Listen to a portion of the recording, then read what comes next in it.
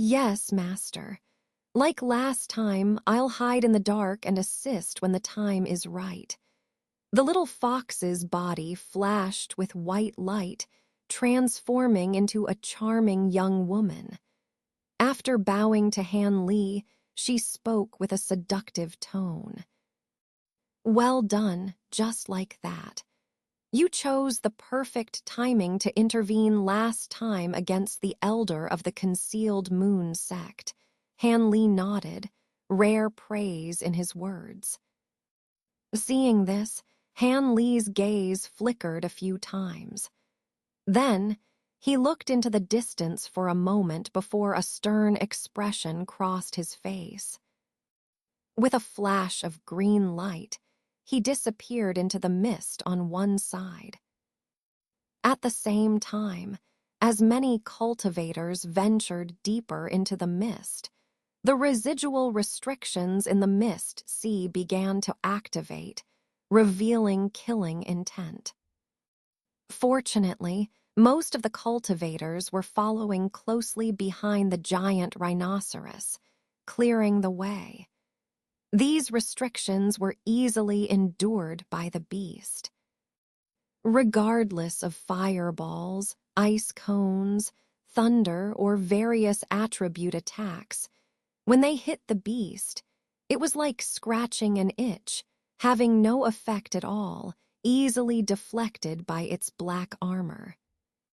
The beast paid no attention to these attacks and just charged forward. No matter what barriers appeared in front of it, it would ram through them with its huge body, reaching the first open space created by the fire meteor.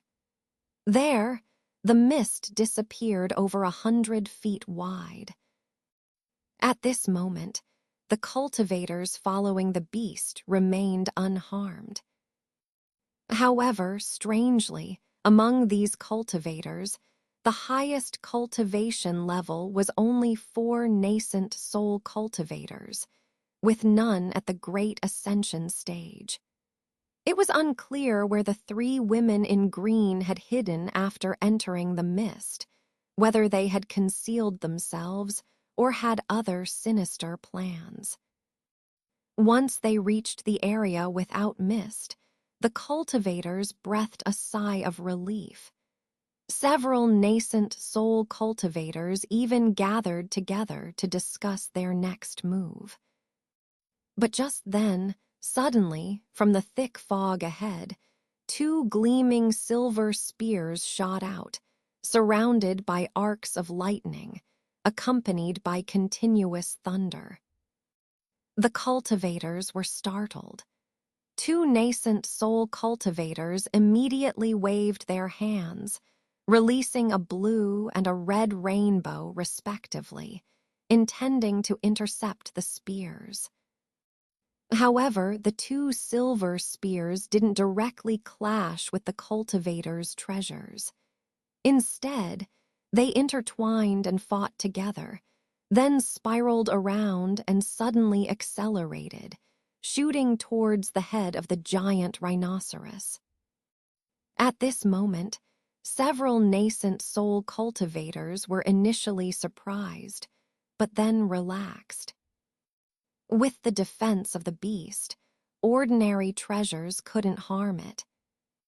However, what astonished them was that the 2 silver spears didn't directly attack the body of the beast. Instead, when they flew above it, they suddenly stopped. Then, without warning, they intersected and struck each other violently. A thunderous roar echoed, followed by a strange, thick electric arc bursting out from the collision of the 2 silver spears, fiercely slashing down, hitting the head of the giant rhinoceros squarely.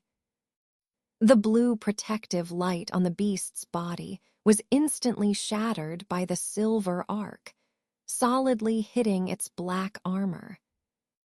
After a rumbling sound and the flash of lightning, the giant rhinoceros stood unharmed. However, it seemed to be enraged. It roared to the sky and then opened its mouth, shooting out a 30-foot-long ice cone towards the silver spears in the air. But the two silver spears showed no intention of lingering in battle. After dodging the ice cone slightly, they released another silver arc and flew back into the thick fog. Seeing this, the beast's eyes became even redder, and without a word, it chased after them frantically.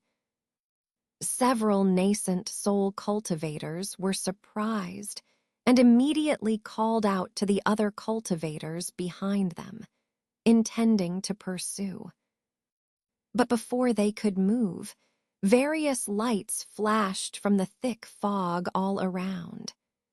Hundreds of cultivators appeared from all directions, releasing numerous magical treasures, overwhelming the cultivators in the middle. The Mulan cultivators were naturally shocked and enraged, activating their treasures and spells, creating chaos. In just a moment of delay, the giant rhinoceros had already chased into the mist and disappeared from sight. The nascent soul cultivators were blocked by several high-level cultivators among the crowd and were unable to act. Naturally, they were furious. Just as they were about to take advantage of their numbers and attack the other cultivators, the latter suddenly put away their treasures and turned to flee into the mist without hesitation. Seeing this scene, the cultivators looked at each other, unsure whether to pursue or hesitate. There are too many people. Everyone should split up. Most of the nearby restrictions have been destroyed. As long as we are careful, nothing major should happen. Since they are deliberately harassing us, let's catch up and wipe them all out in one go. As for the beast, with only nascent soul cultivators, we can't harm it at all. After we kill these cultivators, we can still find it later. A late nascent soul stage elder, obviously the leader among them, calmly ordered after a brief consideration. Then he transformed into a rainbow and flew into the mist ahead, chasing after a nascent soul cultivator retreating in that direction. The other cultivators immediately dispersed into groups and chased in all directions. After a moment of rolling fog, calm returned to the area with no one in sight. But after a while, a figure flashed in the green mist, and a person walked in calmly, looking composed. He looked like an immortal with Taoist features, surprisingly the old man named Ma. At this moment, his face was slightly pale, but his eyes were shining brightly, showing no signs of spiritual power depletion. After reaching the center of the open space, the old man looked around, his face suddenly showing a strange expression. "Since I've come out, why hide, friend? This bit of concealment technique can't deceive me," the old man said calmly, his gaze stopping at a spot where no one was present, his face calm. "HMPH, I didn't expect your spiritual sense to be so strong. Master originally intended to give you a surprise. It seems impossible now," came a cold snort from the empty spot, followed by a flash of darkness, revealing the figure of a tall and thin cultivator. But as soon as this person revealed himself, without a word, he flicked his hands and suddenly attacked the old man. Instantly, dozens of thick black beams shot out like rain, enveloping the old man's figure. In the dense fog not far from the two of them, A burly man with a bald head stared expressionlessly at the person in front of him, standing in a blazing fire. The flames on this person's body were so strong that they gradually dissipated the nearby mist, making the area within 30 feet clear and sunny.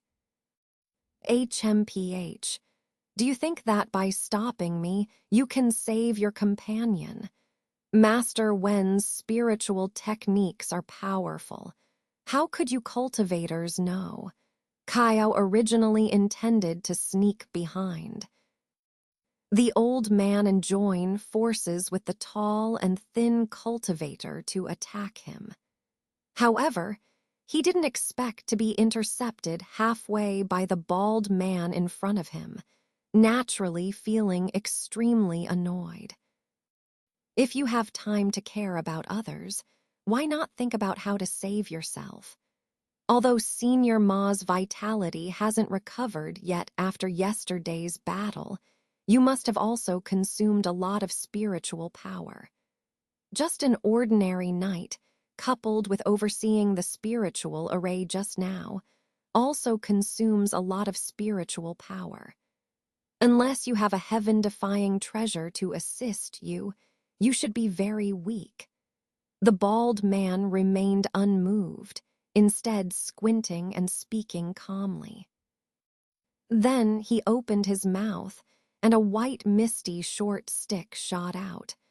After a whirl, it shook slightly in front of him. The treasure emitted a dazzling white light, becoming extremely bright. Kaio's face showed disdain. Just as he was about to use his magical powers to respond, his expression suddenly changed drastically. He saw the color of the light on the opposite side begin to change from milky white to golden yellow. At the same time, a faint golden shadow of a strange beast appeared on the short stick, floating in the air. It looked like a huge golden monkey. Although its size was not as exaggerated as the giant rhinoceros, it was still 5 or 6 feet tall. Upon closer inspection, the monkey had 4 furry ears. Its appearance was ugly and fierce. As soon as it appeared, it pounded its chest and roared to the sky, then stared fiercely at Kaio. Spiritual artifact. Your treasure is actually a spiritual artifact. Kaio, upon seeing the strange beast, couldn't help but exclaim. Hee, this is the first time I've revealed the spirit artifact after I captured the spirit of the 4-eared golden ape. If you die here, you can't blame anyone. The bald man's face flashed with killing intent, and he pinched a seal with both hands. The image of the giant ape became clearer, and the short stick instantly swelled by more than 10 feet. The giant ape seemed like a real demonic beast. Without hesitation, it reached out and grabbed the large stick in its hand, then leaped into a golden light, fiercely pouncing towards Kaio. The green-robed woman did not stay with the tall and thin cultivator and Kaio. Her goal was simple: to rely on her own magical powers and directly attack the center of the formation, destroying the core of the array. Once that happened, the array would be easily broken. Of course, before that, she had to deal with another cultivator. Since entering the thick fog, she had keenly sensed a faint spiritual sense lingering around her, which even her almost nascent soul stage-level spiritual power couldn't completely shield.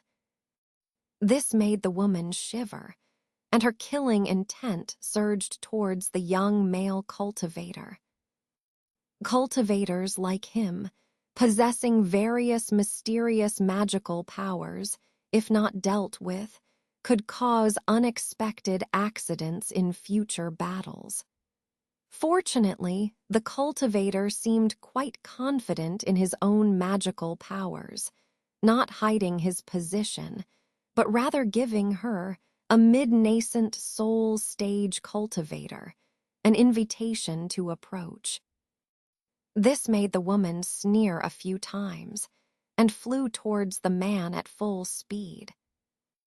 When she sensed that the young male cultivator was less than 100 feet away from her, the woman slowed down, stopped, and stood still.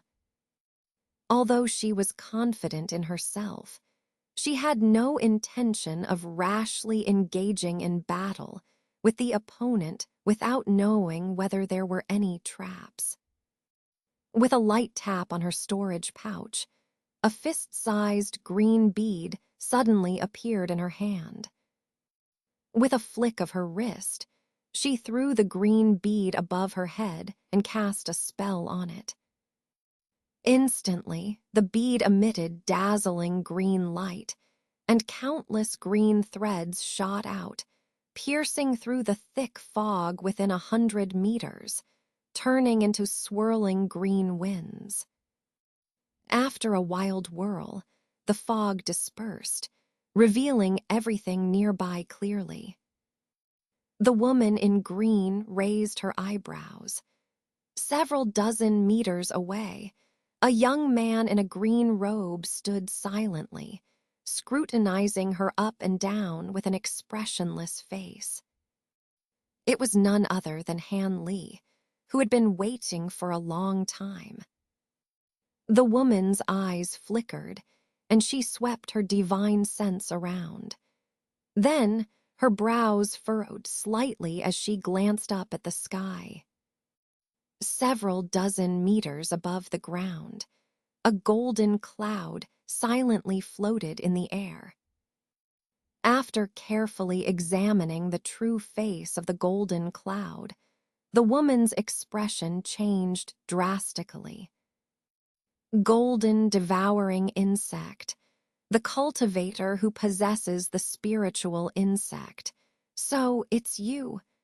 The woman exhaled lightly, murmuring, but beneath her beautiful eyes a hint of coldness deepened. Mumu Lan knows about this insect's master, and there are so many of you. It's quite unexpected for Han to see. Did the cultivator who escaped from me last time tell you about it? Han Li was surprised in his heart, but he remained calm on the surface and replied indifferently. Master Tianfeng's body was destroyed by you, right? The woman didn't directly answer Han Li's question, but asked instead. Master Tianfeng, the cultivator who used the wind carriage to chase after me last time. If it's him, then yes, his body was indeed destroyed by me. If his nascent soul hadn't escaped fast enough, I would have wanted to annihilate his soul too. Do you want to avenge him? Han Li's face remained unchanged, and he replied calmly. But his alertness increased immediately in his heart. Since this woman knew about the existence of the azure blue ice flame and the wind thunder wings, it seemed that he couldn't use surprise attacks to deal with her anymore. It was a bit tricky now. Otherwise, according to his experience dealing with several nascent soul cultivators, he would catch the opponent off guard with the wind thunder wings, and then use the azure blue ice flame to freeze them in one move. Master Tianfeng's body was destroyed because of his inadequate cultivation. There's nothing to complain about, but the fact that you can control the golden devouring spirit insect and have so many magical powers means I can't let you go today. The woman's beautiful face turned cold, and she quickly pinched a tactic with both hands, and white light flashed on her body. A white ribbon-like magic treasure appeared, fluttering in the wind. Then the woman gestured again, and a pale yellow small cauldron appeared in her hand. This cauldron seemed to be made of some unknown spiritual wood, about 3 or 4 inches in size, with an ancient fragrance. There were some difficult-to-understand runes carved on its surface. After Hanley sensed it with his divine sense, his face changed slightly. Golden devouring insect.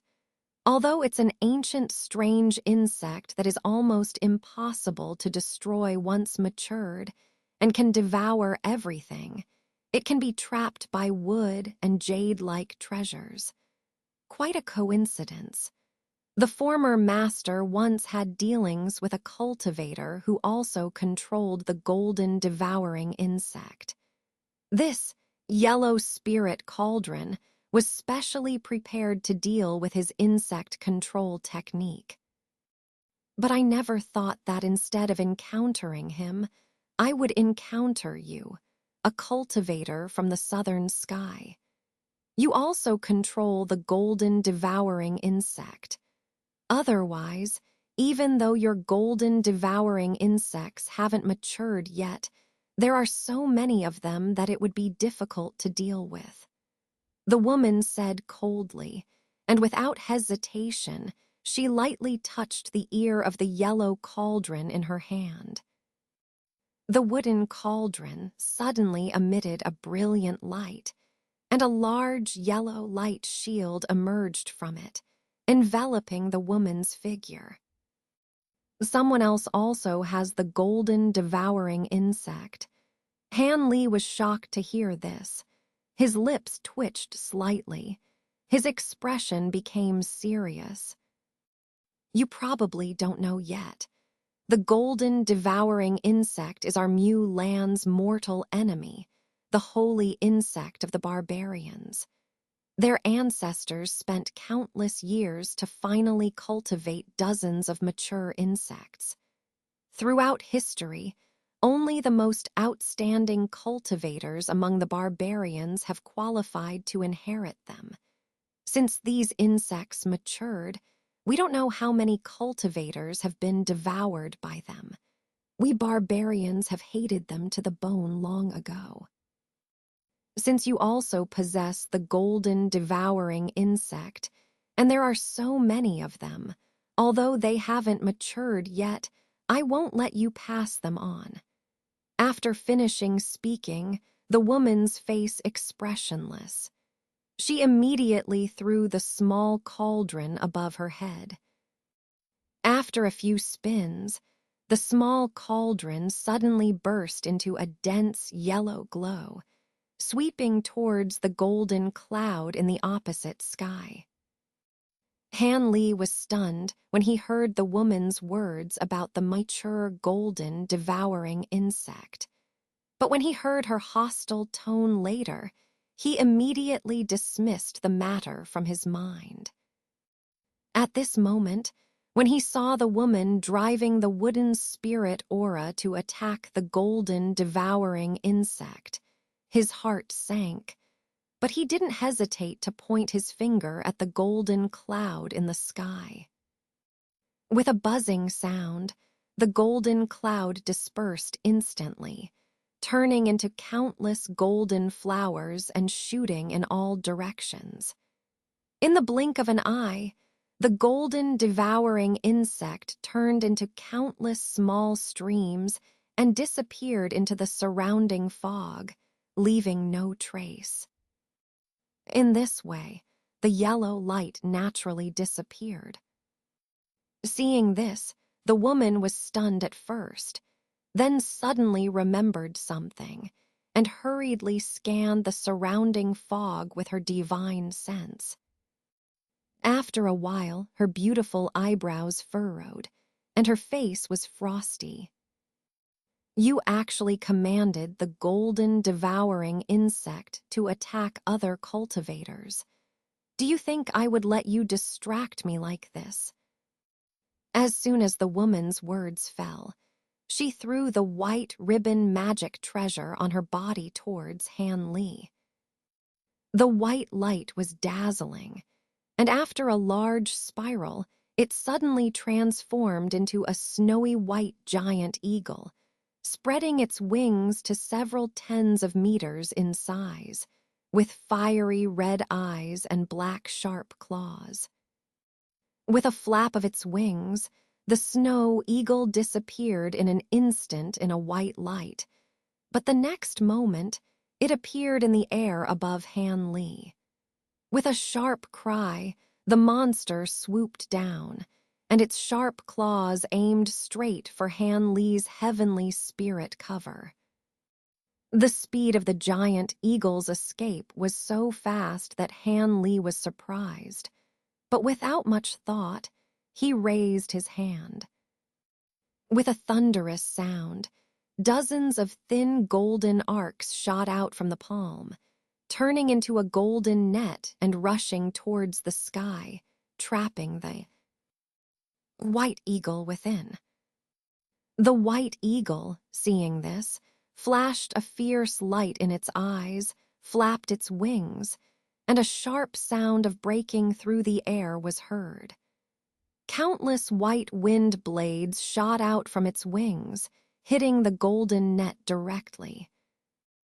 A loud burst sounded, and the golden light and white light intertwined.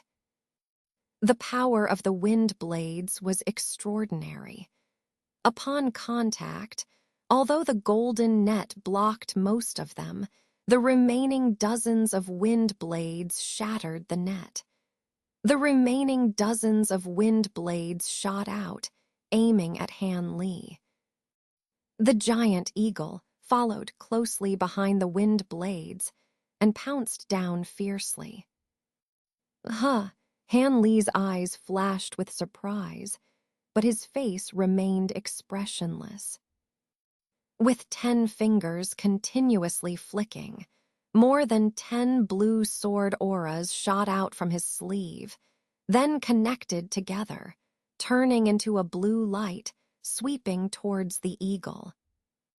Taking advantage of this moment, Han Li raised his hand again and lightly waved it towards the giant hand that was struggling with the giant eagle. The black-red giant hand immediately exerted force with its 5 fingers, forcibly grabbing the giant eagle. Pu Kai, a sharp sound was heard. Yin flames instantly rose from the 5 fingers of the giant hand, wrapping the giant eagle in it. The sharp and piercing screams continued, and the giant eagle struggled desperately in the giant hand, as if its sharp beak was pecking continuously. Seeing this, Han Li felt a little relieved. He glanced at the woman opposite him. The woman ignored the fact that the giant eagle had been captured and continued to recite some ancient spells with a low voice. Han Li listened carefully, but the language was extremely obscure and difficult to understand, making him slightly stunned. Then he saw the woman's hands separated, forming a lotus shape with her palms facing up. A faint white light cluster hovered above her head, emitting a dazzling white spiritual light. Han Li was surprised. Although he didn't know what the woman was doing, he was sure that it must be an extraordinary technique to make a nascent soul stage cultivator spend such a long time reciting spells to activate it. Thinking of this, Han Li's face turned grim. He flicked his sleeve, and dozens of green flying swords flew out from his sleeve. Then they connected together, forming a green light that swept towards the woman opposite him. Taking advantage of this opportunity, Han Li raised his hand again and waved it lightly towards the giant hand that was entangled with the giant eagle. The black-red giant hand immediately exerted force with its 5 fingers, forcibly grabbing the giant eagle. Pu Kai, a sharp sound was heard. Yin flames instantly rose from the 5 fingers of the giant hand, wrapping the giant eagle in it. The sharp and piercing screams continued, and the giant eagle struggled desperately in the giant hand, as if its sharp beak was pecking continuously. Seeing this, Han Li felt a little relieved. He glanced at the woman opposite him. The woman ignored the fact that the giant eagle had been captured and continued to recite some ancient spells with a low voice. Han Li listened carefully, but the language was extremely obscure and difficult to understand, making him slightly stunned. Then he saw the woman's hands separated, forming a lotus shape with her palms facing up. A faint white light cluster hovered above her head, emitting a dazzling white spiritual light. Han Li was surprised. Although he didn't know what the woman was doing, he was sure that it must be an extraordinary technique to make a nascent soul stage cultivator spend such a long time reciting spells to activate it. Thinking of this, Han Li's face turned grim. He flicked his sleeve, and dozens of green flying swords flew out from his sleeve. Then they connected together, forming a green light that swept towards the woman opposite him. The white lotus didn't seem to be a transformed treasure, but rather formed entirely from the woman's own mana, displaying such formidable power, which greatly surprised Han Li. However, the astonishment flashed in his mind only briefly. With a deep breath, his complexion turned grim, and his right arm suddenly raised, enveloped in a faint black mist. The black mist expanded and contracted like a living thing, gradually thickening. When it turned pitch black as ink, a solemn expression appeared on Han Li's face. His entire arm quickly swelled, becoming 2 to 3 times thicker than before in the blink of an eye. A layer of dazzling blood-red light even appeared on its surface. Under the cover of the black mist, it looked extremely eerie. It was none other than Han Li's practiced Yin demon slash. At this moment, Han Li cast a cold glance at the woman in green. Coincidentally, as the woman finished her spell casting, she also raised her head, her bright eyes locking onto Han Li's. When their gazes met, hers fell on Han Li's strange single arm. A cold light flashed in her eyes. Go. Han Li didn't hesitate to issue a low shout. His arm dropped, and he waved it towards the empty space. A semicircular black-red light shot out from his arm, growing to several dozen feet wide with a single release. With a bursting sound, the light emitted a long tail, swiftly approaching the area shrouded by the white lotus's spiritual light. The woman in green's delicate eyebrows twitched, and she opened her mouth, exhaling a crystal-clear white mist onto the white lotus. Suddenly, phantom lotus flowers appeared out of thin air, as if solid, enveloping the woman within. In a flash, the light cut solidly into the lotus shadows. At first, it easily sliced through them, but after penetrating several dozen feet, its speed slowed significantly, eventually becoming trapped, unable to move a millimeter. A hint of smugness appeared on the woman's face, but her expression suddenly changed when she saw Han Li on the opposite side. Without saying a word, Han Li threw out a black object.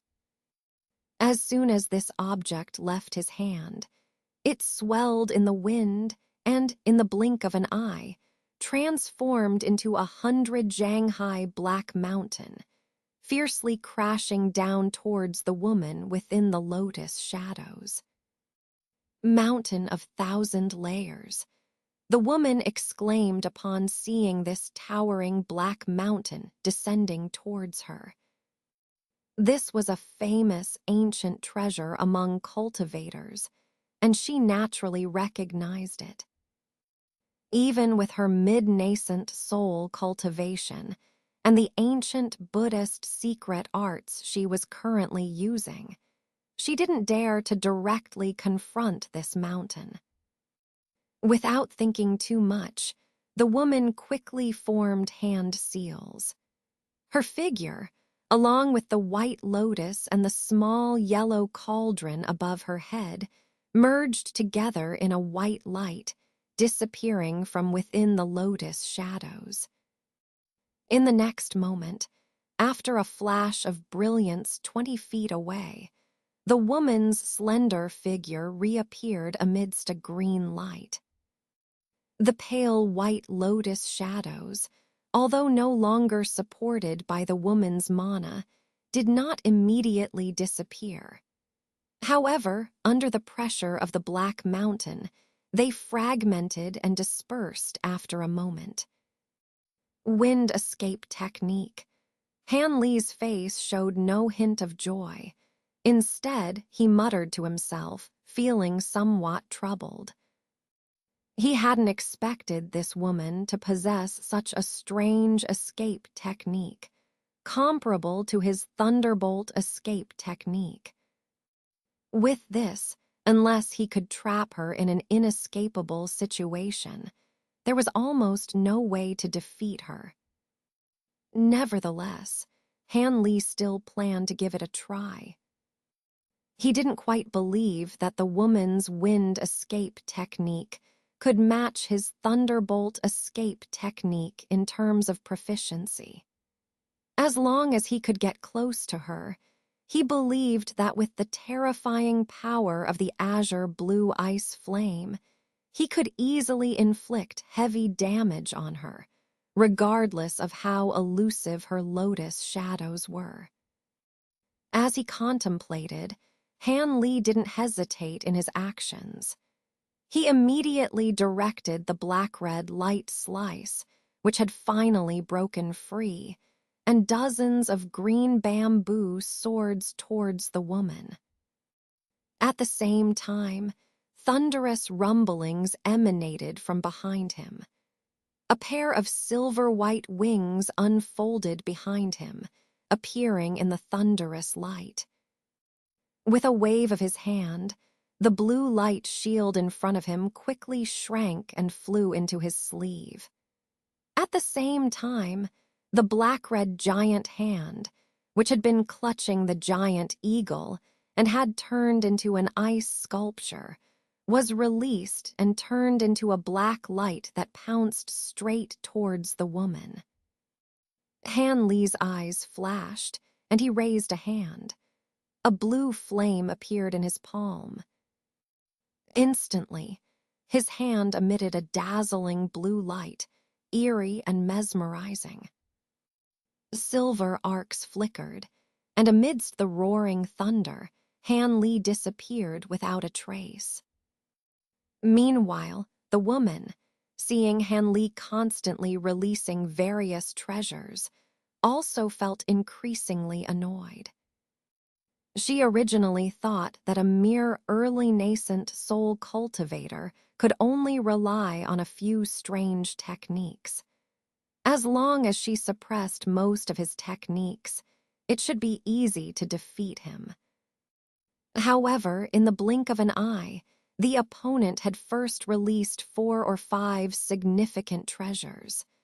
Apart from the giant eagle formed initially, she had been constantly under attack by the opponent. This made her, who had always been revered among the Mulan cultivators, feel increasingly furious. But this woman also knew that, with so many treasures protecting the opponent, it would be difficult to severely injure him, let alone kill him, relying solely on ordinary techniques and treasures. At this moment, seeing Han Li growing wings on his back and disappearing into the thunderous light, she finally decided to use her killer move at the cost of consuming more spiritual power. However, she naturally couldn't let Han Li easily approach her with his thunderbolt escape technique. Thinking of this, with a thought, the white lotus above her head descended and disappeared into her spiritual aperture. At the same time, Han Li's figure, amidst a thunderous roar, appeared 3 to 4 zhang away from the woman's side. With a flicker, he suddenly appeared a dozen zhang in front of the woman. Under the flicker of blue flames, a palm shot out silently and landed on the yellow shield in front of the woman. Han Li was 80% confident that he could shatter the shield with a single strike, using the terrifying power of the azure blue ice flame. Seeing the attack land so easily, the woman in the shield remained motionless, showing no signs of using her wind escape technique to evade. A chill ran down Han Li's spine, feeling that something was wrong. At that moment, a soft, milky white light suddenly emanated from within the shield, and countless white lotus petal shadows bloomed around the woman. Han Li's attempt to break through the yellow shield was blocked by a lotus petal as soon as it made contact. As the blue light and white flame touched, Han Li felt a shock in his arm, and his vision was instantly filled with a vast expanse of white light, as if being swept away by a gentle touch of the lotus petal. Clearly, his movements were slow, yet he couldn't avoid it, watching helplessly as the lotus petal struck him. Han Li was greatly alarmed. With a bang, a sharp pain erupted in his chest, and he was sent flying backwards.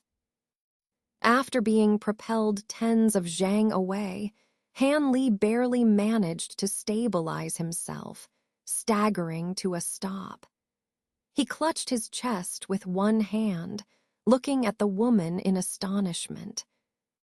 He saw the woman's figure standing motionless within the giant lotus flower, surrounded by countless white lotus petals slowly rotating around her body.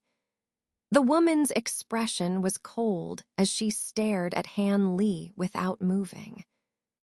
Meanwhile, all the treasures that had attacked earlier, such as the green bamboo swords, were easily knocked away by the lotus petals, and the previously formed lotus phantom seemed even more formidable.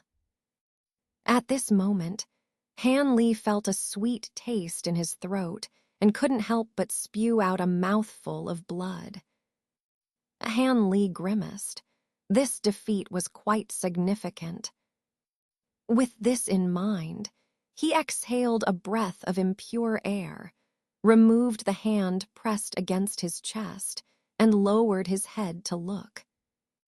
The robe on his chest had been shattered, revealing the bright 3-colored light inside.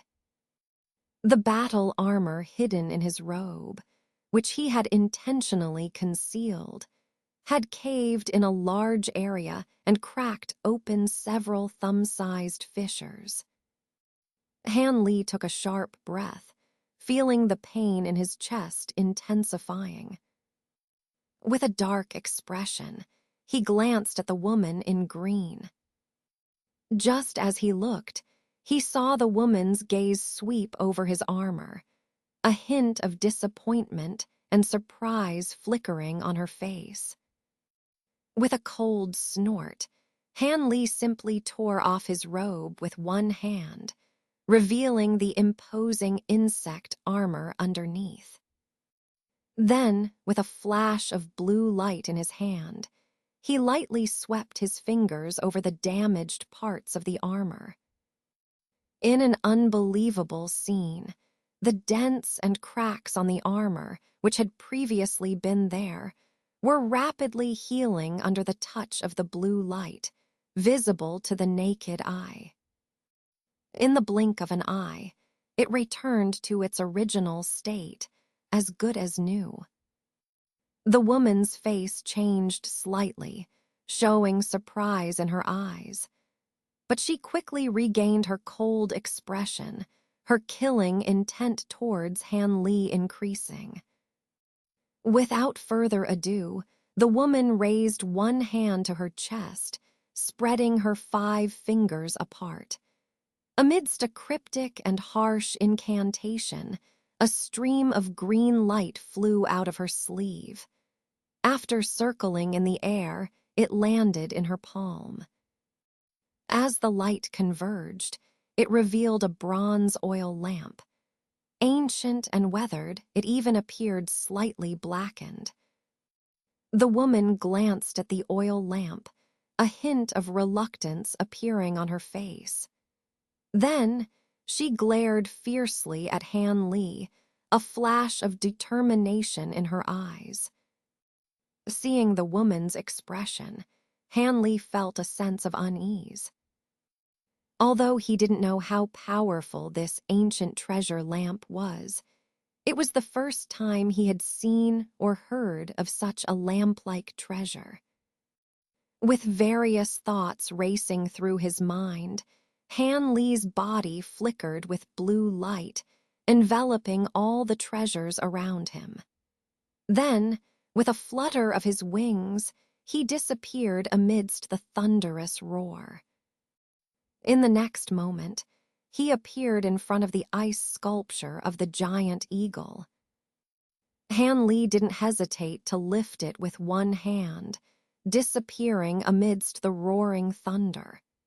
Then, he appeared at the edge of the dense fog in a certain direction, plunging into it without hesitation. The woman's mouth fell open in astonishment, her face full of disbelief. Since reaching the nascent soul stage, she had fought against countless formidable opponents.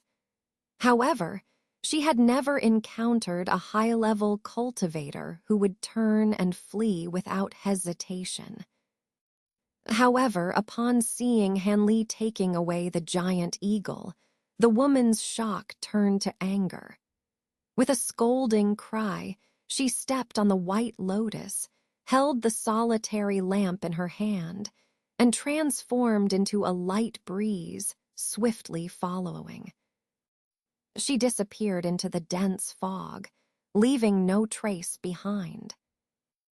In the fog, silver arcs and green light flickered incessantly, accompanied by the sound of thunder and fierce winds. In a blink of an eye, under Han Li's lure, the woman was led to another unfamiliar location. There, with a flash of silver light on his body, Han Li's figure stopped. He lowered his head to look at the blue ice sculpture he had been holding. With a sneer, a golden arc suddenly flashed in his palm, and the ice sculpture shattered. The snow-carved body shattered naturally, along with those ice fragments. The green-robed woman, who had just revealed herself from the light breeze, saw this scene, her face startled for a moment, but then she sneered a few times, her jade foot stepping on the white lotus below, and suddenly a strong wind rose, blowing away the nearby dense fog. Han Li narrowed his eyes, staring coldly at the hostile beauty, calmly asking, "Fellow Taoist doesn't feel distressed about the treasure being destroyed. Or does fellow Taoist believe that my actions couldn't possibly destroy this treasure?" After saying this, Han Li casually glanced at the blue ice fragments scattered in the air, his gaze eerie and lingering. "What do you think?" The green-robed woman replied indifferently, then pointed towards Han Li's side. Suddenly, the ice fragments beside Han Li shimmered with light, and countless white light spots emerged from them. Han Li was taken aback, but immediately raised his hand, sending out a blue glow that swept towards these light spots. With a series of popping sounds, as soon as the white light spots separated from the blue ice, they immediately turned into milky white spiritual lights, surging towards the woman. After the blue glow swept through, it yielded nothing. Seeing that his first attack had failed, Han Li's expression darkened, but he stopped futile actions. He just watched coldly across from him. The spiritual lights surged to the woman's side, immediately gathering together and turning into a white light ball the size of a head. The green-robed woman remained indifferent, casting a spell onto it. A dazzling white light flashed, and a chirping sound came from the light ball. Then the light ball deformed and elongated, and the snow-colored giant eagle reappeared in Han Li's eyes. Seeing this, Han Li frowned, but then noticed that the eagle didn't look as spirited as it did at the beginning. Instead, it seemed somewhat languid. Now Han Li looked pensive. It seemed that the previous attempt to kill the spirit of this treasure was not ineffective. The eagle was not immortal.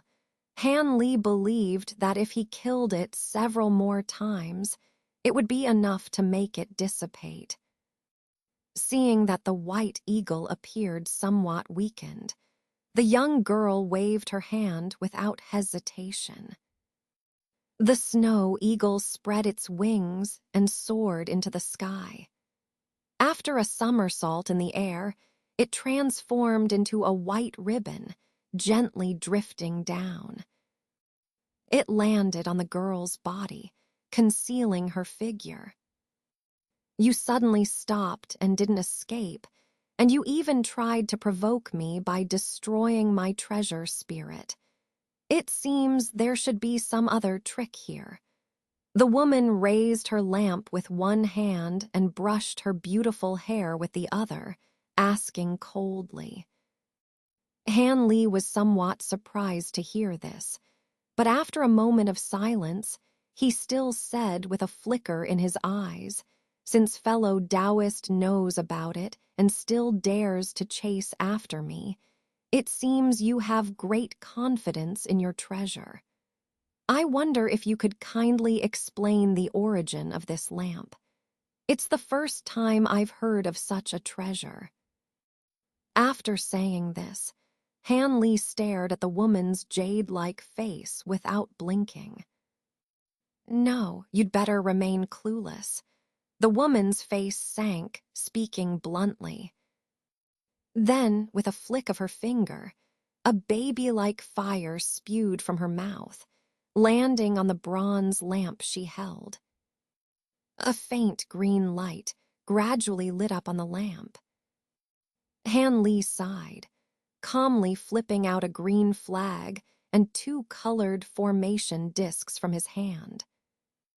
He gave the woman a meaningful look and first threw the small flag into the air, quickly casting a spell on it, followed by a low incantation.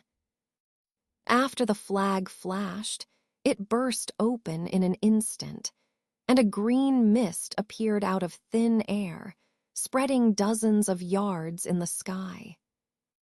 A gust of wind swept away the remaining clouds, and the mist instantly transformed into a green mist dragon over 10 yards long, swooping fiercely towards the woman. At the same time, Han Li tossed the formation disc in his other hand, releasing green and red lights. They turned into a white mist and disappeared under his feet. Immediately, the mist around them surged and rolled, and countless green and red light threads shot out from it, swarming towards the green-robed woman. Han Li himself swung his sleeves, a silver bell flying out. It expanded in the wind, turning into a giant bell with a humming sound. It emitted silver sound waves, attacking the woman's head from above.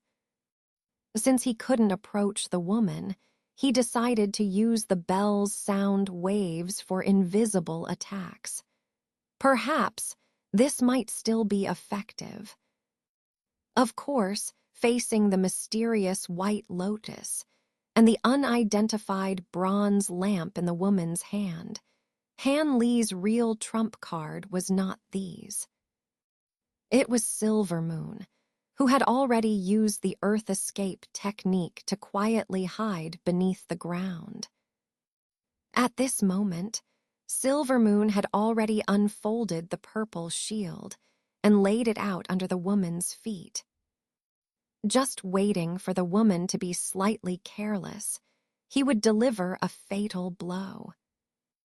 The green-robed woman seemed unaware that there was someone lurking under her feet, but she completely ignored all the prohibitions and attacks launched by Han Li, just lowering her head to look at the faintly glowing lamp flower in her hand, a faint, cold smile appearing on her lips. She paid no attention to all the prohibitions and attacks launched by Han Li, just lowering her head to look at the faintly glowing lamp flower in her hand, a faint, cold smile appearing on her lips. She didn't panic at all, just raising one foot lightly, and the white lotus beneath her feet suddenly emitted a white light, rapidly spinning and dancing. The white mist gradually shrank, instantly enveloping the woman in its protection. The green mist dragon created by the prohibition was the first to pounce on the light screen. Its mouth opened without hesitation, and a green mist column gushed out, hitting the white light screen. The result was that the mist in the light screen gently swept it away, dispersing it. The green and red light threads that followed were similarly rejected. Only the sound waves seemed to be unaffected by the white lotus, directly penetrating it. However, the effect was hard to determine. Seeing this scene, Han Li's face showed no joy. Instead, he frowned. It seemed to confirm Han Li's worry was not groundless. The white lotus, originally tightly closed and only a dozen feet in size, once again bloomed. The white lotus petals, like sharp blades, turned with just a few spins, easily cutting through the green mist threads outside.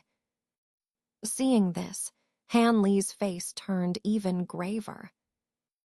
Meanwhile, the green-robed woman stood tall in the center of the white lotus, her face indifferent. One hand held the bronze lamp, while the other cradled the seemingly ordinary green lamp flower. She coldly glanced at Han Li, her gaze suddenly falling on the silver bell buzzing incessantly above her head. The silver waves it released happened to envelop her. With a cold flash in her beautiful eyes, she suddenly raised her hand, taking the green lamp flower to her lips. With a soft sound, the lamp flower trembled slightly before disappearing from the woman's palm. The next moment, the silver bell above her head trembled.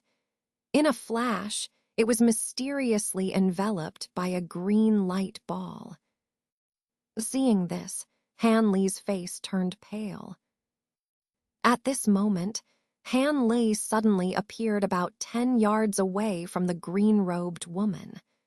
Seeing this situation, his face turned pale. Without hesitation, he spread his wings of wind and thunder behind him, thunder rumbling, and disappeared from the spot in an instant.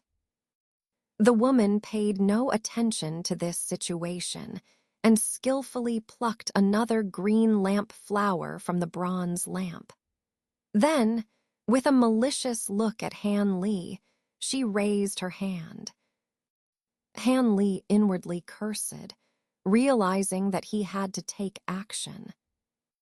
As soon as the green lamp flower left the woman's jade hand, it emitted a dazzling green light. Then, after spinning dizzyingly above her head for a moment, an astonishing scene appeared. The green and white flames burning outside the white lotus immediately turned into threads of fire, flowing back into it like rivers returning to the sea as soon as the lamp flower appeared.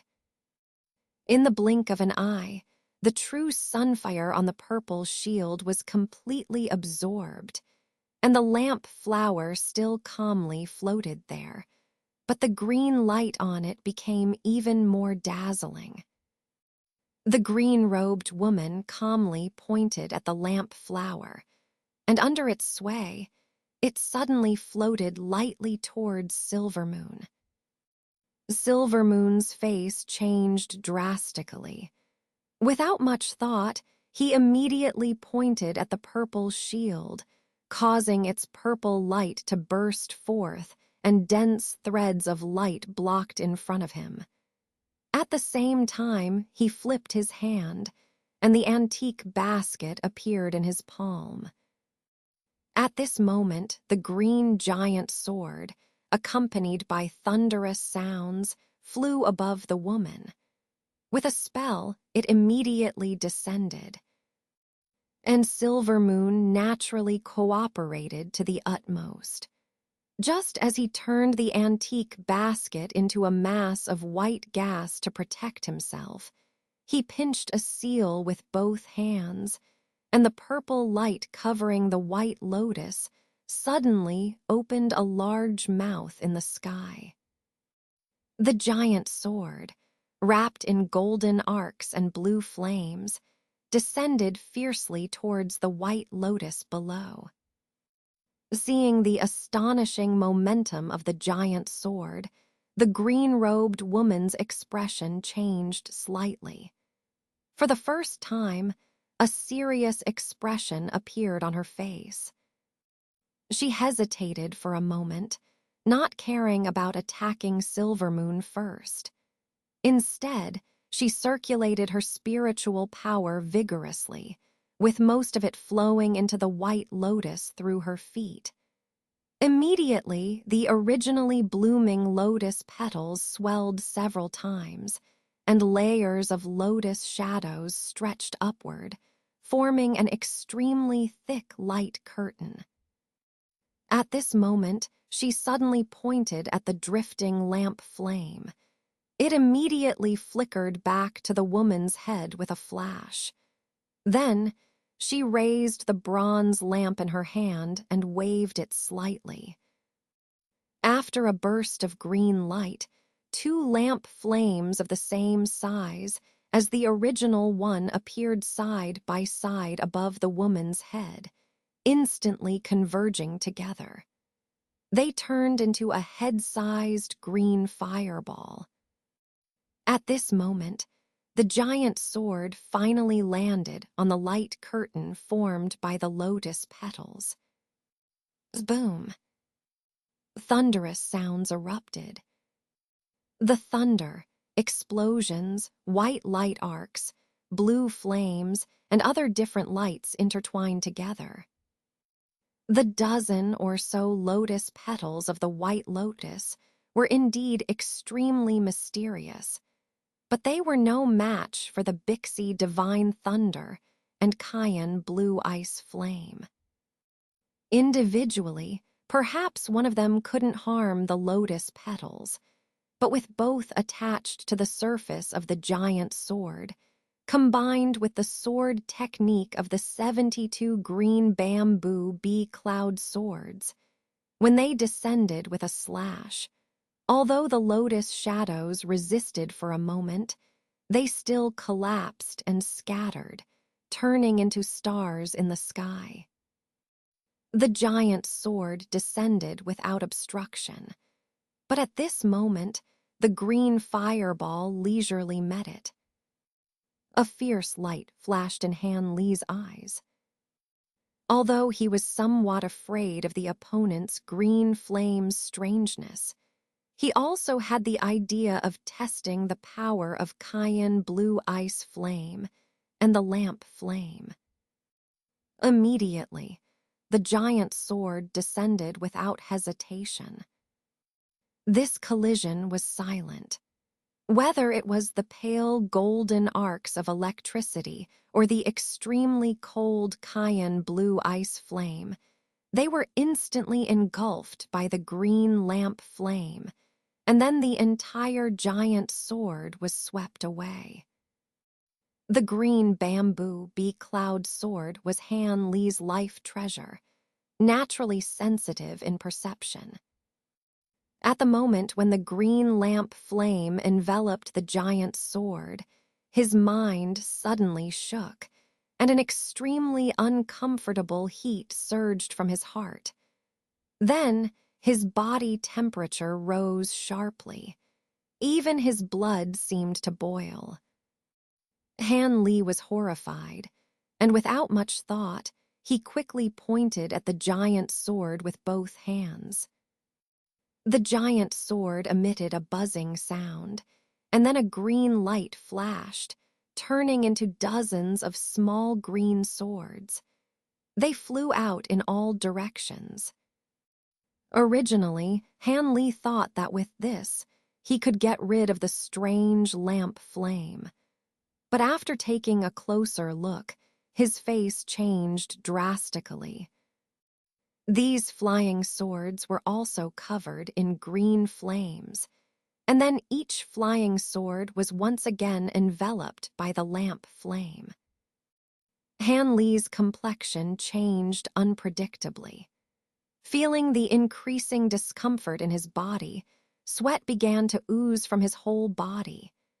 He was horrified and quickly pinched dozens of seals with his 10 fingers, instantly manipulating the flying swords, some flying upwards into the sky while others spiraled and danced wildly, trying to break free from the lamp flame's envelopment. He witnessed the scene where the silver bell treasure was refined by the silver juice. He couldn't afford to let his own life treasure be destroyed. At this moment, the white lotus petals that had been destroyed reappeared from under the green-robed woman's feet, once again protecting her within. The woman looked coldly at Han, Li's flying swords being enveloped by the lamp flame, and then the scene of them struggling in the air, with a trace of ridicule appearing at the corner of her mouth. Below, she was not in a hurry to take action, waiting quietly for the scene where Han Li's life treasure would be destroyed, and his cultivation would be greatly damaged. But after a moment, the ridicule at the corner of the woman's mouth froze. A look of surprise appeared in her eyes. The copper lamp in her hand was not an ordinary treasure. Strictly speaking, it did not even belong to the woman herself. It was one of the two treasures passed down by the entire Mulan clan. The reason why the woman could keep this treasure was not only because of her profound cultivation, being the #1 female cultivator of the Mulan clan, but more importantly, she had another noble identity almost equivalent to the Tianlin saintess of the abrupt person, which was highly respected by other high-level cultivators. Even the 3 great divine masters of the Mulan clan treated her with respect and dared not show any negligence. And since this treasure came into her hands, due to some special reasons and the usage restrictions of the lamp itself, she could not use it many times, and she would not use it easily. Once it exceeded the stipulated number of uses, this treasure had to be immediately taken back and handed over to the next qualified owner. From this, it could be seen how much the Mulan people valued this treasure. However, the most important function of the copper lamp was not to be used in battles against others, but for another special purpose that was extremely important to all Mulan people. Of course, using this treasure to fight against others was also extremely advantageous. Throughout the generations, the owners of this treasure had used it to kill strong enemies and refine countless treasures. Whether they were ancient treasures or magic weapons, once they were covered by the green flame produced by this lamp, they would definitely not be able to endure it. As for wooden attribute treasures, they were naturally even more restrained by this flame and would be turned into nothingness in the blink of an eye. But Hanley's obviously matched set of wooden attribute flying swords had been enveloped by the lamp flame for so long, yet there was not even a trace of them turning into ashes. How could this not astonish the woman for a while? Just as the woman was stunned, the purple light above her head flashed, and a piece of purple cloud appeared without any warning. The woman was taken aback, and when she came back to her senses and looked, she found that Silvermoon had taken this opportunity to activate the restriction of the purple shield, sealing the previously opened opening again.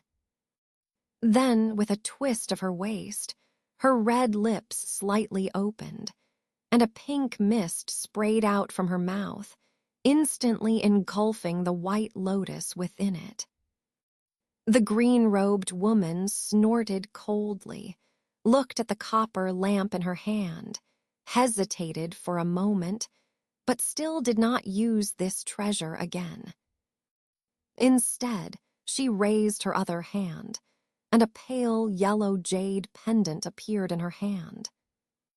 She was thinking of activating this treasure to give Silvermoon some trouble, but suddenly the pink mist fluctuated, and a strange fragrance rose. It transformed into countless handsome men and beautiful women, hugging and embracing each other, making extremely bold, intimate gestures, causing the woman to first be stunned, then blush with embarrassment. Young seductress seeking death. The woman's face then turned iron blue, and the yellow light on the jade pendant in her hand flashed, enveloping the pink mist, instantly shattering it into pieces, disappearing without a trace. But where Silvermoon had stood originally, there was no longer a trace of him. The woman sneered, intending to use her divine sense to find the opponent. But suddenly, as if reminded of something, her face changed and she quickly looked towards Han Li's direction. She only saw that while Silvermoon had been distracted for a moment, Han Li had already condensed all his flying swords into a giant sword and summoned them back in front of him. He stared at her with a solemn expression without blinking. Seeing that the flying swords were still not refined, the woman was horrified, but she naturally wouldn't continue to wait. Immediately, she lifted the copper lamp in her hand, intending to even waste the next opportunity and directly refine Han Li with the lamp flame. However, Han Li suddenly clasped his hands in front of his chest, one hand covered with a layer of white cold light, and the other hand manifested blue flames flickering. Then he opened his mouth, and a ball of green gas enveloped both hands.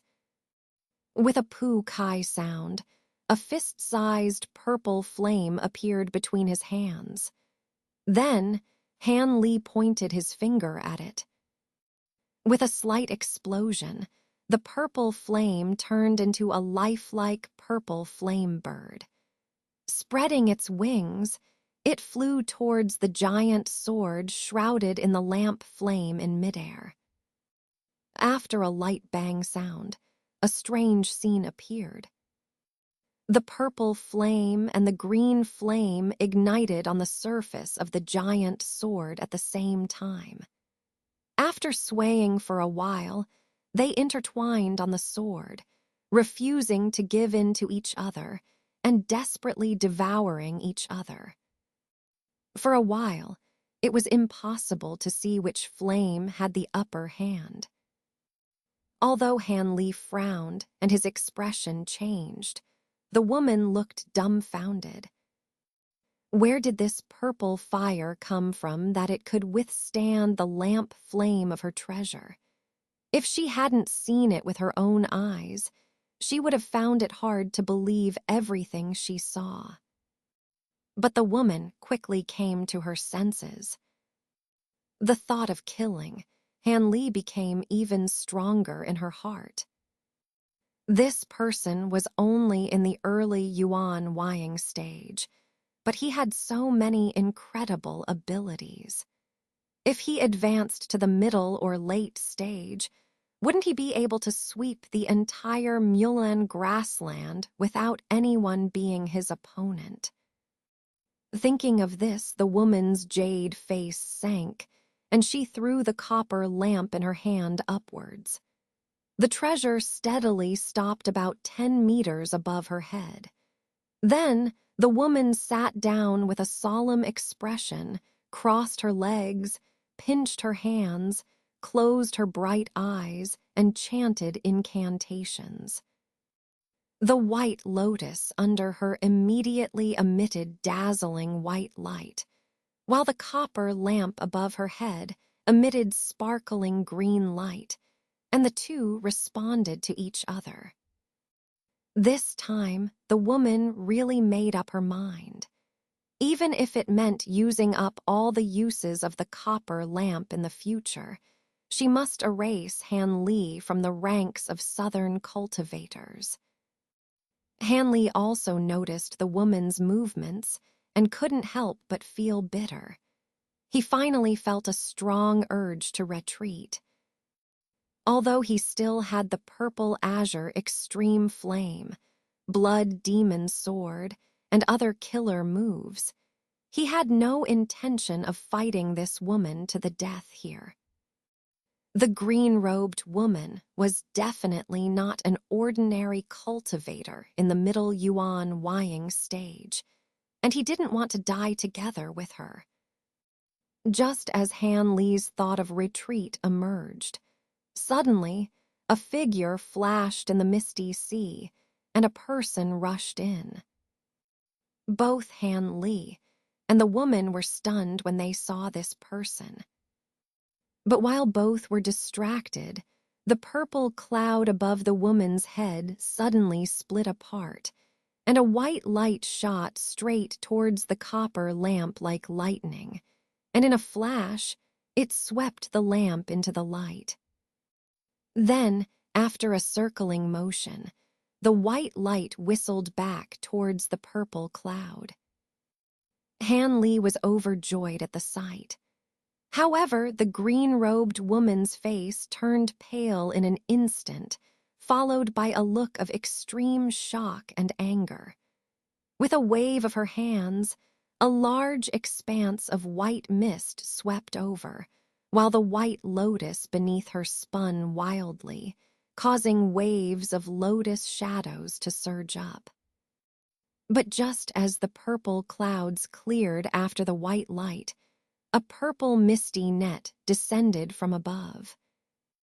Instantly, the purple light and white mist collided violently in midair. The tinkling laughter of a silver moon rang out once again. Behind the purple net, the light dimmed, revealing the tall figure of a silver moon. With a smile, she held a basket of ancient treasures in her hand. Inside, white light flickered, and a bronze ancient lamp was trapped within the white light, unable to move an inch. As long as the spiritual consciousness left by the green-robed woman on the lamp was erased later, anyone could control this ancient treasure. Han Li was naturally delighted, but before he could show his excitement, the man who had just stumbled into the scene saw Han Li and the green-robed woman fighting. He immediately turned to Han Li in a panic and shouted, "Friend Han, run quickly. The divine master of the Mulan clan has arrived, and friend Lu has already been killed. If you don't leave now, it will be too late." This man turned out to be the old man surnamed Ma. However, at this moment, his hair was disheveled, and one of his arms was nowhere to be seen, with a look of panic on his face. Divine master of the Mulan clan. Han Li was startled to hear this. Just as he was about to ask for more details, the old man suddenly emitted a white light all over his body and was about to fly away, not daring to stay for a moment longer. But at this moment, a faint male voice followed. "Too late. This divine master has already found this place. By sacrificing one arm just now, I let you escape. This time, I wonder what tricks you still have up your sleeve. Did you turn the other arm into a puppet as well? If so, I must admit, I admire you a bit." A figure suddenly appeared from the purple clouds. Although his words seemed to be still in their original position, in the blink of an eye, he seemed to be right in front of them. And the last sentence, tinged with surprise, even identified the silver moon as a fox spirit. Then a silver light shot out from the sea of mist, seemingly slow, but in the blink of an eye, it reached the silver moon.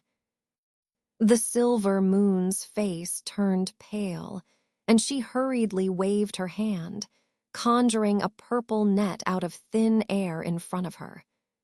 At the same time, without hesitation, she leaped backward. However, the silver rainbow only paused for a moment before turning into a silver giant hand, grabbing the purple net forcefully. At the same time, at a distance of more than 10 feet, the silver hand clenched its fist, and with a light tap in the air, it headed towards the direction where the silver moon was trying to escape. The yellow light transformed by the silver moon was hit by a silver light that suddenly appeared out of nowhere. Immediately, She screamed in pain and fell from the sky. But she was extremely clever. With a bite of her teeth, she endured the pain and suddenly turned the ancient treasure in her hand into a white gas, throwing it towards Han Li in the distance. "You're seeking death." The voice of the man in the silver hand sounded somewhat angry. The light flickered, and the silver hand split into two, with one hand grabbing the flower basket ancient treasure in a flash. The other hand directly reached out towards the silver moon falling from the sky, seemingly intent on crushing her to pieces. The actions of the two were as fast as lightning. The silver moon turned pale with fright. She desperately tried to mobilize her spiritual power and perform an escape technique. But a silver light flashed on her body, and she found that she couldn't mobilize any mana at all. The simple prohibition placed on her by the opponent's light strike not only severely injured her, but also placed a simple prohibition on her body. Although it was easy to break, there was simply no time to do so now. Seeing the silver giant hand descending like a mountain, the silver moon's heart went cold, and with a closing of her beautiful eyes, she resigned herself to death. But just then, a roar sounded behind her, and an arm appeared from behind her, wrapping around her waist. "Let's go." Han Li's cold voice suddenly appeared, and then a roar erupted. The silver moon and Han Li disappeared at the same time. The silver giant hand missed its grasp by a small margin. In the next moment, Han Li was holding the silver moon by the waist with one hand and holding the giant sword with a blue and purple flame in the other, appearing on the edge of the dense fog dozens of feet away, with a heavy and gloomy expression on his face. "Hey, thunder escape technique." A surprised voice came from the silver hand. Then another silver hand flew back in a blink of an eye. The two giant hands collided and burst into dazzling silver light. When the light dissipated, a middle-aged man in Confucian attire appeared in the silver light. One hand held the purple net, and the other hand held the flower basket ancient treasure. He calmly looked at Han Li in the distance.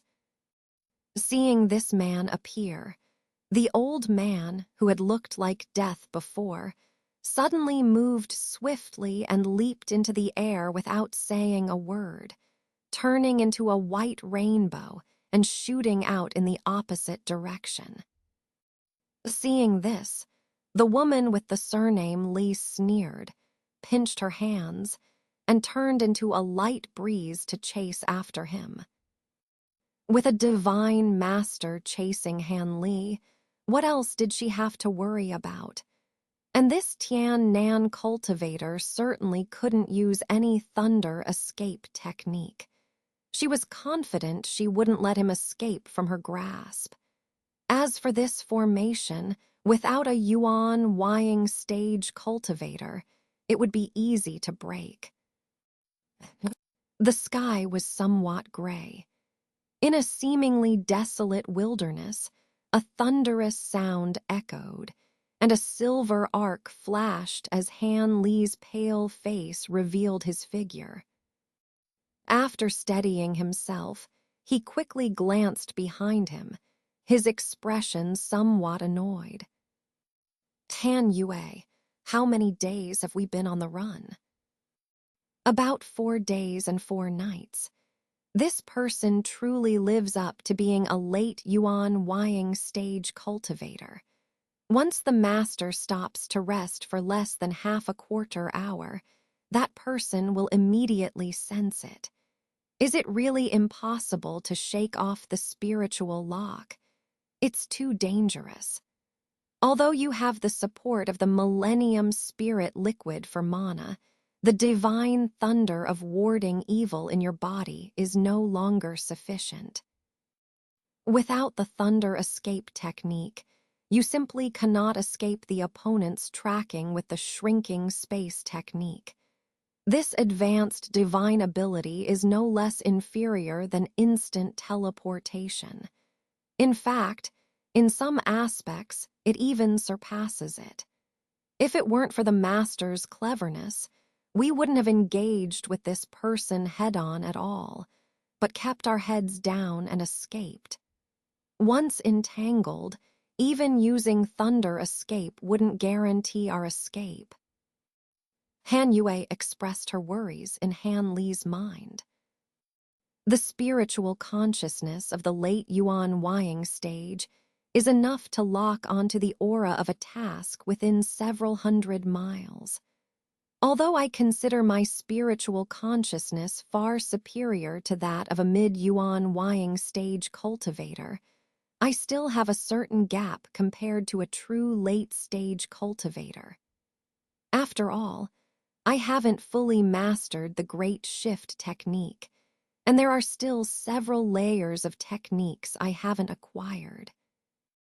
Before, my spiritual consciousness was always stronger than my opponent's, so I didn't feel the difference. But now, I'm immediately restrained as soon as I'm inferior to the opponent, and many of my methods are rendered ineffective. Han Li sighed bitterly before saying with resentment, "How should we proceed? Even if the master uses the blood shadow escape once, he can only escape 100 miles away and still be within the scope of that expert's spiritual sense. There's no way to shake off the lock," Silver Moon murmured with worry. Although Silver Moon didn't say much about Han Li's life-saving grace, there was still some emotional stirring in her heart. Her words revealed a genuine concern. Once is certainly not enough, but if I use the blood shadow escape 2 or 3 times in a row, coupled with the remaining divine thunder of warding evil to perform thunder escape, I should have a 70 to 80% chance of escaping. However, even if I have a deeper mana pool than an average early Yuan Wying stage cultivator, the loss of essence and blood from doing so is considerable, and there is still a certain risk. Even if I emerge unscathed, I'll likely be extremely weakened for quite some time. But now, it seems that there's no other way to survive. We have no choice but to use it. Han Li seemed to have long considered this issue, with a hint of self-mockery at the corner of his mouth. Silver Moon seemed to want to say something more. HMPH, that guy is chasing us again, each time getting closer than before. We can't delay any longer. We have to take a risk. Han Li's expression suddenly changed as he looked up at the dim sky behind him. He muttered with a grim expression. Seeing this, Silver Moon naturally stopped talking. Then Han Li took a deep breath, and his 10 fingers quickly formed strange hand seals. At the same time, a stunning aura suddenly emanated from his body. With a breath, a clump of crimson blood essence sprayed from his mouth, immediately dispersing in the wind and merging into the green aura. The aura instantly turned into a strange bluish-red color.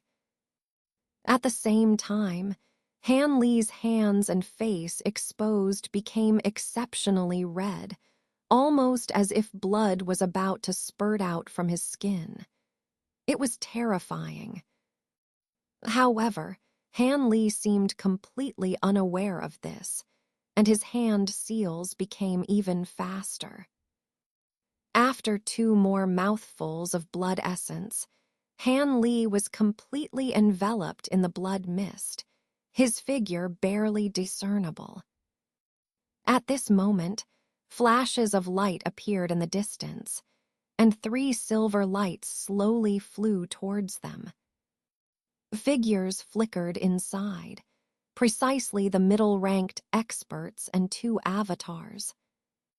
The 3 of them, dressed in scholar robes, flew towards Han Li at a steady pace, but their speed was astonishing, crossing hundreds of meters in the blink of an eye. They could now clearly see Han Li's situation. One of them showed surprise on his face. With a flicker of his gaze, his brow furrowed. With a light sound, the distant green blood mist burst open, and a dazzling blood light appeared in its place. Han Li stood straight within it, coldly staring at Mu Lan, who was approaching. With a roar, his wind-thunder wings spread open behind him. In the next moment, the surrounding space distorted, and Han Li's figure disappeared from the original location. A piercing whistling sound faintly emanated from a distance, quickly becoming inaudible as if he had vanished. The 3 scholars simultaneously flashed surprise on their faces, exchanged glances, and suddenly converged in the middle. After the silver light flashed, the 3 of them merged into one person. The lone scholar immediately closed his eyes, released his spiritual sense, and swiftly probed in the direction where the whistling sound disappeared. He actually ran 100 miles away. What kind of escape technique is this? It's somewhat similar to the blood escape of the demonic path, but the distance is terrifying. The scholar looked at the place where Han Li disappeared, showing a hint of surprise. Through these days of pursuit, Han Li had truly surprised him. He could endure without rest, fleeing continuously until now. It should be noted that an ordinary early Yuan Wying stage cultivator, even if they had the thunder escape technique, would have exhausted their mana long ago and been powerless. It seemed that either there was a natural treasure capable of instantly restoring mana, or he had used some kind of secret technique that greatly damaged his vitality. And the fact that he used such a bizarre escape technique only now indicated that he hadn't exerted himself fully before.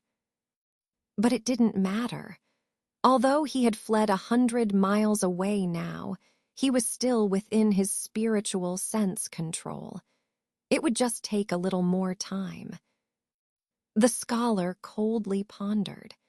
His eyes narrowed, and his spiritual sense once again locked onto Han Li in the distance. With a trace of coldness at the corner of his mouth, he emitted a white light and was about to chase after him again. However, at this moment, the scholar suddenly felt the strange disappearance of Han Li's aura again, which stunned him. He was momentarily stunned. But immediately, he remembered something. He quickly expanded his spiritual sense range by twice and finally found Han Li again. Before the scholar could smirk, Han Li's aura disappeared once again with a flicker. This time, the scholar was truly stunned, standing there dumbfounded. Although his spiritual sense was powerful, it could only cover an area of more than 200 miles. Once it exceeded this range, He could only vaguely sense something, but couldn't lock onto someone instantly. Unless the other party stayed still and waited for him to search with his spiritual sense one by one. Naturally, this was impossible. And the other party was so cunning. As soon as he felt that he was being sensed by his spiritual sense, he repeatedly used that strange escape technique several times, slipping away from his grasp.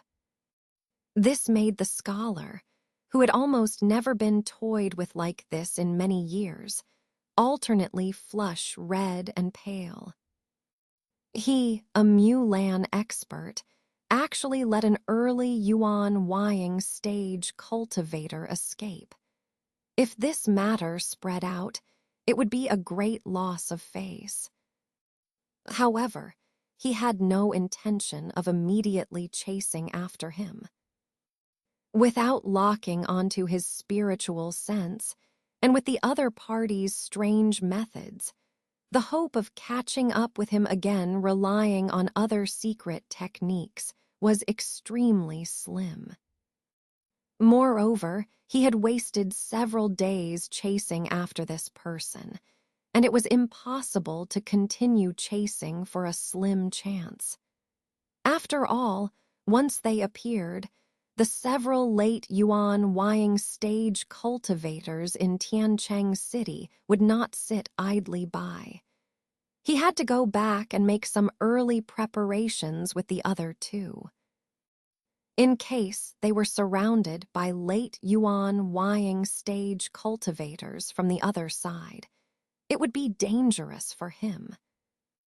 The mood of this Mulan expert was greatly disturbed as he pondered for a while. Then his face sank, and he turned into a silver rainbow and flew back to where he came from. In the blink of an eye, he left without a trace. 300 miles away, Han Li was flying in another direction as a green light. In the light, he continuously took out various medicine bottles from his body, pouring some of the refined qi-enhancing pills into his mouth incessantly. At this moment, he looked pale, with a dull look in his eyes, showing signs of severe vitality loss. "Master, are you okay?" Using the blood shadow escape 3 times in a row was indeed too risky, if it weren't. For the master frantically swallowing many pills on the way, when using it the 3rd time, I'm afraid. Silver Moon's concerned words echoed in Han Li's mind. "I'm fine. Although I've lost a lot of blood essence, fortunately, I still have some pills I refined before. As long as I take the pills and rest properly for a few months, I'll be able to recover my cultivation base," Han Li replied slowly, his voice somewhat listless. "Do you want to return to Tiancheng City?" Hearing Han Li say this, Silver Moon breathed a sigh of relief, but hesitated to ask. "Of course not. My situation is so bad right now that I need to at least recover my cultivation base before I can return to the 9 Nations Alliance. Otherwise, it's too risky there, with various dangers lurking, especially with the enmity with the ghost sect. I won't take that risk. Fortunately, I used pills to heal, so I don't need to find a spiritual vein to recover. I'll just find a deserted place to hide for a while and cultivate. Besides, the green bamboo becloud sword still carries those green flames. Although I forcibly sealed them with the purple flame of the heavenly luo, they are still a hidden danger inside. I must find a way to remove them," Han Li sighed helplessly. "That bronze lamp is a treasure of the Mulan people, and naturally has some sinister things in it. However, I believe that as long as the master spends more time, you will be able to refine it. After all, the master's purple flame of the heavenly luo is also an extraordinary divine ability. Silver Moon said with a light chuckle, comforting Han Li with a few words.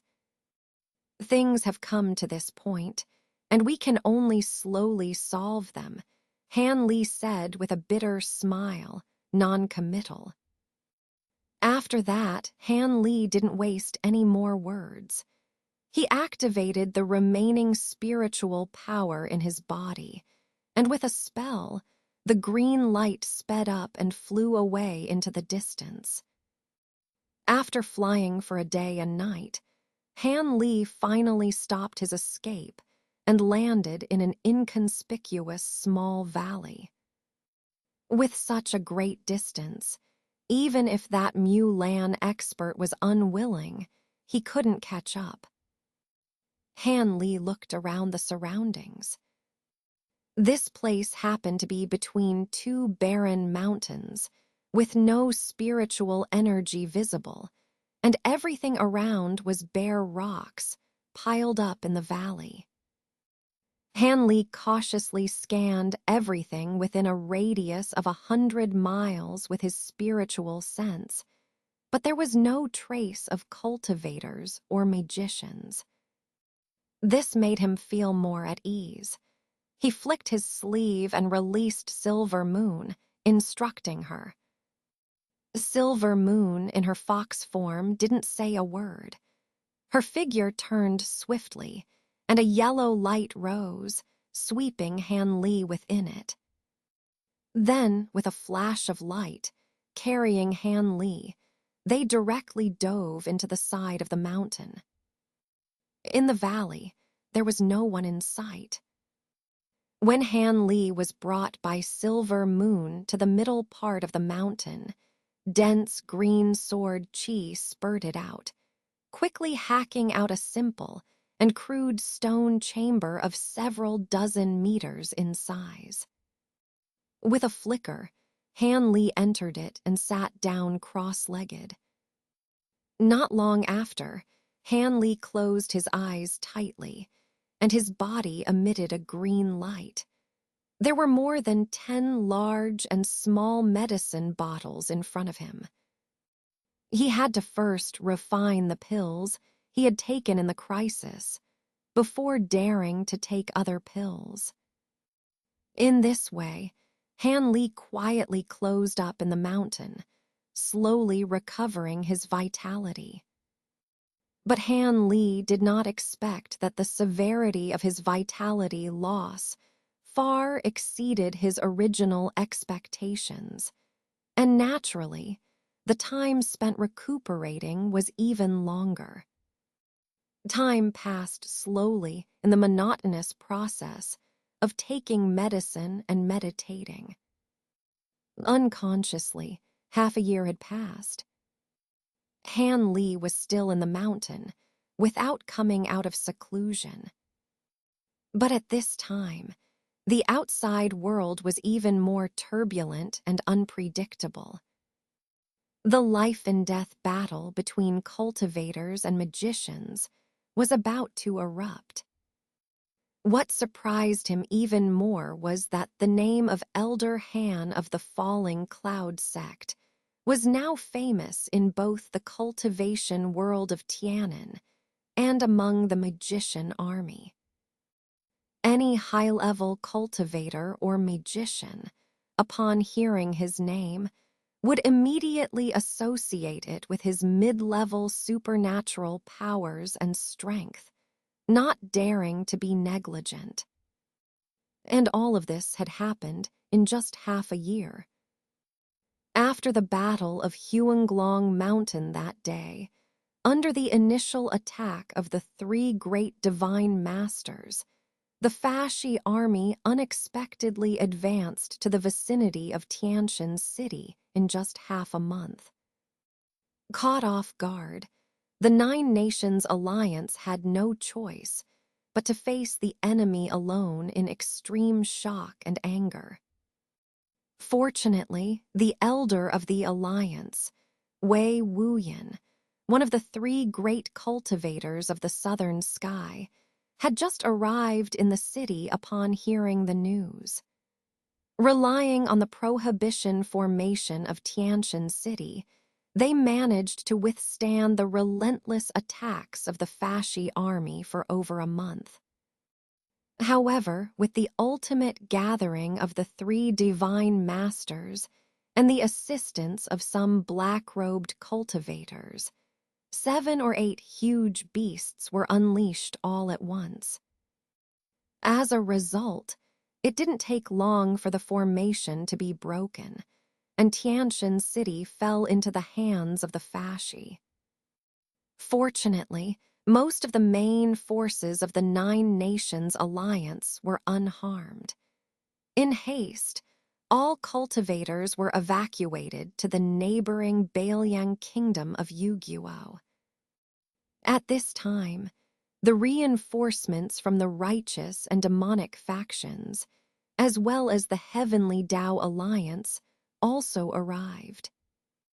With the 4 major forces in the south joining forces, after several small-scale battles, they temporarily withstood the edge of the Mulan people. However, both sides were well aware that the real battle for life and death had yet to begin. After occupying Tianshan City, the Mulan people immediately turned it into the first stronghold of the Fasci in the southern sky, continuously sending large numbers of tribal Fasci coalition forces from the Mulan grassland.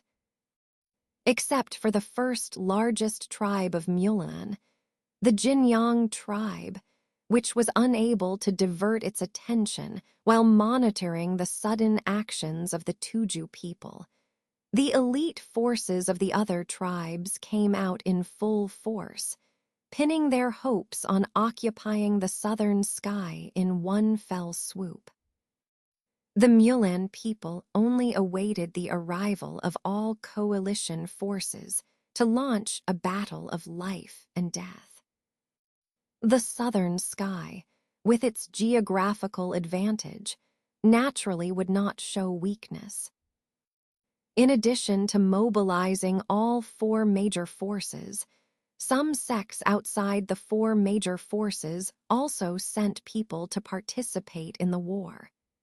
Even some wandering cultivators, realizing the significance of this battle, which even involved the fundamental issue of the Yan clan in the southern sky, came to assist in the battle.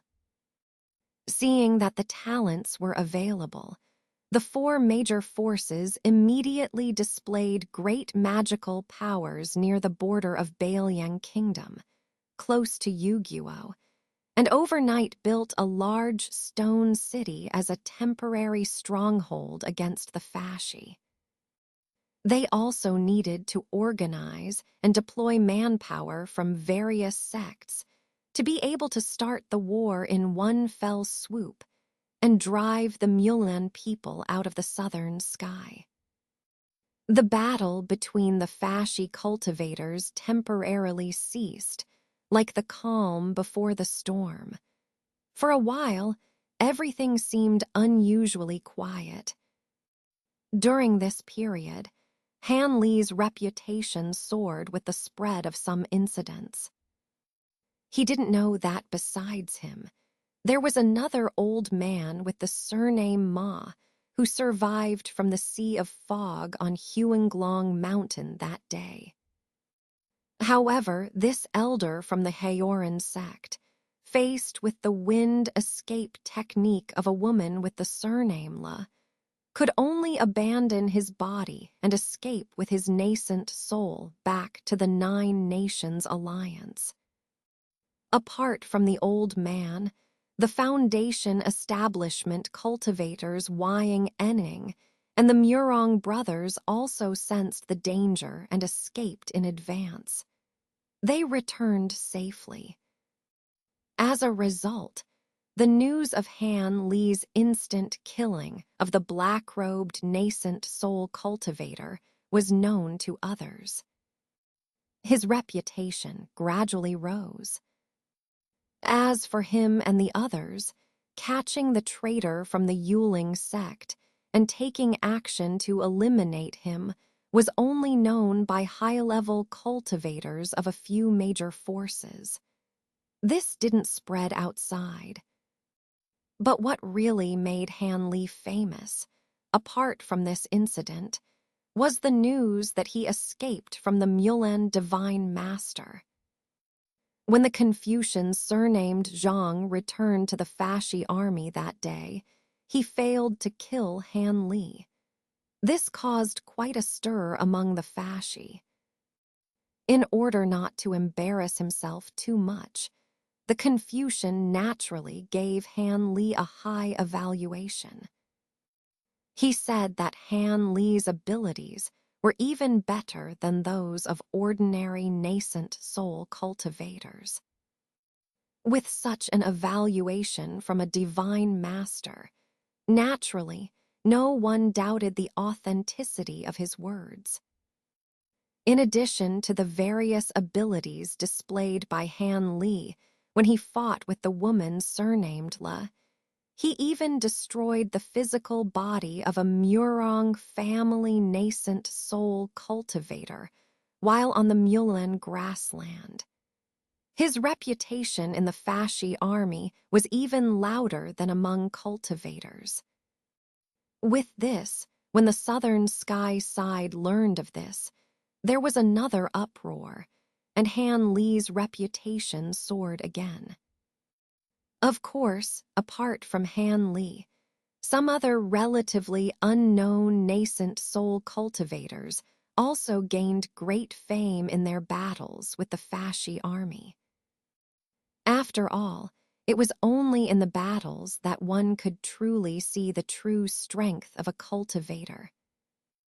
And in this situation, after half a year of seclusion, Han Li, in a remote mountain valley in Yuguo, fully restored his cultivation base and finally emerged from the secret room in the belly of the mountain.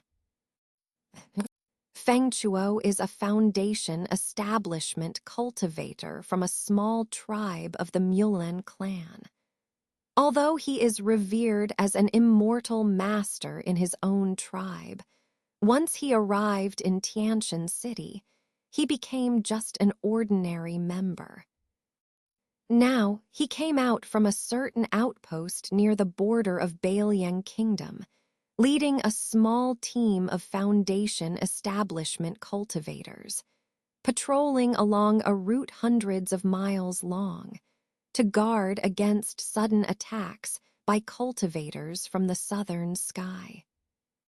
After patrolling for nearly half a day since leaving the outpost and calculating the time, it should be time for the cultivators to rotate. As long as they flew a few more tens of miles forward, they would almost be able to return. Fengchuo pondered in his heart. He couldn't help but think of the dozens of spirit stones he had just received a few days ago. It seemed that he was about to break through the bottleneck of the foundation establishment stage. He couldn't help but want to hurry back to meditate and practice. He hoped to advance further in his cultivation before the big battle. If he could make achievements in the battle, the rewards of spirit stones afterward would be even greater. This mid-level foundation establishment cultivator of the Mulan clan, leading the team slowly flying on his flying tool, was lost in his thoughts. At this time, they happened to fly over a rocky slope where people rarely came.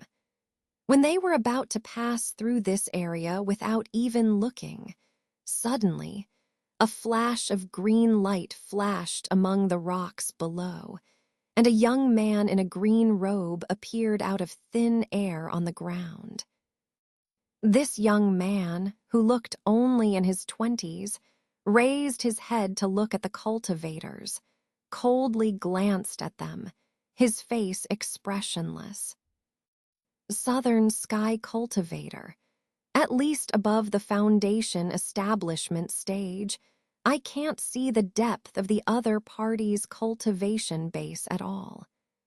Feng Chuo took a closer look at the young man and judged with his divine sense, unable to help but inhale a cold breath. Quick, retreat. This person is not someone we can deal with. Feng Chuo, somewhat clever, hurriedly called out to the 5 or 6 low-level cultivators behind him and quickly threw a small beast pouch into the air. Immediately, a red light shot out from the pouch, circled around, and was about to shoot towards Feng Chuo's outpost. But at this moment, a flash of white light appeared in the air.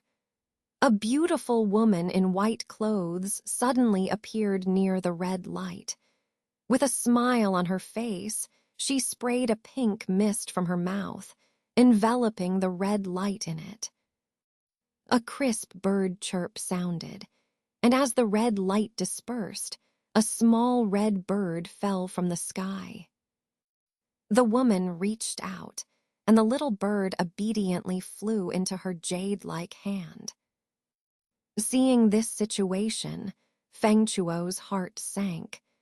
He didn't care about the others anymore and hurriedly formed seals with both hands.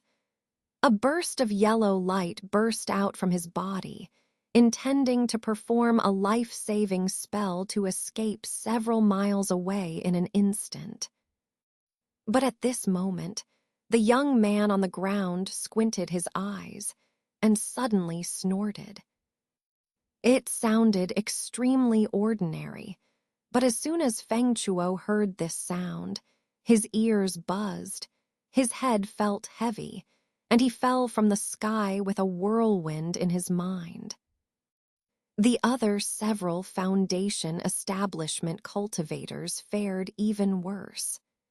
Upon hearing the young man infusing mana and snorting coldly, their eyes went black, and they fell from the sky, not knowing whether they were alive or dead. As for Feng Chuo, he fell to the ground with a flicker of the white-clothed woman's figure, and when he reached the falling body, she grabbed his collar lightly and floated down. Master, this person is the leader. He should know more. After landing, the woman smiled sweetly and said to the young man, "These two naturally discovered Han Li and Silvermoon after they came out of seclusion. Han Li decided to sneak into the vicinity of the border after casually capturing a low-level cultivator and learning about the general situation. He didn't want to run into some divine master's guarded place and end up in trouble. With the assistance of Silvermoon's illusion technique, Han Li easily obtained what he wanted. Han Li breathed a sigh of relief. There were indeed divine masters taking turns guarding the border, but the border section in front of him was far from the place where the divine masters were stationed. There was only one high-level cultivator from the Mulan clan stationed there. With Han Li's cultivation base, it was no problem to pass through undetected. After taking a look at the captive who was still unconscious, Han Li frowned slightly. In order to obtain information quickly, Han Li naturally used some ruthless methods. The consciousness of this captive was destroyed. Even if he woke up, he would be a useless person. Han Li sighed lightly. With a flick of his finger, a fireball turned the man into ashes. Then, with a burst of blue light, Han Li swept Silver Moon into it and turned into a blue rainbow, breaking through the air and leaving. On the side of the border of Bailiang Kingdom, in the newly built Tianyi stone city of the Southern Sky Cultivators.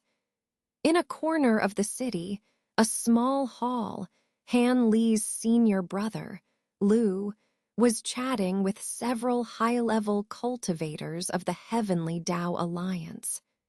However, his expression was somewhat absent-minded, and he had been restless all along.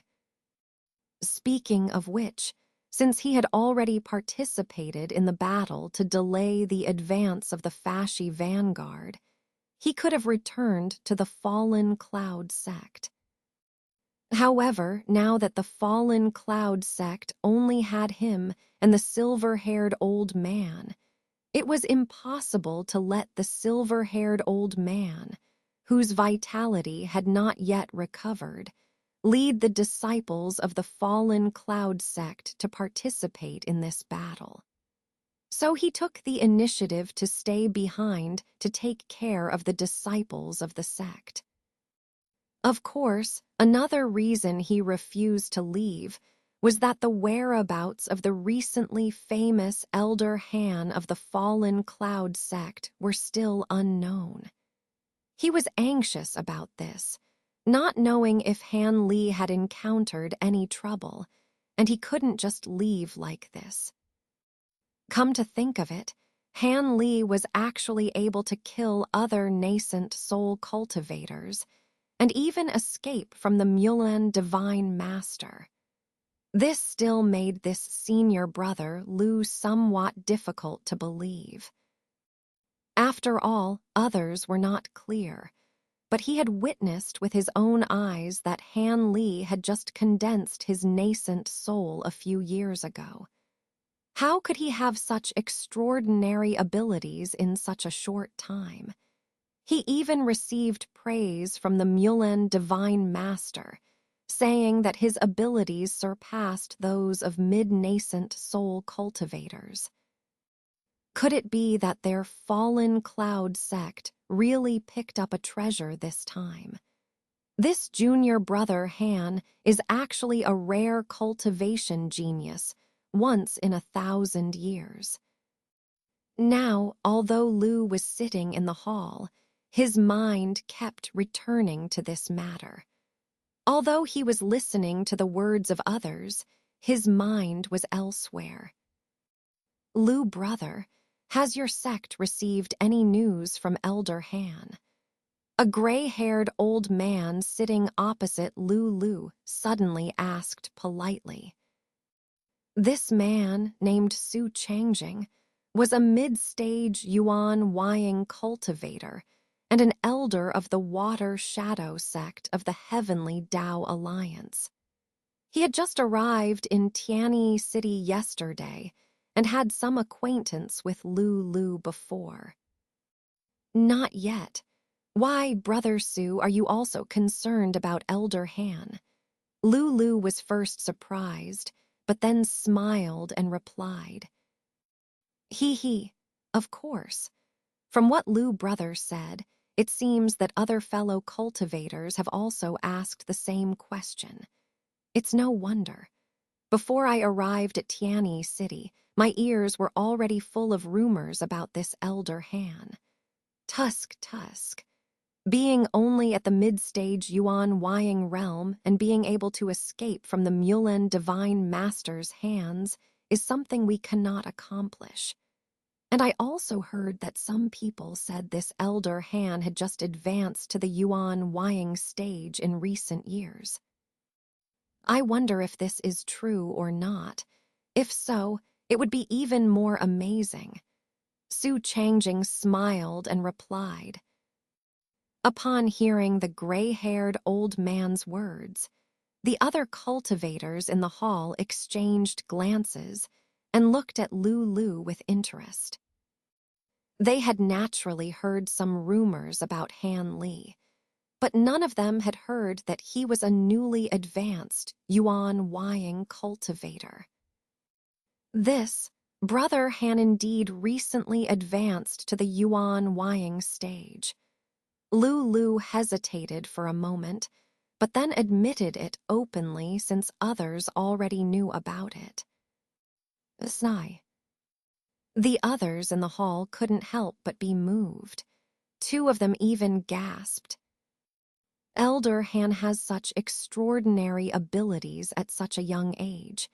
It's likely that he will advance to the later stage in the future. I congratulate Brother Lu in advance.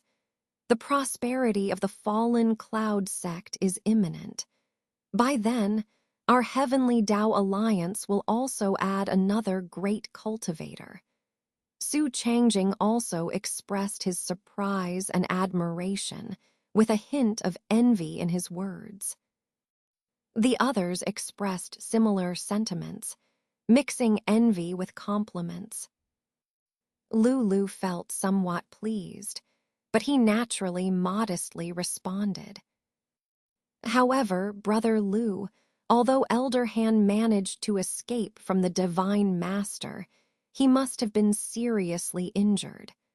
Otherwise, why hasn't he shown himself for such a long time?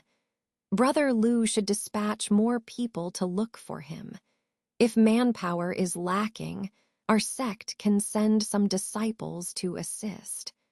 Another middle-aged man with thick eyebrows said with a slightly cold tone, "I'm not too sure about this matter, but I guess his vitality must have been somewhat depleted. He's probably hiding somewhere to recuperate." Lu's heart tightened slightly, but he replied calmly. Lu was also a shrewd person who could sense the jealousy in the other man's tone. The man with thick eyebrows was an elder of the Phoenix Cry sect, the largest sect in the Heavenly Tao Alliance. If it weren't for the couple who practiced dual cultivation and could contend with the three great cultivators, the Phoenix Cry sect wouldn't have been so prominent in the Heavenly Tao Alliance. Now hearing about the possibility of Elder Han advancing to the later stage in the future, this man naturally felt somewhat uncomfortable and threw some cold water on the situation. But outwardly, he seemed genuinely concerned, making it hard for anyone to say anything. Just as the atmosphere became somewhat awkward, a red light suddenly shot in from outside the door. After circling around, it flew towards Lu. Everyone was stunned when they saw it. Lu himself was pleasantly surprised. He waved his hand at the red light. Immediately, the red light turned into a blazing fireball and fell into Lu's hand. Lu immersed his divine sense in it, and after a while, a look of pleasant surprise appeared on his face. Elder Han of our sect has arrived in the city. He is currently at our sect's residence. I'll take my leave now. Suppressing his excitement, Lu explained to the others before hurriedly leaving. Watching Lu's hurried departure, the other cultivators in the room exchanged puzzled glances. No one had expected that the rumored Elder Han would appear so soon after being mentioned. Su Changjing stroked his beard, his face showing a pensive expression. The man with thick eyebrows remained calm, but upon closer inspection, one could see a hint of gloom in his eyes. Although Tianyi City was a newly built stone city, each of the four major forces had their own residence. The city was divided into 4 districts, according to the influence of each force. The Heavenly Tao Alliance was located in the western district of the Stone City, while the fallen Cloud sect was in the southernmost part of the Western District, occupying a large area of tens of acres. This time, more than 200 disciples from the fallen cloud sect came to support. All of them were Foundation establishment cultivators, and there were also 6 or 7 core formation cultivators among them. They almost accounted for half of the strength of the fallen cloud sect. Now, in the hall of the fallen cloud sect's residence, Han Li sat on a wooden chair in the middle of the hall, his face calm as he rested his chin on his hand. Standing on either side of him were a man and a woman, the peak masters of the fire Cloud Peak and the White Phoenix Peak, respectively.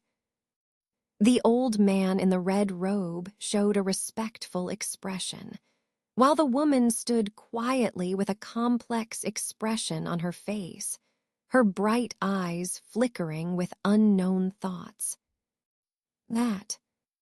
This moment, Lulu hurriedly walked into the hall from outside, and when he saw Han Li sitting on the wooden chair, he immediately approached with joy on his face. "Elder Han, you're finally back. Your absence for the past half-year has worried me and Senior Brother. I'm sorry for making you and Senior Brother worry. I had to rest quietly for a while due to some injuries to my vitality. But I heard about the news of the fall of Tianshan City, and I was really worried about you and Senior Brother."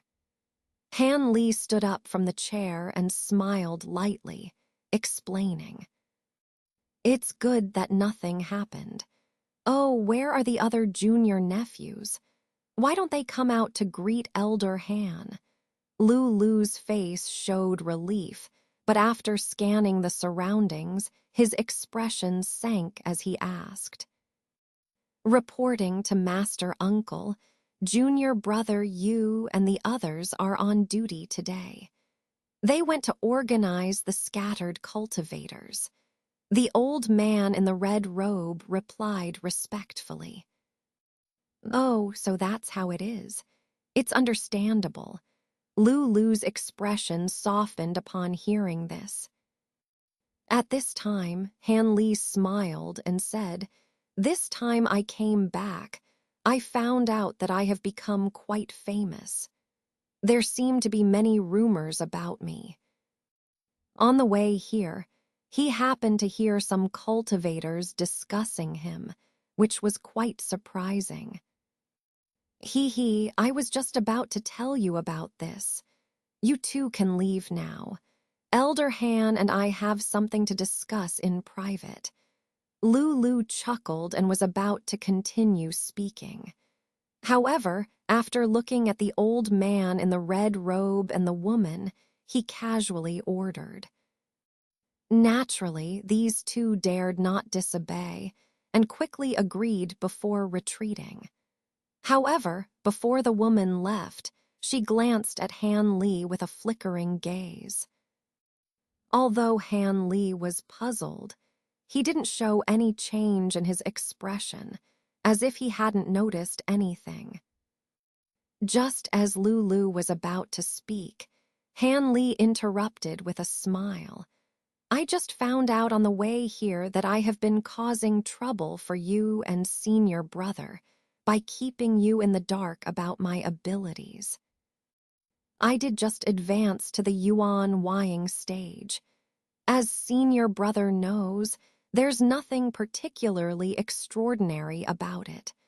The rumors are just exaggerated." Han Li shook his head with a helpless smile. "All right, Brother Han, you don't need to be so modest. Although the Mulan Divine Master is our enemy, his evaluation of you cannot be too far off. But what surprised me and Senior Brother even more is that you managed to bring back a female cultivator in the Yuan Wying stage from the Concealed Moon sect. We are truly impressed by that. Lu grinned with a slightly eerie smile. What's this? Brother Han has met Wanner. Han Li's expression changed slightly when he heard this, showing some concern. When they parted, he gave a jade token to Nangong Wan, vaguely mentioning her identity. But now, it seemed that Lu knew everything clearly. Yes, Sister Nangong has already told everything to Brother Cheng. And Brother Han, you don't need to worry about anything now. Lu seemed to perceive Han Li's concern and smiled with relief. Brother Lu, what do you mean by that? Han Li furrowed his brows, partly understanding and partly puzzled. Brother Han doesn't know. The concealed moon sect suddenly spread news several months ago that Sister Nangong had fallen into devilish cultivation due to her cultivation method and died suddenly. Naturally, her engagement with Wei Lycan of the Transforming Intent sect was cancelled. However, Brother Cheng recognized a female cultivator named Wanner as his sworn sister. He intends to formally marry her to you as a dual cultivation partner after defeating the Southern Sky cultivators. What do you think? Lu blinked and said with a smile. Wanner became Brother Cheng's sworn sister. Han Li was dumbfounded. Yes, Brother Cheng has already said that he will wait until we have repelled the Southern Sky cultivators before holding a formal dual cultivation ceremony for you and his sworn sister. By then, even if some people have suspicions, it will be a fait accompli. They wouldn't dare to offend the entire Heavenly Tao Alliance by causing trouble. Even if Wei Wuya himself knows about it, with the Heavenly Tao Alliance just uniting to resist the enemy, he can only reluctantly accept it. Moreover, with Brother Han's current reputation, people from the Transforming Intent sect and the Concealed Moon sect are probably pretending not to know about it. Lu said confidently. Upon hearing this, Han Li fell into silence, his expression complex. After a while, he sighed softly and said, "This time, for Han, to make you and senior brother worry, I will remember this favor in my heart." Although Han Li only spoke a few words, Lu was overjoyed to hear them. He and senior brother had spent a lot of effort, but they finally managed to win Han Li's gratitude. With these words, it would be almost impossible for Huang Fenggu to recruit Han Li. Upon hearing Lu Luo's words, Han Li's mind immediately conjured up the scene when he met Mu Pei Ling and Nangong Wan. He murmured to himself inwardly, but naturally thanked him again. What are your plans, junior brother, for the future? Originally, according to the agreement, after junior brother made a move, you wouldn't have to participate in the subsequent battles. However, a few days ago, when we met with the leaders of the righteous and demon factions and the 9 Nations Alliance to discuss strategies, someone mentioned junior brother. They said that since junior brother could instantly kill the black-robed cultivators, he must be able to restrain them in terms of cultivation techniques. Therefore, in the upcoming major battle, they all hope that junior brother will still participate. Our Heavenly Tao Alliance representatives also believe that junior brother is a great combat force. If he doesn't participate, it will be somewhat unjustifiable. So, Lu Luo hesitated and said, I'm willing to participate again, of course. If the Southern Sky is really occupied by the Murin people, our falling cloud sect won't be safe either. But as for the previous promise, how does the Alliance plan to handle it? Surely it's not just empty talk, and that's the end of it. Somewhat unexpectedly, Han Li didn't show any signs of anger. Instead, he chuckled lightly and then asked calmly, "Of course not. Moreover, Junior Brother has exposed a spy from the Spirit Light sect and killed a black-robed cultivator. As promised by the Alliance, as long as Junior Brother is willing to continue participating in the battle, he can ask for any conditions. They will do their best to satisfy Junior Brother. It's just," Lu Luo said with a wry smile. "Willing to compensate? That's good to hear. I'll discuss the specific conditions face to face with the person in charge." Han Li's expression changed slightly upon hearing this, and he said calmly, "That's fine. I'll take Junior Brother to meet with several of the duty officers of our Heavenly Tao Alliance. As long as Junior Brother's conditions aren't too excessive, they should be able to agree." Lu Luo smiled slightly, but there was a hint of implication in his words. "Rest assured, Senior Brother Lu, I won't make unreasonable demands, making it difficult for Senior Brother.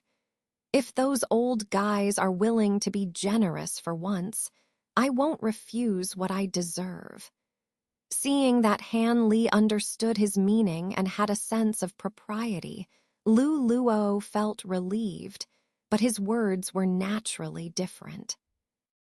Han Li listened, his face filled with a smile that was not quite a smile, but he said nothing more. Next, Lu Luo immediately took Han Li out of the residence of the falling cloud sect and headed straight for the Heavenly Tao Alliance's main hall of deliberation. The current officials of our Heavenly Tao Alliance are a council of elders composed of dozens of cultivators from major sects. Some of them are replaced every 10 years. Of course, the 3 sects that initiated the Heavenly Tao Alliance, the Luinaming sect, the Ancient Sword sect, and the Naihang Zhai, do not need to be replaced. And most of the Alliance's affairs are actually decided by these 3 sects.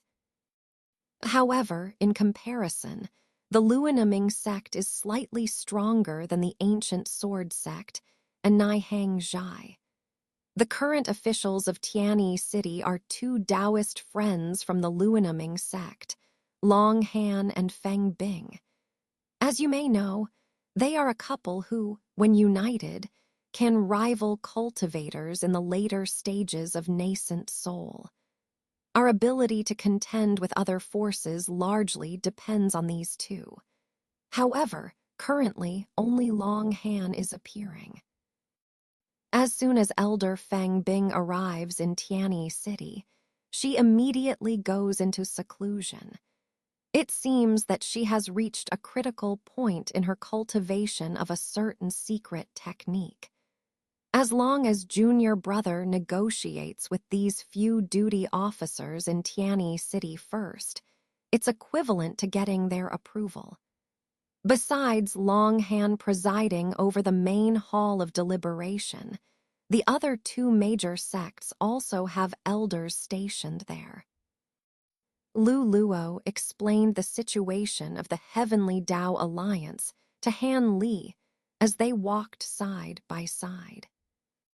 Some of these things Han Li had known for a long time, and some he heard for the first time.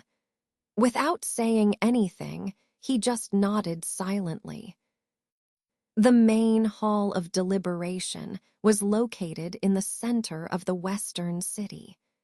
After walking for a while without haste, the 2 arrived at their destination.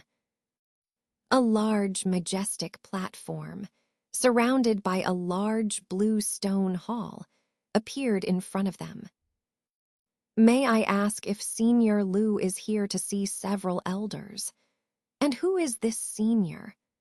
Several Foundation establishment cultivators guarding outside the hall, apparently recognizing Lu Luo. One of them respectfully saluted and asked very politely. But when his gaze fell on Han Li, the unfamiliar cultivator, his expression became somewhat hesitant. "This is our sect's Elder Han. We are here to see Elder Long and others," Lu Luo said calmly without changing his expression. "Ah, so it's Elder Han. Please wait a moment, Elder Lu. Several elders are discussing matters in the side hall. I will inform them right away." The cultivator was surprised and looked at Han Li a few more times. Then he became even more respectful, apparently knowing who Han Li was. The cultivator casually took out a sound transmission talisman and whispered a few words to it before throwing it away. A red light flew into the hall. After a moment, 3 melodious bell sounds suddenly came from the hall. Hearing this sound, the guard immediately bowed and said, "Please come in, elders." Several elders already know that the 2 elders have arrived. Lu Luo nodded and walked majestically towards the hall. Han Li followed calmly behind him, showing no signs of urgency. After passing through several corridors, Lu Luo led Han Li into another side hall. Upon entering the hall, they saw 5 or 6 nascent soul cultivators sitting inside. As soon as the 2 entered, all eyes turned towards them. However, most of their gazes only swept over Lu Luo and lingered on Han Li, showing a keen interest. Although these people were extraordinary in their cultivation, under Han Li's discerning eyes, he only paid attention to a middle-aged man sitting in the middle. This man wore a gray robe, had a magnificent appearance, wide bones, and his cultivation was even stronger than that of an ordinary nascent soul mid-stage cultivator. It seemed that he was already at the peak of the mid-stage, just 1 step away from entering the later stage. Han Li's heart trembled, and he immediately knew that this person was Long Han from the Luinaming sect. With such profound cultivation, no wonder he and his dual cultivation partner could confront cultivators in the later stage of nascent soul when they joined forces. Originally thought that the rumors were exaggerated, but it seemed that they actually underestimated this person's cultivation. At this point, the other people had not spoken yet, and Long Han smiled first. "Elder Lu, is this the Elder Han of your esteemed sect? We have heard quite a bit about you recently." Long Han stood up, cupped his hands, and said kindly, with a friendly expression, "Dragon friend, I've also heard a lot about your esteemed name." Han Li carefully scrutinized the middle-aged man and returned the greeting with a smile. When it comes to fame, there aren't many cultivators recently who have as much fame as Elder Han. Elder brother, you've given our Heavenly Tao Alliance quite a bit of face. A fair-skinned old man sitting beside Long Han joked half-seriously. "This friend is joking. May I know how to address you?" Han Li had already noticed this old man. Because he was the only other nascent soul mid-stage cultivator present besides Long Han, He naturally couldn't afford to neglect him. I am Han Jr. brother. This is Elder Quang of the Naihang Zhai. His Kayan Tu Gong is renowned throughout the southern sky for hundreds of years. Before the fair-skinned old man could reply, Lu Luo preemptively introduced him. So it's Brother Quang. I've also admired you for a long time, Han Li said with some surprise upon hearing this, a hint of surprise flashing across his face. Han Li's words were not insincere. This cultivator surnamed Quang from the Naihang Zhai was indeed famous. The silver-haired old man of the Falling Cloud sect had mentioned him repeatedly in the past. He hadn't expected to meet him here. Then Lu Luo introduced the other several cultivators to Han Li one by one. The only time Han Li looked twice was when he introduced a cultivator surnamed Tian, who looked ugly. After that, Han Li and the others sat down again. Long Han smiled faintly and said calmly, Elder Han, I believe you already know that the Alliance hopes that you will continue to participate in the upcoming battles. Speaking of which, we did indeed fail to keep our promise to you. However, the great battle is imminent, and your extraordinary abilities are truly a great help to the cultivators of the southern sky. We had no choice but to do this. However, as compensation, we can make some amends in terms of materials, pills, etc. If Elder Han is not satisfied, other conditions can also be negotiated. Basically, as long as the Alliance can do it, we will not refuse.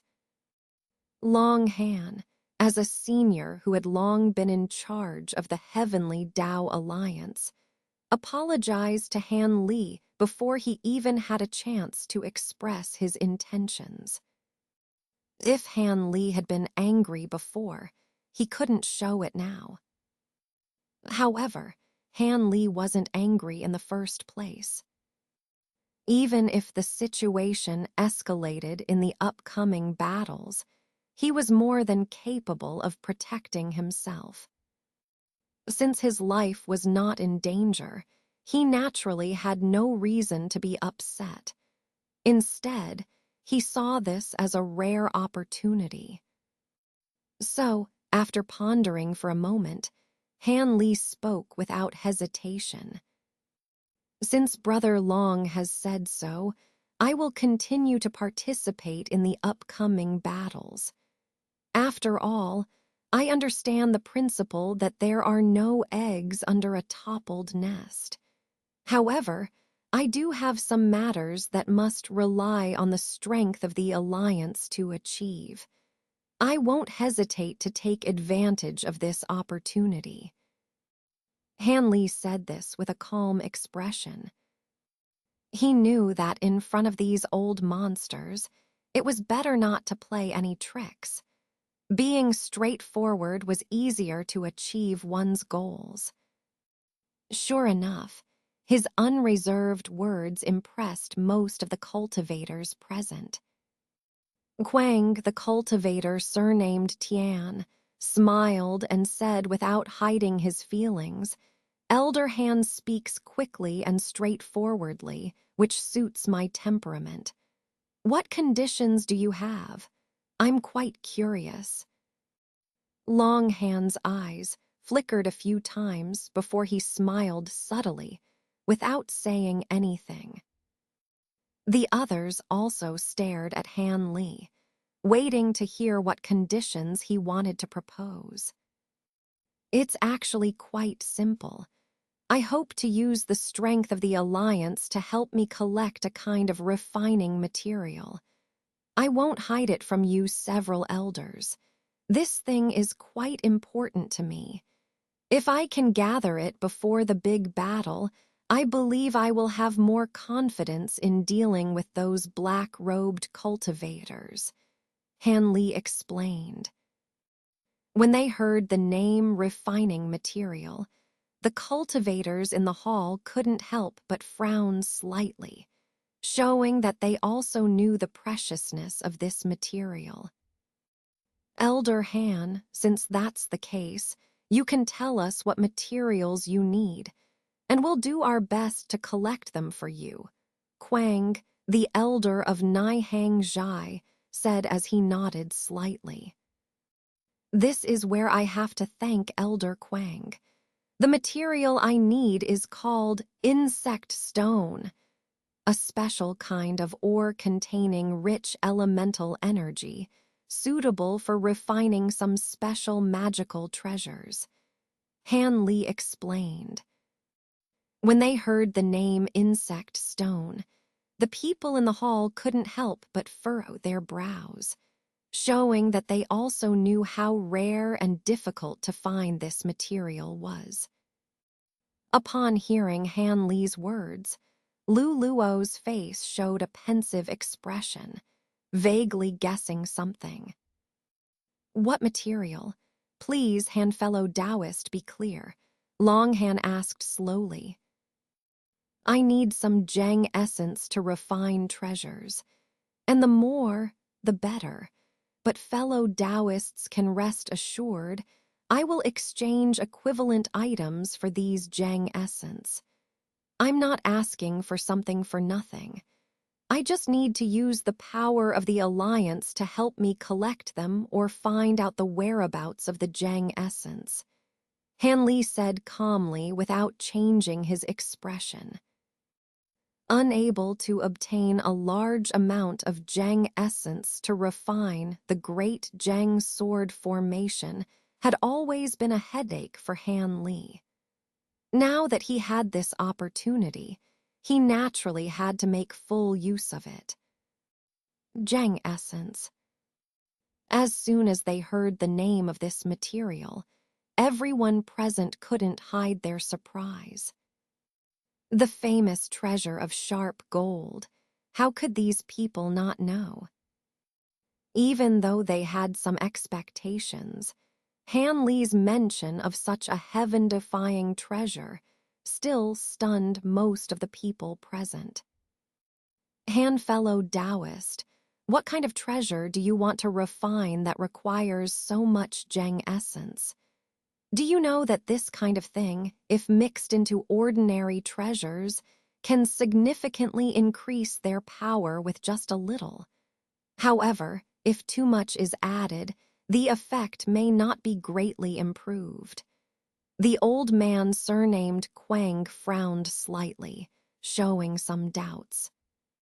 Rest assured, Han knows this well. I just want to ask if the Alliance can collect a certain amount of this material for me. Han Li remained calm and said calmly. Since Han fellow Taoist is willing to exchange equivalent items and ask for help in collecting this material, it's not impossible. However, this kind of thing is usually used as soon as it is obtained. And from what Han fellow Taoist said, it seems that you need quite a large quantity. This may be difficult. Even if we can find some clues, the owner will treat it as a treasure and keep it hidden. We cannot inquire too much. Otherwise, there wouldn't have been only a small piece at the auction a while ago. Longhand sighed and shook his head. Hearing this, Han Li felt a sinking feeling in his heart. He had naturally considered the words of the other party long ago. However, apart from this method, he really had no other way. If he couldn't find so much Zheng essence in the southern sky, would he really have to go to rumored places like the Great Empire or the Tian Sha continent to find it?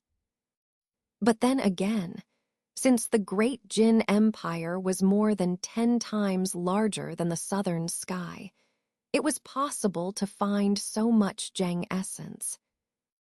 Moreover, he still carried a bone box brought out from the Yin-Ming realm, which recorded the method of refining the spirit-suppressing talisman. If he went to the great Jin Empire, he would naturally have to return it to the heavenly talisman sect. Thinking of this, Han Li felt a burst of frustration. Seeing Han Li's hesitant expression, Lu Luo couldn't help but speak up. Han Junior brother, why don't you change the conditions? Zheng essence is something that is hard to come by. Han Li's brow furrowed unconsciously, and after thinking for a moment, he still shook his head and said, "Regardless, Zheng essence is very important to me. Even if the hope is slim, I still hope that the Alliance can agree to this matter." Speaking of this, determination filled Han Li's face. Since Han fellow Taoist is so insistent, we will let the disciples of the Alliance do their best to handle this matter. But when the time comes, we may not be able to find a single piece of Zheng essence. Han fellow Taoist, don't regret it. Long Han seemed to see that Han Li had made up his mind and stopped saying anything more, nodding in agreement. After all, for such a powerful force as the Heavenly Tao Alliance, it was only a matter of having low-level disciples run errands and pay more attention to this aspect of the news. It was not a difficult task. The other cultivators, naturally, had no objections. However, Long Han and the others seemed to feel that such compensation was too casual. They immediately took out a bag of mid-grade spirit stones, totaling more than 100 pieces, as another form of compensation. Han Li smiled when he saw it and accepted it without being polite. Seeing this situation, the atmosphere in the hall became harmonious. Immediately, the members of the Heavenly Tao Alliance chatted in the side hall for a while longer. Long Han and the others inquired in detail about the battle at Huanglong Mountain that day and paid special attention to the abilities of the black-robed cultivator and the sudden appearance of the Mu-Lan Divine Master. Han Li did not conceal anything, recounting the events. Of course, when it came to his own cultivation techniques and treasures, he naturally glossed over them and did not mention them. Long Han and the others also wouldn't violate the taboo of cultivators by asking about Han Li's cultivation techniques. But when Han Li mentioned his suspicion that those black-robed cultivators were not demonic beings, but rather devil cultivators who practiced a certain demonic technique, Long Han's brow couldn't help but twitch. With this revelation, Han Li stayed here for nearly half a day before finally bidding farewell and leaving one after another. As soon as Lu Luo and Han Li left the main hall and walked out of the hall door, a sound transmission talisman flew into Lu Luo's hand. After looking at it, Lu Luo couldn't help but smile helplessly at Han Li. "I have some urgent matters to attend to, and I'm afraid I can't continue to accompany Junior Brother. Han Junior Brother, you can explore the city on your own. We can chat properly again tonight, my Junior Brother. Senior Brother Lu, please go ahead if you have something urgent. I was just thinking about exploring the city alone." Han Li smiled kindly at Lu Luo's gesture. Seeing this, Lu Luo felt relieved, gave a fist salute, and hurriedly left Han Li's side, turning into a shocking rainbow and flying away into the distance.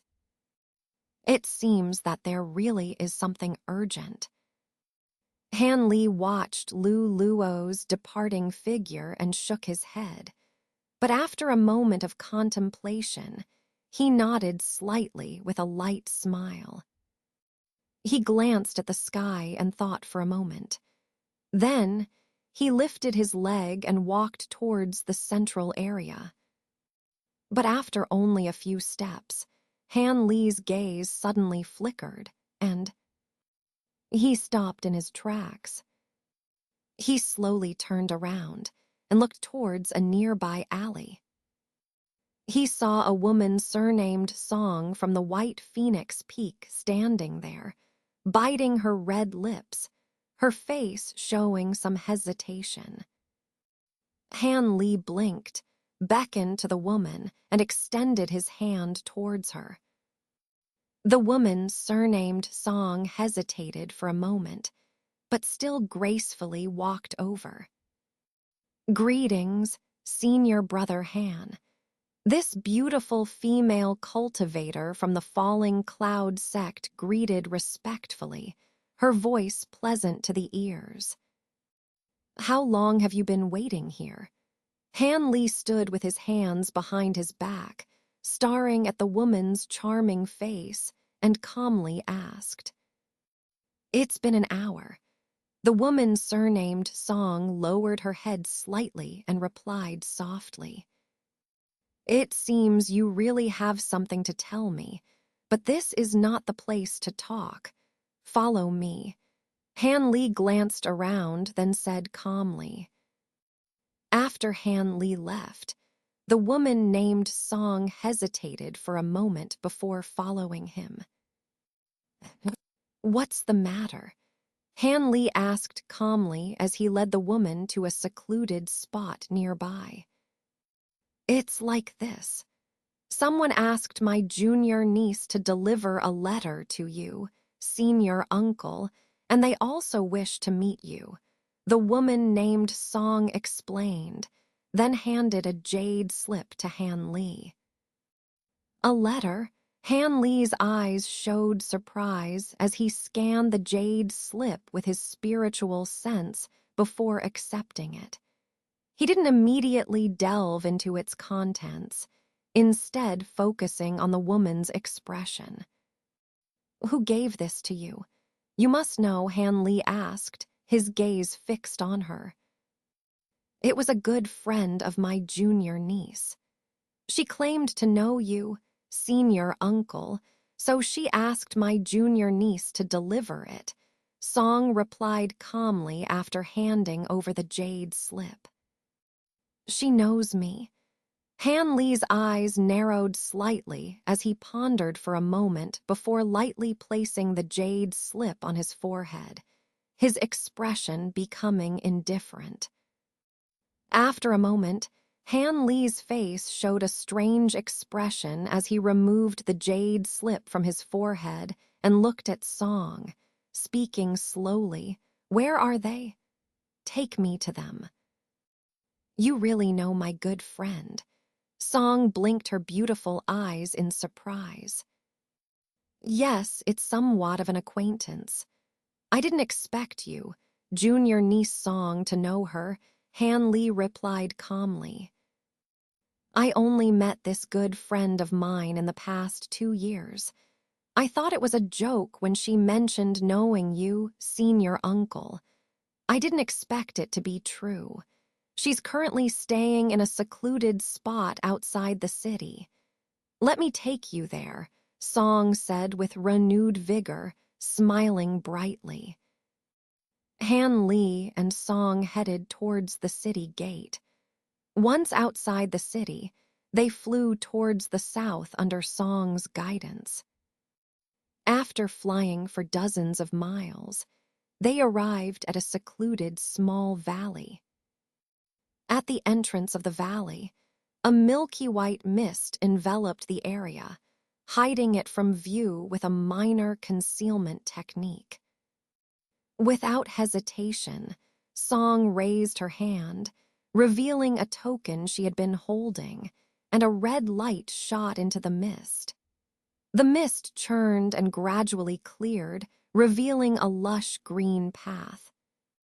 "Please, senior uncle," Song said respectfully, gesturing for Han Li to go first.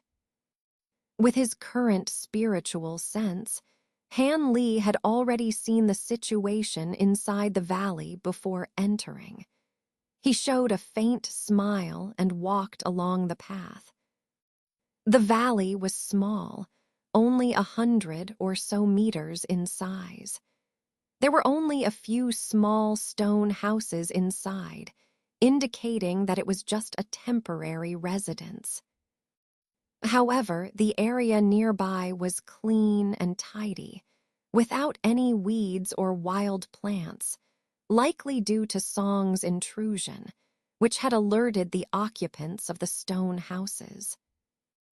A graceful figure emerged from one of the houses as they approached. It was a charming woman dressed in yellow, who walked up to Han Li with a complex expression on her face.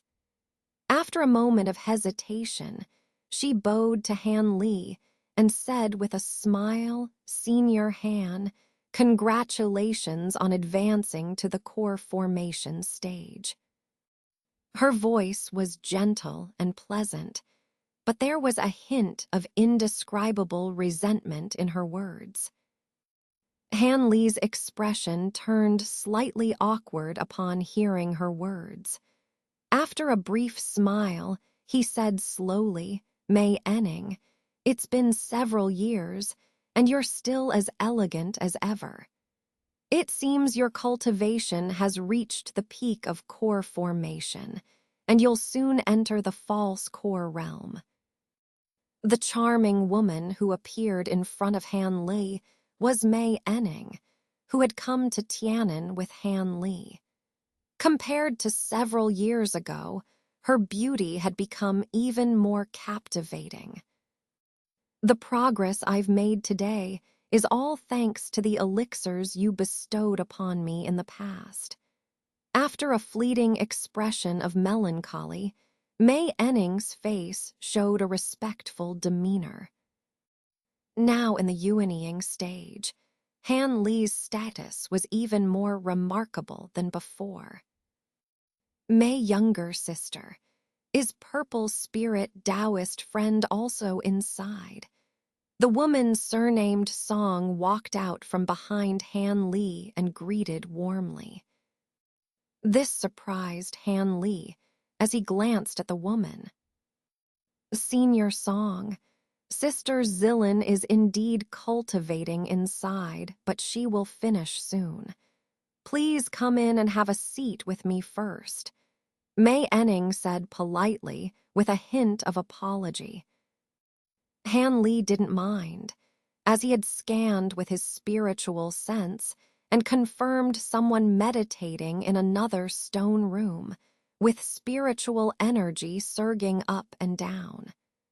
She was indeed finishing her cultivation. Under Mei Enning's courtesy, Han Li and the woman surnamed Song entered the stone room and took their seats. Then Mei Enning obediently brewed a cup of spirit tea for the two. "Mei girl, where have you and Sister Zilin been cultivating these years? Haven't you joined any sects?" Han Li took a sip of the spirit tea and asked calmly. "Sister Zilin and I discussed it and decided to observe the major sects in Tianan first and consolidate our cultivation before considering joining a sect. So we've been traveling around for these years. After all, the situation in Tianan seems to be more chaotic than where we come from." Mei Enning stood respectfully by Han Li's side, answering softly with lowered head. Seeing Mei Enning's honest demeanor in front of the woman surnamed Song, Han Li slightly raised an eyebrow and understood that this senior Song probably knew something about the Luansheng Sea.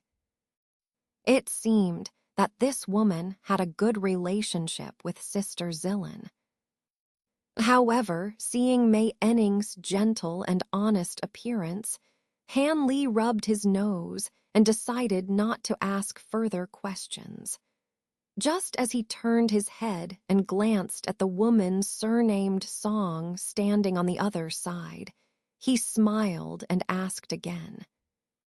"This time, you suddenly asked me to come on behalf of Sister Zillin. Is it just to catch up with an old friend? Otherwise, Senior Song, why hide the letter and hesitate for so long?" "Master Uncle, the woman surnamed Song blushed slightly and hesitated to speak. Just as May Enning was about to say something, a soft laughter suddenly came from outside the room. "Han Kshung, why trouble the two sisters? Actually, inviting Taoist friend here this time was mostly Sister Zillin's idea." As soon as the words fell, a woman who looked like a celestial maiden in white clothes appeared at the door. This woman's appearance was captivating, and her every move and gesture was intoxicating. "I should probably call you Master Han as a senior now, but I still think calling you Han Ksheng is more appropriate. After all, Han Ksheng might not even be older than me. Would you mind?" Zillin gracefully walked into the room, smiled lightly, and said, "Having experienced many things together with Han Li, such as the Void Temple and the Yin Ming region, and spending time together on the boundless sea, this woman and Han Li didn't seem unfamiliar anymore. Now, she even seemed to treat herself as Han Li's confidant." Han Li's heart moved slightly, but after a moment of thought, he didn't reply directly. Instead, he looked at the beauty in front of him and asked, "Sister Zillin, asking about my strength as soon as we meet. Isn't that a bit hasty? Can you first tell me the purpose of inviting me here? I'd like to understand the situation before discussing other matters." Han Li appeared calm and composed. Upon hearing this, Zillin blinked her beautiful eyes and said somewhat embarrassedly, "I guess I was a bit impatient, but it's understandable. This matter is of great importance, and only cultivators of Yuanying stage or above have a chance of success. I'm a bit anxious, too." "Important matter? What exactly is it? If you need my help, you might as well speak plainly." Han Li's gaze flickered a few times, and he asked calmly after a faint smile, "It seems I don't need to say much. Han Ksheng has probably guessed some of it already. The three of us are indeed looking to cooperate with you. But before that, I want to ask, not long ago, did you go to the Murin grassland with some Yuanying stage old monsters and obtain relics from Senior Kang Kun?" Zillin's expression became serious. "How did you know about this? Few people should know about it." Han Li's face changed slightly, unexpectedly. "We learned about this from a disciple of the Ghost Spirit sect. He is a direct descendant of one of the elders of the Ghost Spirit sect. After seeing Sister Zillin's true face by chance, he was immediately fascinated by her and refused to say anything else." May Enning suddenly chuckled from the side. "You silly girl, what nonsense are you talking about?" Zillin spat lightly, her cheeks turning slightly red. It seemed that the two women had a good relationship over the years. If it's from the Ghost Spirit sect, it's understandable that they know about it. Han Li nodded slightly upon hearing this, his face showing less suspicion. Unexpectedly, Han Xing has already advanced to the yuanying stage, but still remains as cautious as before. Zillin's eyes flickered as she glanced at Han Li, then said tenderly, "I've only just condensed my yuanying. I'm not invincible. It's natural to be cautious where necessary. But even if there's a Lingzhu fruit, I won't risk my life for it without understanding the situation," Han Li said thoughtfully. "This matter actually involves a treasure in the fallen Devil Valley. That disciple of the ghost spirit sect inadvertently leaked some information in front of us. And that's how we learned about it," said the song-named woman, who had been somewhat uneasy facing Han Li directly. However, seeing Han Li's demeanor soften toward the two women, she interjected. "Fallen Devil Valley. I remember only Elder Kangkun coming out safely from there. How would the ghost spirit sect know about anything there? Could you have been deceived?" Han Li was initially surprised, then his expression turned peculiar. "It's unlikely. The three of us used some illusions out of curiosity at the time, not only to learn the name of the treasure from him, but also to inadvertently extract the approximate location of the treasure. As for how the ghost spirit sect knew about it, that person isn't worth mentioning. I don't know about that.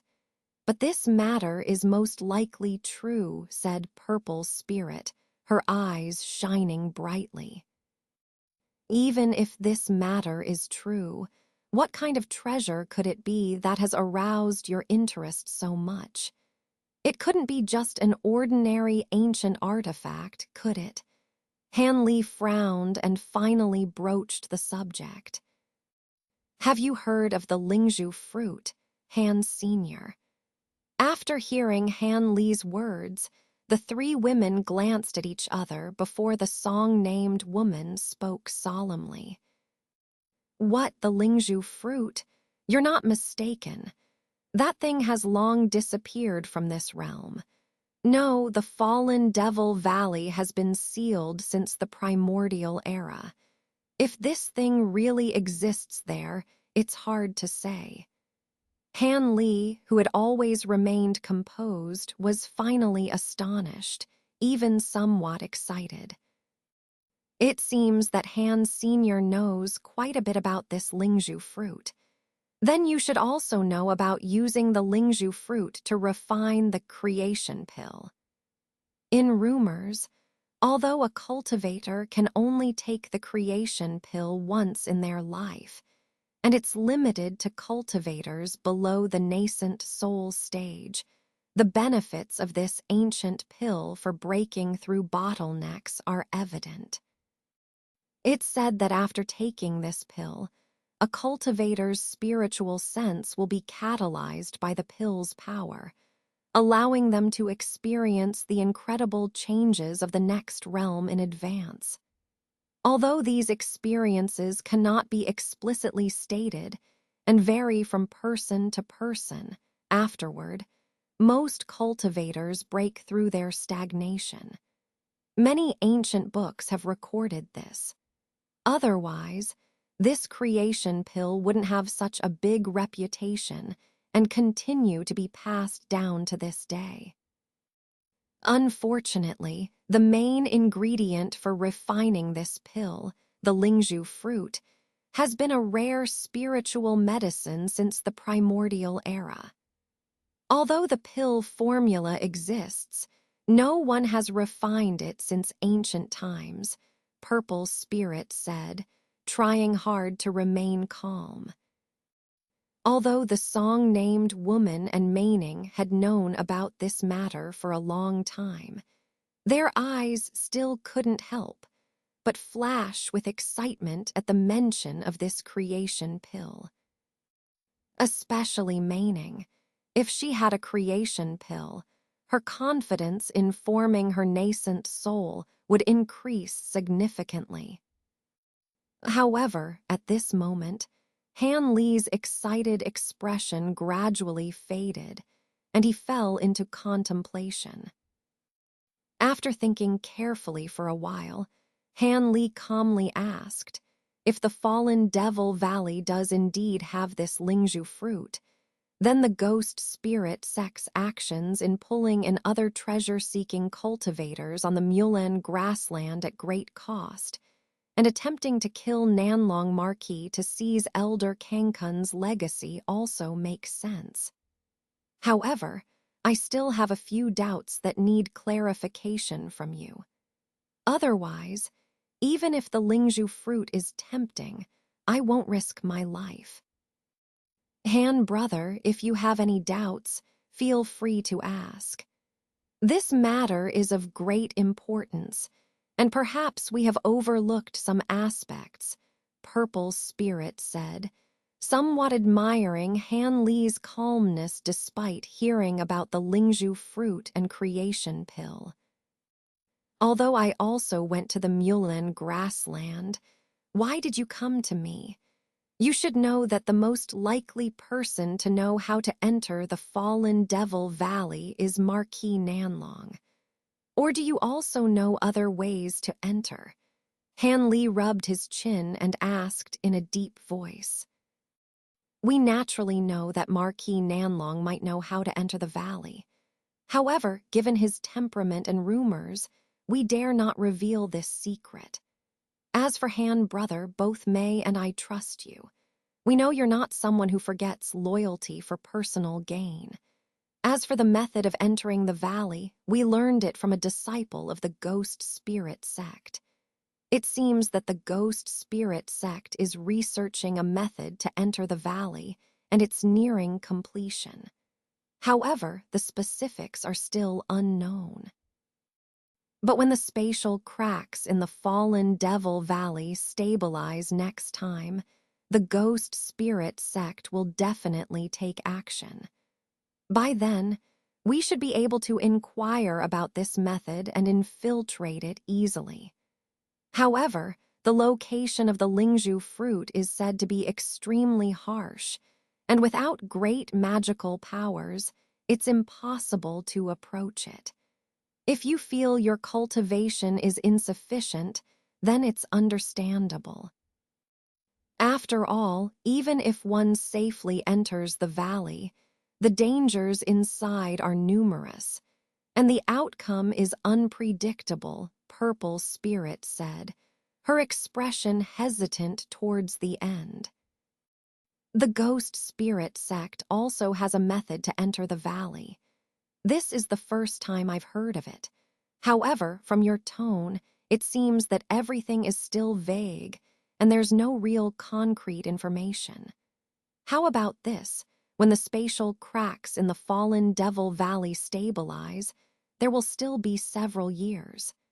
By then, we'll make sure to understand everything. Confirming the existence of the Lingzhu fruit in the valley is not a baseless claim. I'll take the risk for the creation pill if it's true. As for my cultivation level, you don't need to worry. If I'm not capable, then most mid-nascent soul stage cultivators won't stand a chance either. Han Li pondered for a while before finally saying. Han Li didn't mention the matter of Marquis Nanlong contacting him. Facing such a dangerous place as the Fallen Devil Valley, even with the temptation of the Lingzhu fruit, Han Li had to carefully weigh his options. Perhaps the Ghost Spirit sect's method of entry was safer. If that were the case, there was no need to mention Marquis Nanlong's matter in front of these three women. Seeing that Han Li didn't immediately agree to the matter, Purple Spirit was not discouraged, but rather pleased. She knew that with Han Li's cautious personality, saying these words was essentially a promise. Moreover, from Han Li's tone, It seemed that the rumors were true, and his powers were truly remarkable now. With the hope of obtaining the Lingzhu fruit, the chances were even greater. At this moment, she smiled and said, "Actually, the reason we urgently sought Han Brothers' help was because we felt that without capable assistance, everything would be in vain. We wouldn't continue fruitless efforts. But now that Han Brother has promised, we're reassured. We'll make sure to understand the details later. After all, we sisters also plan to enter the valley, and we won't joke about risking our lives." "What, you three also want to enter the valley?" Han Li was startled to hear this, his face full of surprise. "Do you think we want to enter the valley? This is also a matter of necessity. Most ancient books only record the wonders of the Lingzhu fruit, but very few mention the details. Once the Lingzhu fruit is picked, it cannot be preserved. It must be refined immediately after picking. If it exceeds half a day, the effectiveness of the fruit will greatly decrease, and if it exceeds 3 days, it will lose all effectiveness. Moreover, the creation pill refined from this Lingzhu fruit has the same limitation. If it's not taken within a certain time after the pill is made, it will also lose its effectiveness. So, knowing that the fallen Devil Valley is not something we can handle, we can only grit our teeth and try. After all, this is better than spending hundreds or even thousands of years unable to break through bottlenecks, Purple Spirit said with a bitter smile, helpless. The Lingzhu fruit has such limitations. I've read many ancient books, but why haven't I heard of this? Han Li frowned. Han Sr., this is a secret book passed down in our Song family. I made a copy of it. If Senior takes a look, you'll understand, the song-named woman said respectfully, unexpectedly taking out a jade slip from her storage pouch and handing it over. Han Li was surprised by this, but then he glanced meaningfully at the woman before nodding and accepting the jade slip, immersing his spiritual sense into it. It was a book specifically introducing ancient elixirs and spiritual medicines. There were many elixirs and prescriptions that Han Li had either heard of or never heard of before. It even detailed the 9 curves spirit ginseng and related prescriptions obtained from the elder Xuanbone demon, which made Han Li's heart beat faster. With his current insight, many of the elixirs recorded here were very useful for him at the Yuanying stage. Although the alchemy materials listed were almost all rare ancient spiritual medicines, it was always good to be prepared. Otherwise, even if he obtained some spiritual medicines in the future, he wouldn't know their uses. It seemed that there were some treasures in the cultivation world that even major sects and families didn't possess. With Han Li's powerful spiritual sense, although there was a lot of information in the jade slip, he quickly found the contents about the Lingzhu fruit.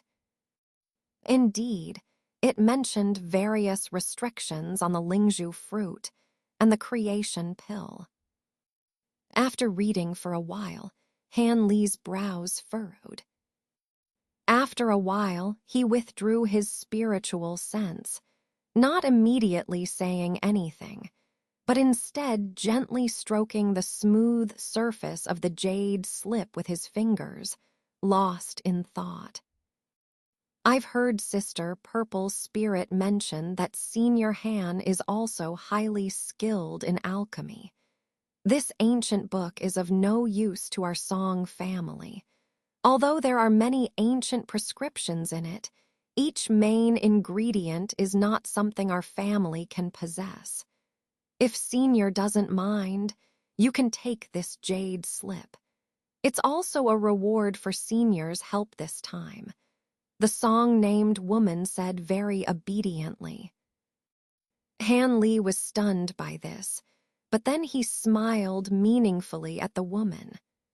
After thinking for a moment, he took out a small green bottle from his waist pouch and tossed it to the song-named woman. The woman instinctively caught the bottle but hesitated, looking somewhat bewildered. Seeing this, Purple Spirit smiled subtly. Since it's for you, Sister Song, just take it. Brother Han's alchemy skills are extraordinary, and the bottle probably contains pills made from high-grade demon materials. It will definitely help improve your cultivation. This deal is definitely worth it, Purple Spirit said with a mischievous smile. Hearing Purple Spirit's words, the song-named woman's face lit up with joy. After thanking Han Li again, she carefully put away the bottle. Han Li smiled slightly, also putting away the jade slip, and said leisurely, since the Lingzhu fruit and creation pill cannot be preserved, it seems that you really have to enter the valley. If you only go for this fruit and don't wander elsewhere, there's still hope of coming back in one piece. But for now, you should gather the auxiliary materials for refining the creation pill. Although these spiritual medicines are not as rare as the Lingzhu fruit, some of them are still not easy to find. As for other details, we'll decide when everything is clear. After all, this matter is still far off. Maybe by then, we'll return from the battle with Mulan defeated, and the matter of the fallen Devil Valley will be nothing but a dream. Whether we cultivators can still stand firm in the southern sky is another matter. What, Senior Han doesn't seem optimistic about this upcoming battle with the Law Masters. Purple Spirit and the others were surprised to hear this, especially Mei Enning, who couldn't help but ask with concern. It's hard to say. On the surface, with many forces in the southern sky joining forces and fighting on our own territory, we should have a slight advantage over Mulan's allied forces. Even the three great cultivators of the southern sky and the Longhen couple from our Tian Dao alliance should be able to suppress Mulan's divine masters. But those black-robed individuals have unknown origins and clearly indicate that external forces have intervened in our battle with Mulan's people. If there are any changes, it's definitely because of these people, Han Li said noncommittally. So you mean the outcome of this battle is 50-50. Purple Spirit's expression also became solemn. You could say that. However, the greatest possibility is. Han Li's eyes flickered a few times, and his voice suddenly became so low that it was almost inaudible. This surprised the three women. All right, let's not talk about this anymore. Who can say for sure until the battle actually begins? You just need to prepare for the fallen Devil Valley. When the time comes, it will depend on opportunity. Some things cannot always be forced. Han Li shook his head and said calmly in the end. After that, Han Li didn't mention the matter of the fallen Devil Valley again, but he curiously asked about the experiences of the two women in recent years. At the same time, Purple Spirit and the others were also curious about how Han Li escaped from the Mulan Divine Master's hands, and they asked eagerly. enjoying the enticing fragrance and admiring the three charming faces. This was naturally a delightful thing. Time passed quickly. When Han Li saw that the sky was getting late, he bid farewell and prepared to leave. The song-named woman also wanted to leave together. Purple's spirit and Mei Enning naturally got up to see the two of them off to the valley entrance. As they left, Han Li noticed that Mei Enning wanted to say something several times, but after some hesitation, she ultimately bit her lip and didn't say anything. Seeing the beautiful blush on her face, Han Li's heart stirred, and when he saw Purple's spirit smiling ambiguously at him and Mei Enning, he couldn't help feeling a bit embarrassed.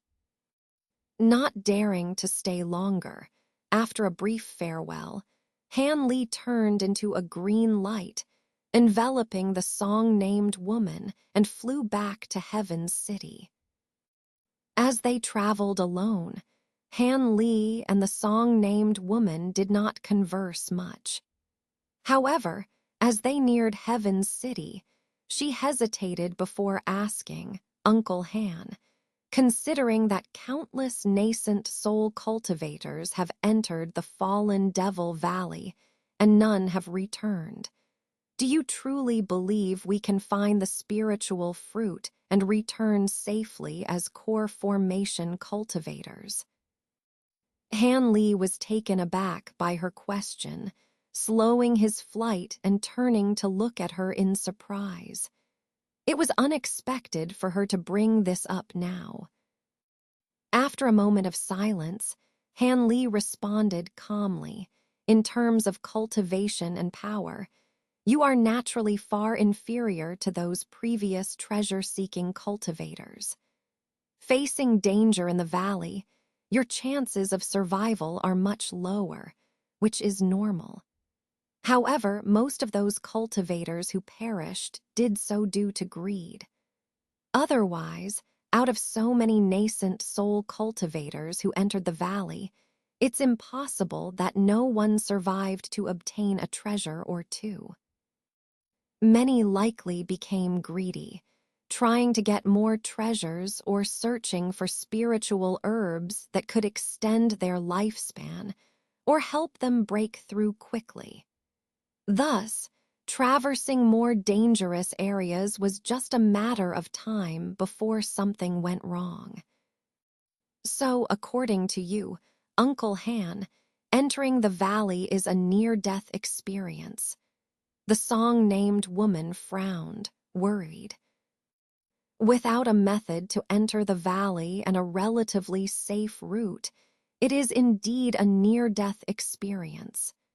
Many cultivators have ventured into the valley, yet only Master Kangkong ever made it out. Without these two conditions, I wouldn't consider entering the fallen Devil Valley either. It would be suicide, not treasure hunting.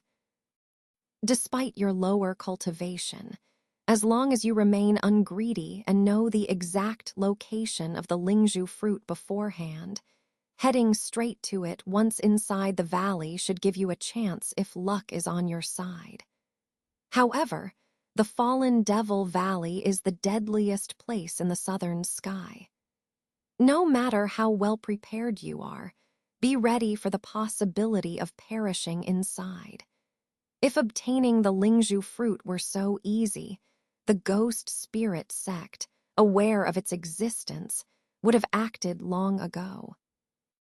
Their recent decision to seek the treasure likely stems from knowing Marquis Nanlong has also discovered a way in, fearing he would take the treasures first. Their method of entering the valley probably involves considerable risk. Han Li hesitated before revealing his thoughts.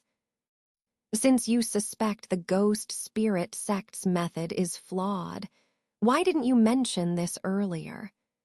The song-named woman was surprised, her beautiful eyes filled with astonishment. Are you asking why I didn't say it in front of Purple Spirit and the others?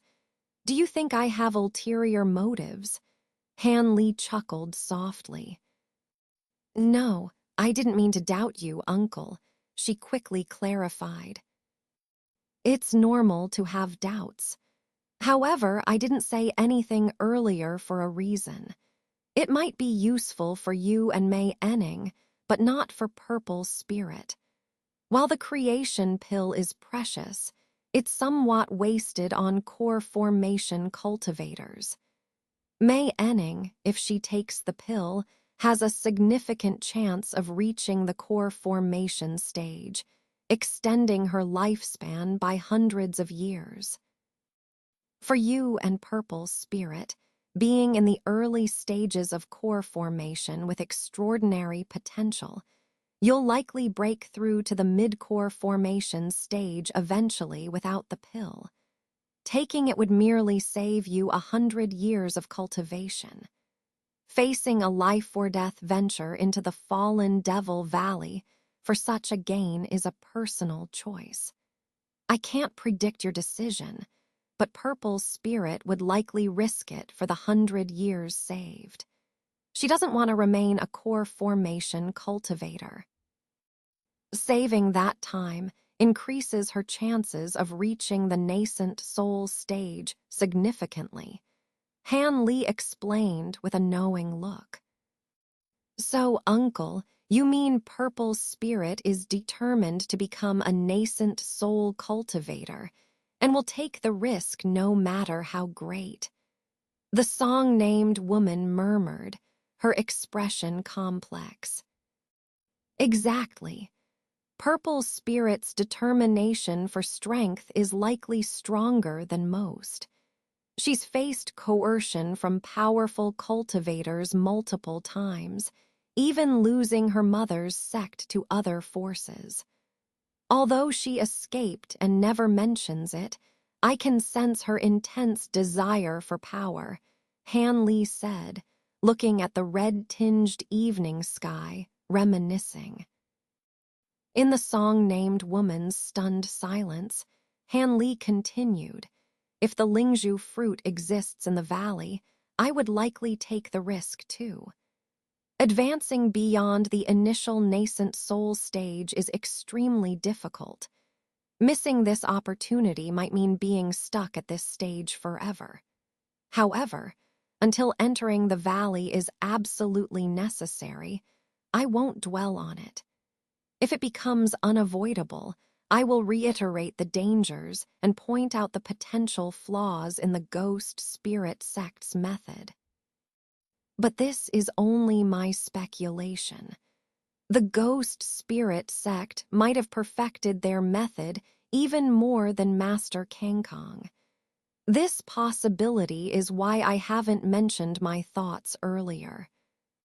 Hearing this, the song-named woman fell silent, contemplating his words. These are matters I didn't intend to discuss now, but since you asked, I've shared some thoughts. For now, focus on surviving the upcoming battle. If something happens during the war, there's no need to worry about the fallen Devil Valley. The same goes for me. Once we return to Heaven's City, this matter will be set aside, Han Li concluded with a self-mocking smile. It's not much guidance. You would realize these things with some thought. Let's head into the city. It's getting late, Han Li said, waving his hand nonchalantly. Yes, Uncle, she replied. The green light sped towards the city gates. Several days later, in a secluded, heavily restricted chamber at the Falling Cloud sect's residence in Heaven's City, Han Li sat cross-legged, holding a massive 5 to 6 foot long sword, deep in thought. The sword was ablaze with a bizarre purple-blue flame, a mix of Han Li's purple extreme fire and the eerie green flame. After returning from Purple Spirit's place, Han Li spent the following days visiting numerous nascent soul cultivators allied with the falling cloud sect, guided by Lu Luo. Meeting even one of these cultivators was typically a rare event, but Han Li met more than 10 in just a few days, a unique experience indeed. These cultivators, aware of Han Li's reputation, treated him with respect. Han Li found a few quite agreeable. Once the visits were over, Han Li sought out a quiet room to address the residual effects of the Huanglong mountain battle, the green flame continually burning on his bamboo cloud swarm swords. This flame, although currently suppressed by Han Li's purple extreme fire, was as powerful, if not more so, than his own fire. Finding a way to refine or eliminate it was a pressing concern. Until then, not only were his bamboo cloud swarm swords unusable, but his other flames couldn't be wielded easily either. Han Li couldn't tolerate this. As he gazed at the sword, deep in thought, he made a decision. Tossing the sword into the air, he cast a green spell. The giant sword hovered, transforming into dozens of small flying swords. Most of these swords shot into Han Li's body as green streaks, leaving only one before him. Han Li, eyes narrowed, stared at the green and purple flames on the sword. Suddenly, he spat a purple flame onto it, intensifying the purple fire and suppressing the green. With a spell, he pushed the purple flames to one end of the sword, forcing the green flame to a pinpoint at the tip, forming a tiny bean-sized green light. Seeing this, Han Li's expression grew more serious. Taking a deep breath, he rapidly cast a series of multicolored spells at the sword. The purple flames, bolstered by the spells, surged in waves against the tiny green light. Despite the purple fire's pressure, the green light brightened, refusing to extinguish. Frustration flickered across Han Li's face as he intensified his spell casting. After a while, seeing no improvement, Han Li's expression darkened. He considered his options, eyes glinting coldly, and raised a hand covered in blinding purple fire. Without hesitation, he grabbed the green flame with his blazing hand. Han Li's 5 fingers pinched accurately, and with a flash of green light, it was enveloped by the purple flame on his fingers. But Han Li felt a softness at his fingertips, and a tremendous force erupted from the green flame, causing his 5 fingers to be forcefully bounced apart. Han Li was startled, but with a thought, he reversed his hand and grabbed the void, making the purple flame cover the green flame. The brilliance surged, and the green flame was enveloped in purple light. Han Li's arm remained motionless, his 5 fingers emitting dazzling purple flames, with green and purple lights blending and flickering, now bright, now dim. This action lasted for a quarter of an hour before Han Li sighed lightly. With a flick of his hand, his 5 fingers moved away, and the purple flame on his hand disappeared instantly.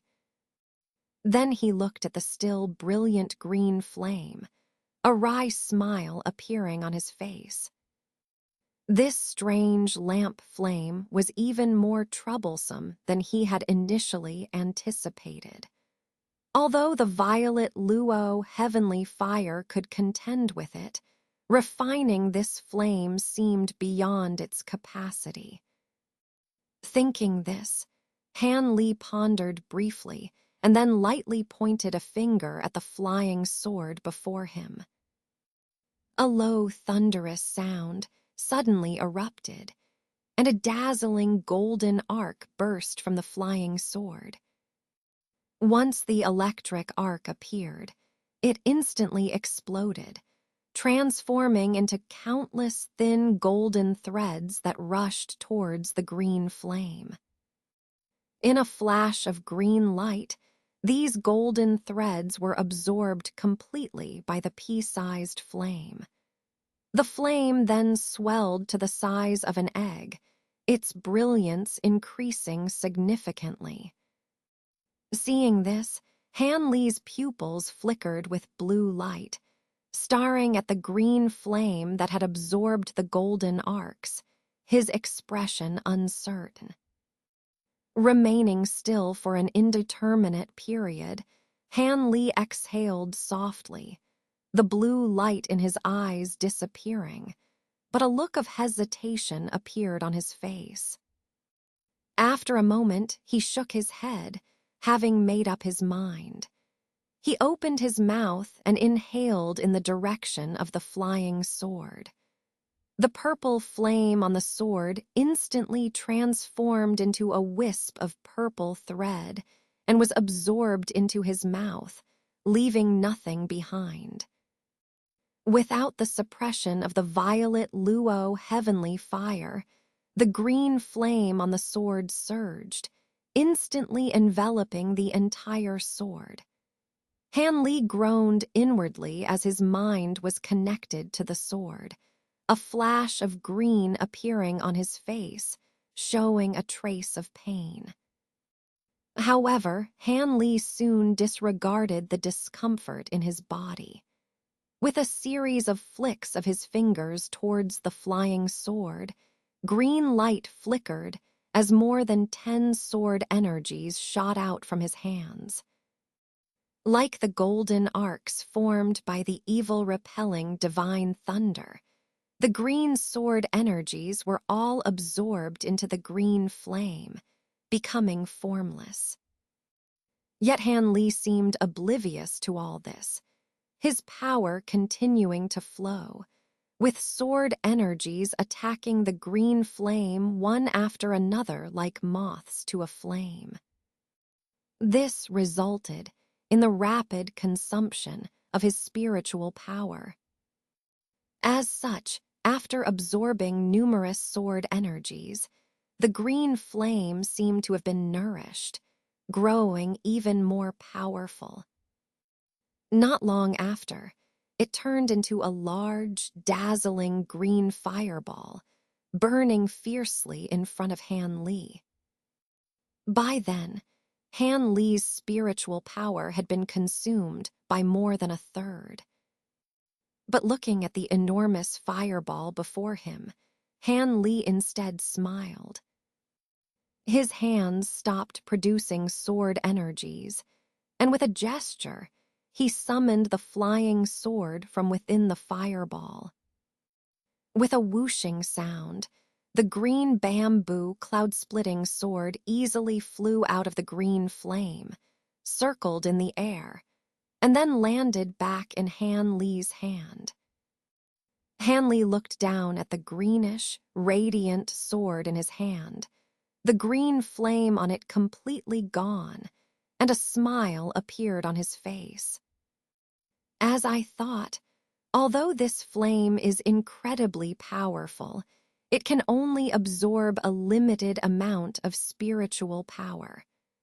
Absorbing too much Qingyuan sword energy makes it controllable, Han Li muttered to himself with a smile. Then, with a flash of light, he merged the flying sword into his palm, making it disappear without a trace.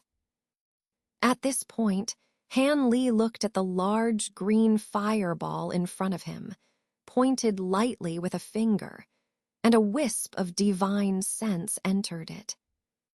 The green fireball trembled and began to spin slowly, with the green light on it flickering. Han Li raised an eyebrow and urged it with his divine sense. The green fireball started to shake, but then slowly flew out about 10 feet, moving unsteadily. Seeing this, Han Li stroked his chin, pondering. This green flame was so powerful that it would be a waste not to use it.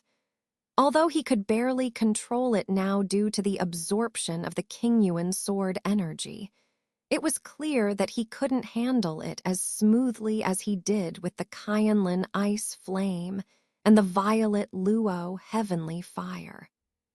After all, this flame wasn't something he had refined, making it hard to control with ease.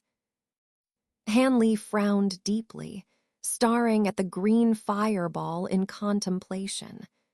Suddenly, he extended a hand and pressed it against his storage pouch. With a flash of white light, a small piece of jade-like rib bone and a light yellow small bottle appeared in his hand. It was the jade slip, recording the mysterious Yin manual, and the magic tool he used to absorb the essence of demonic beasts. Opening the bottle cap, a mass of black gas flew out. Han Li grabbed the black gas with his fingers in the void, causing it to fly into his palm. Then, with a thought, the black gas jumped onto the rib bone in his other hand. Immediately, the rib bone turned from white to black, floating up and emitting a faint, cold black light. Seeing this, Han Li immersed his divine sense into it, quickly scanning the contents of the mysterious Yin manual, searching rapidly. When his divine sense came across the words Yin Fire Thunder, Han Li's heart was overjoyed, and he slowed down to carefully read this part of the content.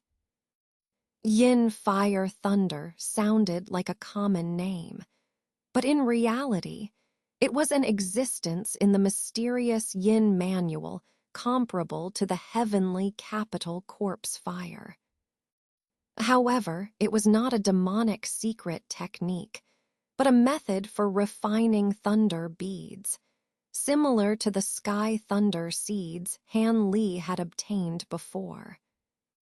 According to the mysterious Yin manual, once the Yin fire thunder was successfully refined, its destructive power was astonishing, surpassing even the heavenly capital corpse fire.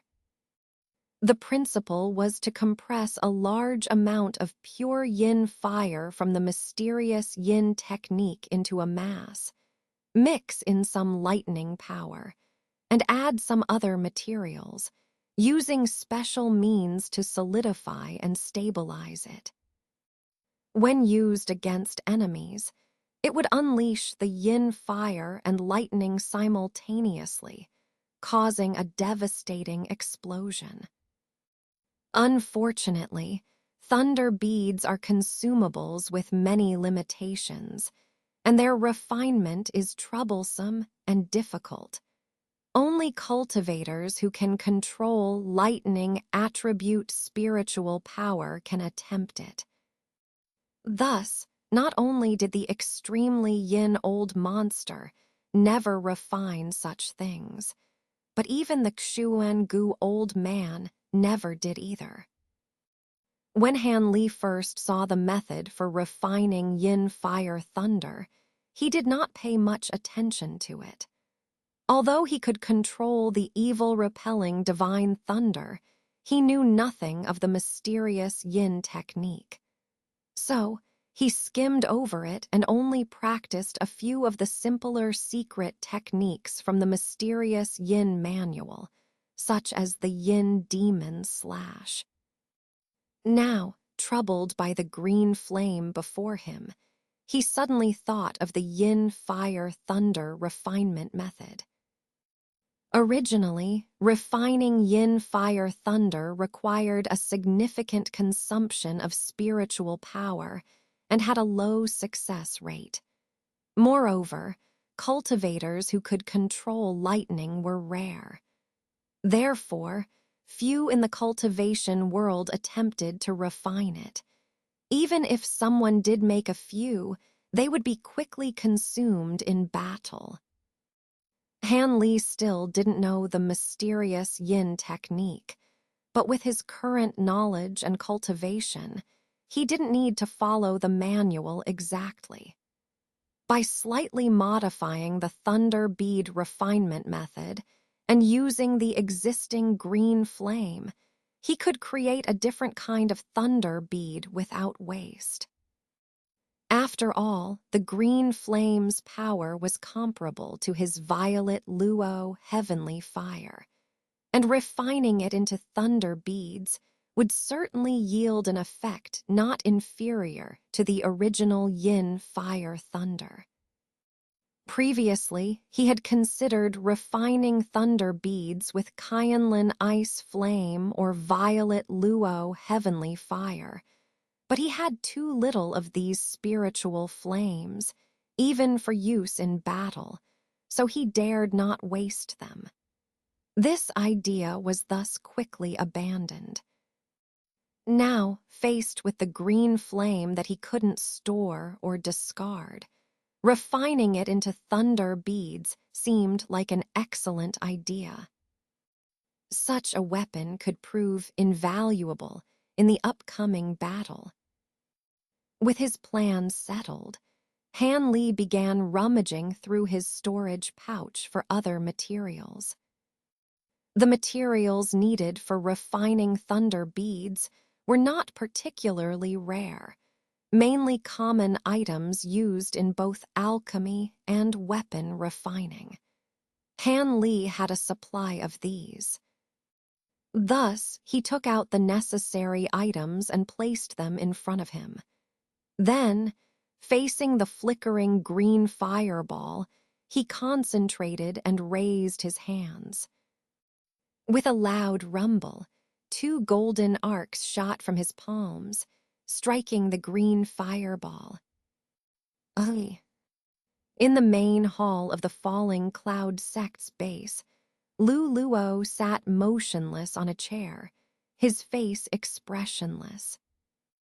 In front of him stood several core formation cultivators from the falling cloud sect, including the red-robed elder and the Song family woman. Their expressions showed slight anxiety. Junior brother Duan, how long has your senior uncle Han been in seclusion? Lu Luo asked calmly. Reporting to Senior Uncle Han has been in the quiet room for over 2 months. Junior sister Song and I have been guarding outside, and he has not come out. Yes, your senior uncle Han mentioned to me before he went into seclusion that he was making preparations for the upcoming war, and asked us not to disturb him lightly. However, it seems that the Mulan people have gathered their forces and are becoming restless. We've had several high-level meetings where the other cultivators specifically requested your senior uncle Han's presence, but I excused him each time. Now, with the 3 major cultivators gathering in Tianyi City and sending an invitation for your senior uncle Han to attend tomorrow, it seems impossible to decline. This meeting is only for nascent soul mid-stage cultivators and above, showing their regard for your senior uncle Han. It wouldn't be right to refuse again, Lu Luo sighed softly. Hearing this, the others in the hall also showed wry smiles. But senior Uncle Han is surely at a critical point in his seclusion. If we disturb him now, wouldn't it be detrimental to his progress? The Song family woman hesitated, her delicate face showing concern. That's exactly why Senior Uncle Lou has been delaying. But if Senior Uncle Han doesn't appear at tomorrow's gathering, I'm afraid, said a middle-aged cultivator with a small mustache, somewhat hesitantly. What are you afraid of? At that moment, a light, clear voice suddenly came from outside the hall, the sound not loud but crystal clear to everyone inside. Upon hearing this, Lu Luo's face immediately lit up with joy. As the sudden voice emerged, Han Li's figure appeared at the hall entrance, walking in calmly. Junior brother Han, you finally came out of seclusion. That's great. Lu Luo, smiling warmly, rose to greet Han Li while the other cultivators bowed to him in greeting. I haven't fully completed my cultivation. I intended to continue further, but I was a bit worried about the Mulan situation, so I came out to take a look. It seems I came out just in time, Han Li said with a light laugh. Haha, it seems Junior brother overheard our discussions just now. Lately, many people have been wanting to see you.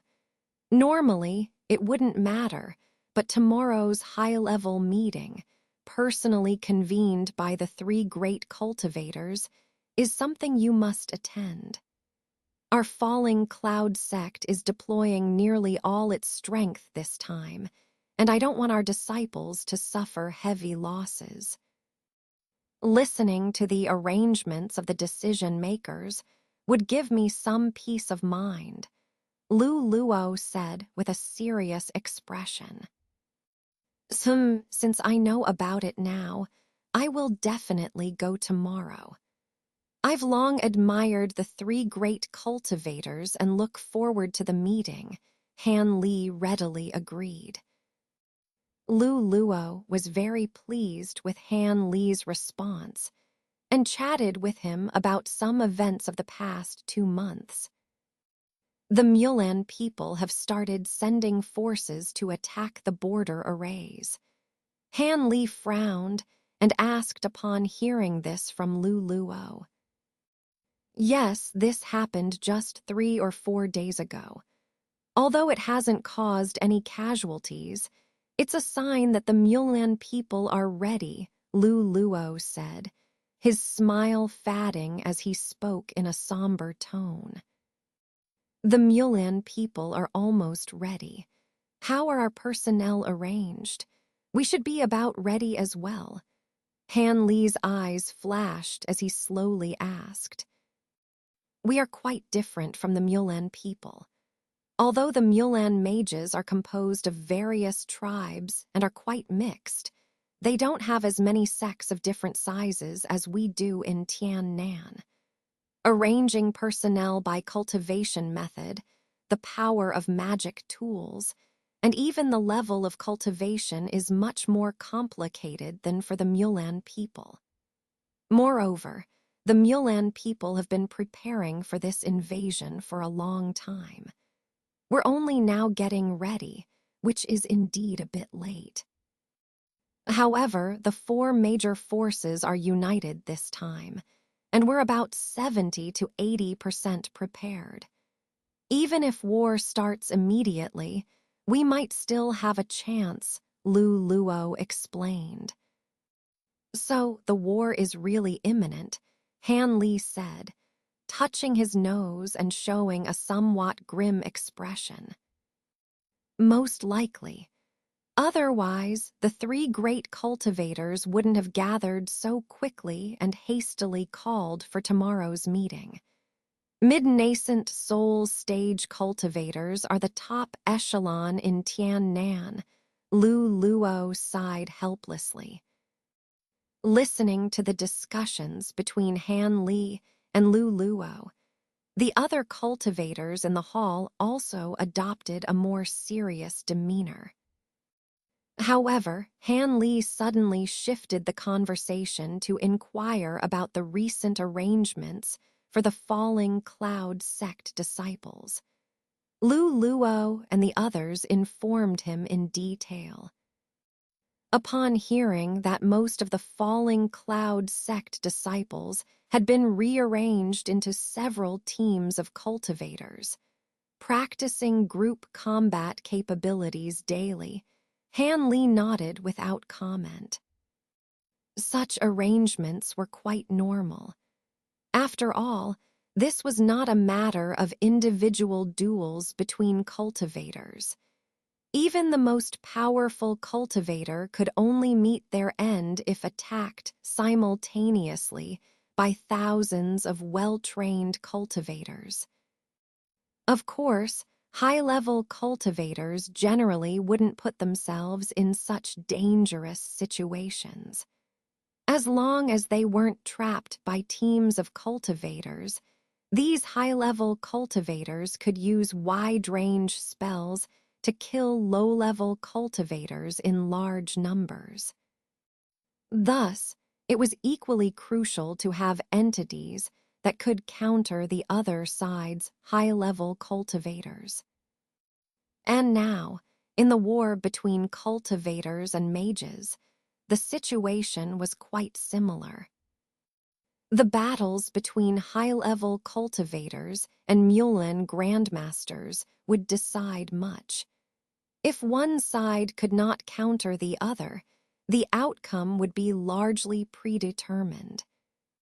While asking about the falling cloud sect, Han Li was also contemplating the true purpose of the three great cultivators gathering nascent soul mid-stage cultivators. It was likely that, in addition to arranging the movement of the cultivator army, the meeting would also plan specific strategies to deal with the Mulan grandmasters. Thinking this, Han Li couldn't help but smile coldly. Over the past 2 months, not only had he completely eliminated the green flame from his green bamboo cloud-splitting sword, but he also refined the green flame mixed with Qingyuan sword energy into 7 or 8 thunder beads, using the evil-repelling divine thunder. The rest had failed and dissipated on their own. Seeing this, Han Li couldn't help but smile wryly. This was indeed a perfect method to destroy those green flames. After chatting with the others for a while, Han Li took his leave and returned to the pavilion prepared for him to rest and recuperate. The continuous effort of eliminating the green flame from the flying sword day and night, followed by refining the thunder beads, had indeed exhausted him. The next morning, Han Li set off from the base and walked leisurely towards the central area. Soon, he saw the enormous stone hall. Since Tianyi City was built temporarily, even the hall used for the high-level meeting of the 4 major forces was quite ordinary and somewhat crude. It was only slightly taller than the Tian-Dao Alliance's discussion hall and almost identical in design. However, the gatekeepers were several core formation cultivators. As soon as they saw Han Li approaching, they used their spiritual sense to scan him and immediately stepped forward to greet him. One of the core formation, cultivators respectfully said, after bowing, "Senior, only mid-nascent soul stage and above cultivators can attend today's meeting. May I know your name?" Before he could finish, Han Li raised his hand and tossed over a white jade slip. It was the invitation sent to him the previous day. "So it's Senior Han. My apologies. Please enter." The gatekeeping cultivator scanned the jade slip with his spiritual sense and immediately apologized with a respectful expression. He then stepped aside to make way for the entrance. Han Li smiled slightly and was about to step inside when he suddenly stopped and turned to look. On a street to the side, two people, a man and a woman, were walking towards the hall. The man seemed to be in his early 20s, dressed in luxurious robes, with fair, glowing skin and an exceptionally handsome face. His every move exuded an air of elegance and charm. However, upon closer inspection, one would notice a fleeting sense of age in his eyes and faint crow's feet at the corners.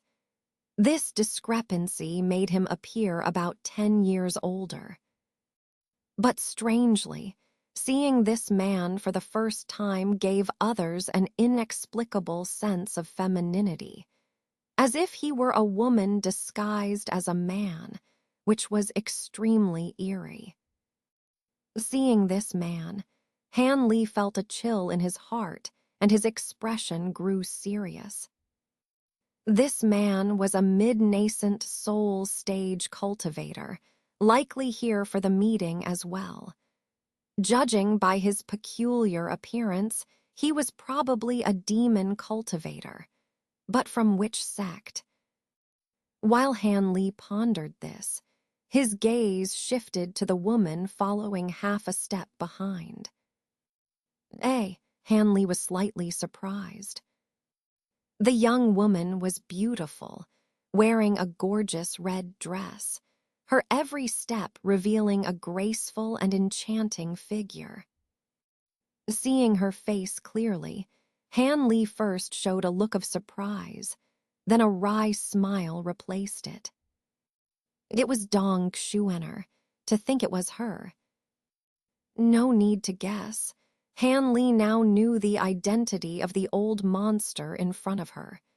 He must be a cultivator of the Hehuan sect, the top demon sect.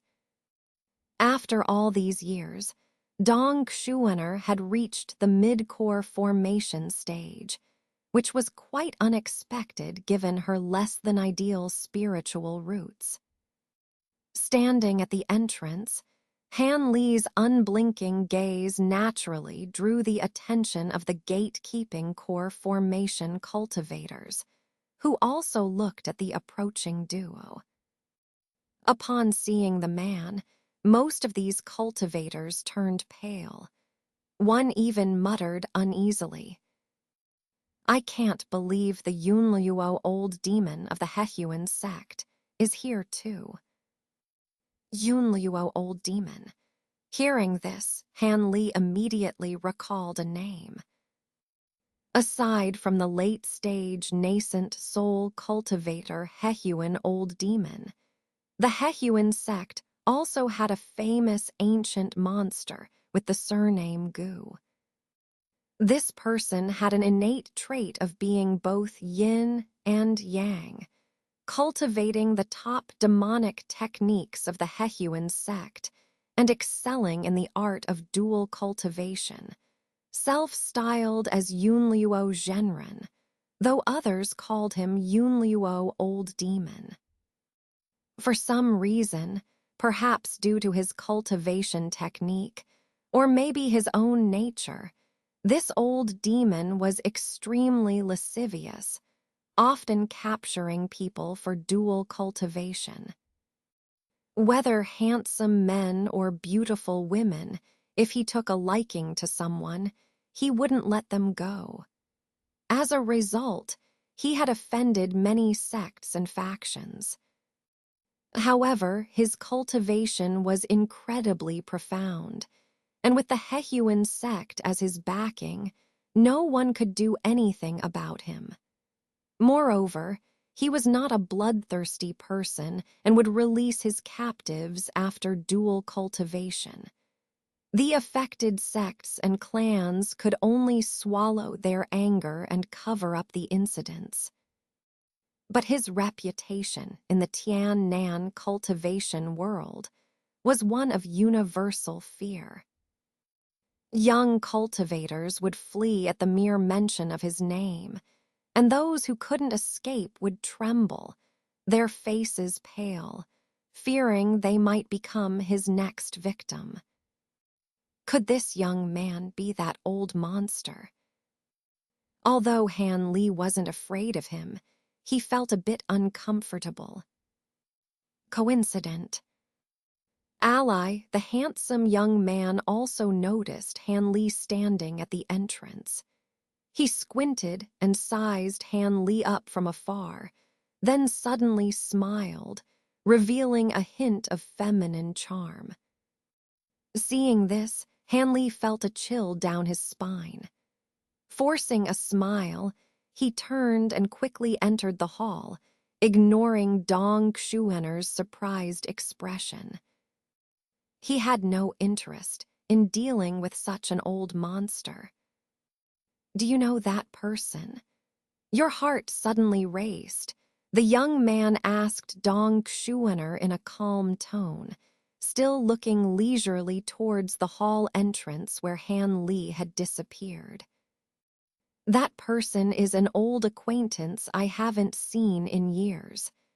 I was just surprised to see him suddenly, Dong Xuaner replied calmly, although her expression was somewhat peculiar. An old acquaintance. That person is at the early nascent soul stage and can attend today's meeting. He looks so young, he must be the newly famous elder of the Falling Cloud sect. If I recall correctly, his surname is Han, and his name matches the one you mentioned before. Could it really be him? Yunluo, old demon, noticing Dong Xuaner's stiff response, did not get angry but asked nonchalantly. Their relationship seemed quite unusual. Dong Xuaner's face turned slightly pale upon hearing this, but she remained silent. Yunluo, old demon, snorted coldly and didn't pursue the matter further, but a trace of gloom flickered across his brows. When the old demon arrived at the hall entrance with Dong Xuaner, the guarding core formation cultivators were trembling with fear. After only asking a couple of questions, they quickly let them pass. Of course, Dong Xuaner could not enter and was led to a side hall to rest. As Han Li entered the main hall, he soon saw the entrance to the central area and quickened his pace to enter. The hall was simply furnished. Apart from a few large stone pillars, the middle of the hall was mostly empty, with about 16 or 17 exquisite wooden chairs placed at intervals of several feet. 7 or 8 cultivators of various demeanors were seated sparsely on these chairs. As Han Li entered, some gave him a cold glance, others ignored him, and some meditated with closed eyes, each behaving as if they were alone. However, one person greeted Han Li with a friendly smile and beckoned him over, saying, "Taoist Han, you've come out of seclusion. If you don't mind, you can sit next to me." This person was none other than Long Han, the head of the Liuoming sect and a prominent figure in the Tian Dao alliance. Han Li did not decline and sat down next to Long Han. After briefly surveying the other attendees, he sat quietly without speaking. Moments later, Yunluo, old demon's figure, also appeared at the entrance. Seeing the people inside the hall, he chuckled and walked confidently to an empty chair, sitting down grandly. Nearby, an elderly man in a blue robe was holding a green jug in one hand and a white jade cup in the other. sipping and pouring for himself as if no one else was around. As Yunluo Old Demon sat down, a waft of perfume immediately reached the elderly man, who glanced at the old demon with annoyance but said nothing. The old demon paid no mind to the elder's displeasure. After scanning the room, his gaze fell on Han Li, whom he began to scrutinize with interest. This made Han Li rather uncomfortable. He furrowed his brows, then closed his eyes gently, maintaining a calm expression but pondering the relationship between the old demon and Dong Xuan'er. After being abducted by the Hehuan sect's young master, Dong Xuan'er had joined the demonic sect. Although Yunluo Old Demon was notorious, he shouldn't have targeted his own sect's disciples. They must have another kind of relationship. Otherwise, the old demon wouldn't have brought Dong Xuan'er to this meeting. As Han Li was puzzling over this, people continued to enter the hall. These newcomers were all mid-stage nascent soul cultivators. Some were familiar with the earlier arrivals, while others had unresolved grudges, resulting in a mix of greetings and sarcastic remarks echoing through the hall. By now, Yunluo Old Demon had shifted his attention away from Han Li. However, Han Li remained motionless, his eyes closed. He didn't know most of the mid-stage nascent soul cultivators and saw no need to engage with them. Taoist Suixin, I didn't expect you to come. I heard your 9-soul secret art has reached perfection. That's wonderful news.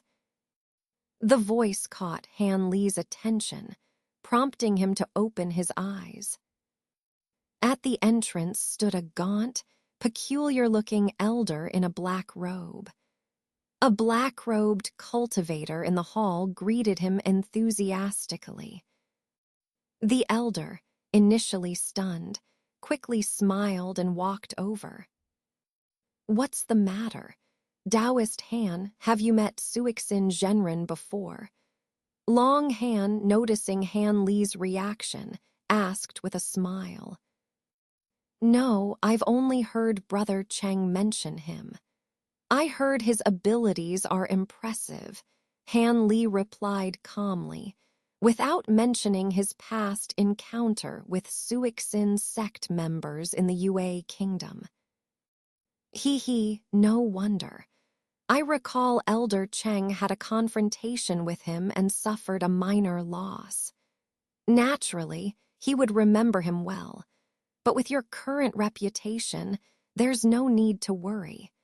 However, there's one mid-stage nascent soul cultivator you should avoid provoking. Even the 3 great cultivators of Tian Nan find him troublesome, Long Han advised meaningfully. Someone who troubles the 3 great cultivators. Such a person exists, Han Li asked in surprise. Indeed, this person once fought one of the 3 Taoist Zhiyang. Although he nearly died, he managed to injure Zhiyang and escape. He's widely recognized as the strongest under the 3 great cultivators, but he's a loner and might not even come for something as significant as the invasion. Otherwise, he'd be a great ally, Long Han explained. To injure a late-stage nascent soul cultivator, he must be remarkable. Who is he? I must have heard of him, Han Li inquired curiously. You surely have. He's known as Old Monster Tianhin. Old Monster Tianhin. No wonder.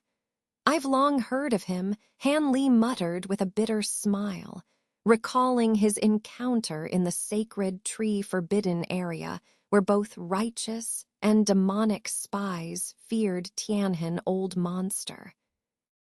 But among mid-stage, nascent soul cultivators, Brother Long and your wife should be second only to the three great cultivators, Han Li teased with a smile. Longhand shook his head. My wife and I have some abilities, but in single combat, we're likely not his match. However, if we join forces, that's a different story, Longhand replied seriously. Han Li smiled at this, but then felt a chilling gaze on him. He turned to meet the eyes of a stranger, a green-clad old man with a long beard. The old man quickly looked away, his expression indifferent. What's the matter? Taoist Han doesn't recognize him. Long Han noticed the exchange and chuckled. From what Brother Long said, I should know him, Han Li replied, puzzled. That's Dongmen too, the great elder of the Yuling sect, holding significant power. Although I haven't dealt with him, I hear he's very close to Gu Xiongpu. You exposed Gu Xiongpu as a traitor, which he couldn't contest but surely resense. Be cautious, Long Han advised. Han Li rubbed his nose with a wry smile, but expressed his thanks. In a short time, most of the chairs in the hall were occupied. Interestingly, whether intentionally or not, demonic cultivators mostly sat on the right side, while righteous alliance cultivators occupied most of the left side. Only cultivators from the Tian Dao Alliance and the Nine Nations Alliance sat randomly. Among these cultivators, Han Li recognized another familiar face, Elder Quang from the Nai Hang Pavilion, who sat on the demonic side. Quang smiled at Han Li, who nodded in return. Long Han then discreetly identified two more Tian Dao Alliance cultivators for Han Li, a plain-looking woman in simple attire and an elderly man with a worried expression. Han Li memorized their appearances. As the hall filled, the atmosphere grew tense and silent. Each of these cultivators was a top figure in Tian Nan, their gathering here a rare event. Familiar or not, they had their own thoughts and plans. Han Li was a particularly notable presence among them. The old monster's powerful spiritual senses quickly assessed Han Li's cultivation level and identified him. Despite his relatively low cultivation, his recent fame made him well known. Han Li, however, remained silent and motionless, indifferent to the others. As the hall grew silent and the atmosphere heavy, three figures finally emerged from a side door. All eyes turned to them. A black-robed, burly man, a green-haired elder, and a sword-wielding Taoist. Han Li's expression remained unchanged, but his heart pounded. These were the three great cultivators, the only late nascent soul cultivators in Tian Nan for over 1,000 years. Others had varied reactions, but mostly watched the three in silence, waiting for them to speak. The three individuals walked slowly to the center of the grand hall and stopped side by side. The black-robed man in the middle, whose appearance was somewhat ferocious, spoke coldly. You all probably don't need an introduction to who we are. Even if someone here doesn't recognize us, you should recognize us by now. This gathering is hosted by the three of us. Does anyone have any objections? The black-robed man's voice was chilling. As soon as he spoke, an immense pressure emanated from him, followed by a vast spiritual pressure descending upon the entire hall. The seated cultivators, sensing the unfathomable spiritual fluctuations, had their expressions change slightly. While Han Li was amazed by this man's powerful cultivation, he was also puzzled. Judging by the aura filled with cold, demonic energy, this man was undoubtedly the demonic cultivator known as the Old Devil of the Hehuan sect. However, this old devil looked quite different from what Han Li had imagined. Though he was supposed to be the grand elder of the Hehuan sect, his cultivation technique seemed more like one from the ghost spirit sect. What Han Li didn't know was that every grand elder of the Hehuan sect throughout history had been called the Old Devil of Hehuan.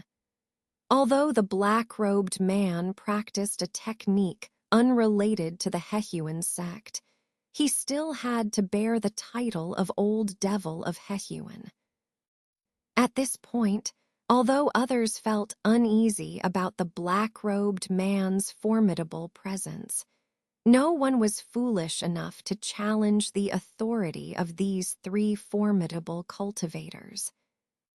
For a moment, the entire hall was silent, which tacitly acknowledged the words of the Old Devil of Hehuan.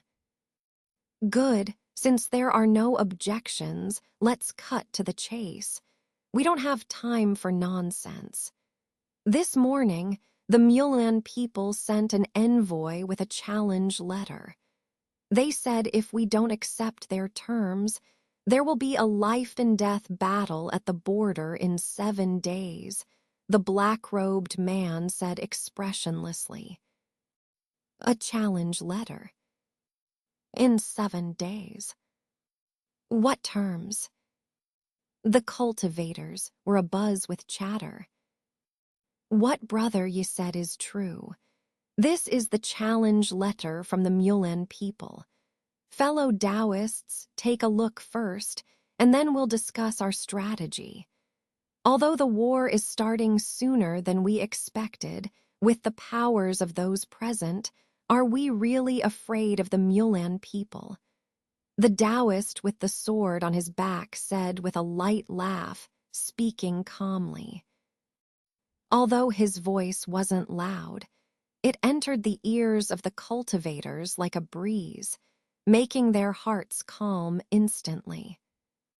The other cultivators were taken aback and immediately quieted down, though someone muttered under their breath. The tranquil heart technique of the Taoisean sect. Indeed, it has some merit. Hearing this seemingly dissatisfied remark, the middle-aged Taoist acted as if he hadn't heard it. Instead, he took out a jade slip, red as blood, from his robe and casually tossed it to an elderly man in gray robes, smiling as he said, "This is the challenge letter from the Mulan people. Take a look, fellow Taoist." The old man was stunned for a moment, then silently received the jade slip and scanned its contents with his spiritual sense. His face turned somber, and he handed the jade slip directly to the person next to him with a cold expression. The person who received the jade slip also looked at it curiously with their spiritual sense, their face likewise becoming grim. As the cultivators passed the challenge letter around, Han Li took a moment to study the Taoist and the old man in green robes. The Taoist looked about 40 years old, with fair, translucent skin and refined features that inspired goodwill at first glance. He was likely the supreme yang of the Taoisean sect. As for the old man in green robes, His appearance was very ordinary. His clothes and demeanor had nothing remarkable about them.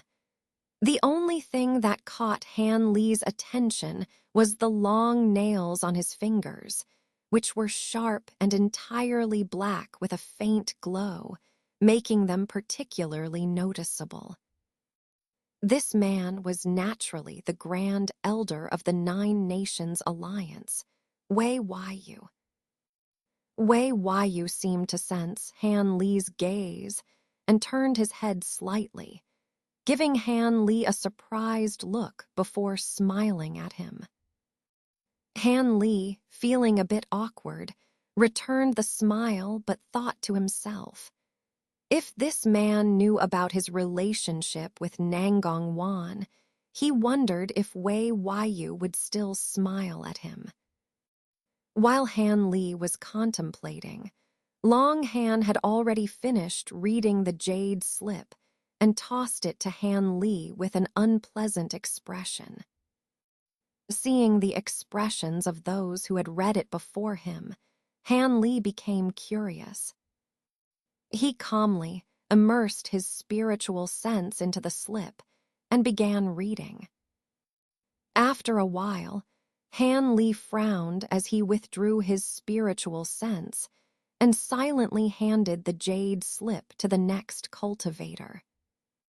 It didn't take long for everyone to have read the jade slip, and all had an unpleasant look on their faces. A couple of them even couldn't help but snort coldly. Fellow Taoists, now that you've read the challenge letter, what do you think? Supreme Yang of the Taisian sect asked with a half-smile. Such arrogance. They want us to cede half of Tian Nan to them. Do they think they have already won? A man in a brocade robe with a gloomy expression said coldly. Indeed, saying that as long as we give up some land, we can resolve the conflict peacefully. Do they think we don't know that the Mulan people are just stray dogs now? We might not even need to fight them directly. Just dragging it out would exhaust them to death, said another elder with a cunning expression. Liu Taoist, what do you mean by this?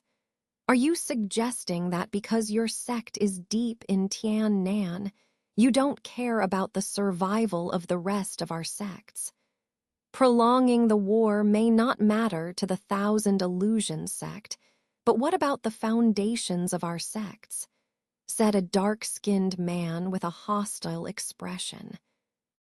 I'm only thinking of everyone's best interest. If our sects are destroyed, they can be rebuilt, but once people are dead, they can't come back to life, the fat elder retorted calmly, unfazed by the dark-skinned man's hostility. HMPH, that's easy for you to say. If we abandon our countries, why should our cultivators defend against the army of magicians? We might as well move our entire sects to your Tianluo country to avoid any casualties, another person said sarcastically. You. Enough, there's no need to discuss whether to fight a prolonged war or not. That's already been decided. Our focus now should be on dealing with the Mulan People's Army, not infighting, the black-robed man said sternly, cutting off the argument. The three individuals fell silent despite their dissatisfaction, knowing the black-robed man's authority. After all, in the world of cultivation, strength speaks the loudest. Actually, there's no need for this argument. We've already calculated that with the Mulan army's full strength, a prolonged war is impossible. Unless we concentrate most of Tian Nan's forces, we can't resist their assault at all. A single sect or country would collapse upon first contact. Therefore, this war is unavoidable and must be fought. We must cripple the Mulan people without any illusions of mercy, Supreme Yang said, his expression grave. The other cultivators fell silent, realizing the gravity of the situation. But what are the Mulan people up to? Why propose a duel before the battle? And why are they betting so heavily? Such a vast amount of precious materials not even a major sect could afford. Isn't the Mulan grassland supposed to be resource poor? Asked Dingmentu of the Yuling sect, his eyes flickering with doubt. I know this. Although the Mulan grassland is relatively poor in common cultivation resources, it has plenty of rare materials, even more than Tian Nan in some respects. So it's not surprising they can put up such a large wager, another person explained. I see, but are they so confident they'll win the duel? The challenge states that apart from late nascent soul cultivators, anyone can participate. 10 duels all to the death. Do they think our cultivators are so easily defeated? Dengmentu pondered aloud. The seasoned cultivators knew that the Mulan people must have some tricks or hidden agenda. They couldn't help but ponder the potential pitfalls. Han Li was equally puzzled. The challenge letter clearly stated that the duels would take place in front of both armies, preventing any underhanded tactics. The participating cultivators would carry their wagered materials with them, and the winner would take the loser's storage bag. The only peculiar condition was that the duels had to occur simultaneously, and no one could flee even if defeated. They would have to fight to the death in a sealed space created by both sides, with overseers to ensure no tampering with the barrier. Still, whatever tricks the Mulan people have, this could be an opportunity for us. If we can eliminate some of their high-level magicians before the main battle, it would greatly benefit us. HMPH, the Mulan people are likely thinking the same about us. As soon as someone hesitated to voice their thought, another immediately countered with a cold sneer. There's no need to overthink this. If the Mulan people want a duel, we'll give them a duel. We don't need to accept their terms. 7 days from now, we'll stick to our plan and ignore their challenge. This way, whatever scheme they have will be thwarted, said an elder from Nixing Pavilion dismissively. Unfortunately, even. Though what Taoist Quang says makes sense, we must participate in this duel, and we must win, Supreme Yang said with a sigh, looking helpless. What do you mean by that? We can't let the Mulan people lead us by the nose, Quang said, frowning in dissatisfaction. Several other elders nodded in agreement. We three are naturally aware of the intricacies involved, but when the Mulan people attacked earlier, they captured quite a few cultivators. Among them, there were many friends from the Nine Nations Alliance, but each sect also had some disciples who fell into their hands.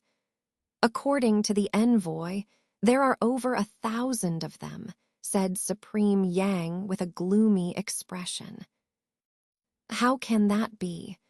Are they implying that if we don't accept the duel, they will dare to kill the captives? If that's the case, aren't the Mulan people afraid of us retaliating by other means? An elder with the surname Quang exclaimed in surprise. The envoy didn't mention anything about killing captives, but he repeatedly emphasized giving us a chance to rescue these cultivators. In the 10 duels, in addition to wagering these materials, they will also include over 100 captives in each duel. As long as we win, these people can be released, Supreme Yang continued. Upon hearing this, the elders present exchanged glances. At first glance, the over 1,000 cultivators didn't seem like a lot, and most of them were low-level cultivators, seemingly not worth being blackmailed by the other party. However, if anyone proposed not to rescue these people, they would immediately become the target of everyone's criticism. It's worth noting that while these cultivators may not be significant individually, they represent numerous families and sects. Moreover, many of them were captured by the Mulan people while delaying the magician's attack. If they were not rescued, the morale of the army would be greatly diminished even before the war began, and low-level cultivators would feel disheartened. Many would not muster the courage to fight to their fullest. I didn't expect these barbarians from the grasslands to come up with such a scheme. In the previous invasions, they rarely used tactics, but this time they are truly cunning. Knowing it's not right, we still have no choice but to go along with it, Long Hand's side, agreeing with the sentiment. The others present understood Long Hand's words perfectly well. They felt equally helpless and cursed the cunning of the Mulan people. It seems that everyone understands now. We have to accept this duel, no matter what their intentions are. We must defeat the magician's forces in this gamble, or else the blow to morale would be too great. Moreover, the way they propose the duel doesn't seem like they would sabotage it during the battle. Most likely, they have other plans in mind. So, participating cultivators need not worry about any hidden disadvantages. If there's anything improper, we will directly intervene to stop the duel.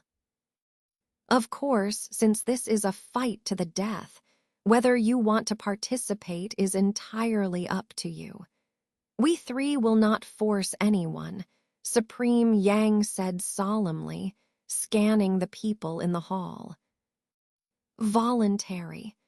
When this word entered the ears of the elders, everyone inwardly sneered, their eyes flashing with suspicion, but they remained silent. No one was foolish. Even without the peculiarities of this duel, no one would be willing to engage in a life-and-death battle. After all, reaching their current level of cultivation required hundreds of years of hard work. They wouldn't risk their lives easily. Han Li remained calm and had no intention of stepping forward. Although he didn't mind contributing to the upcoming war, he had to ensure his safety. The last battle at Yellow Dragon Mountain almost cost him his life, and he didn't want to experience that again.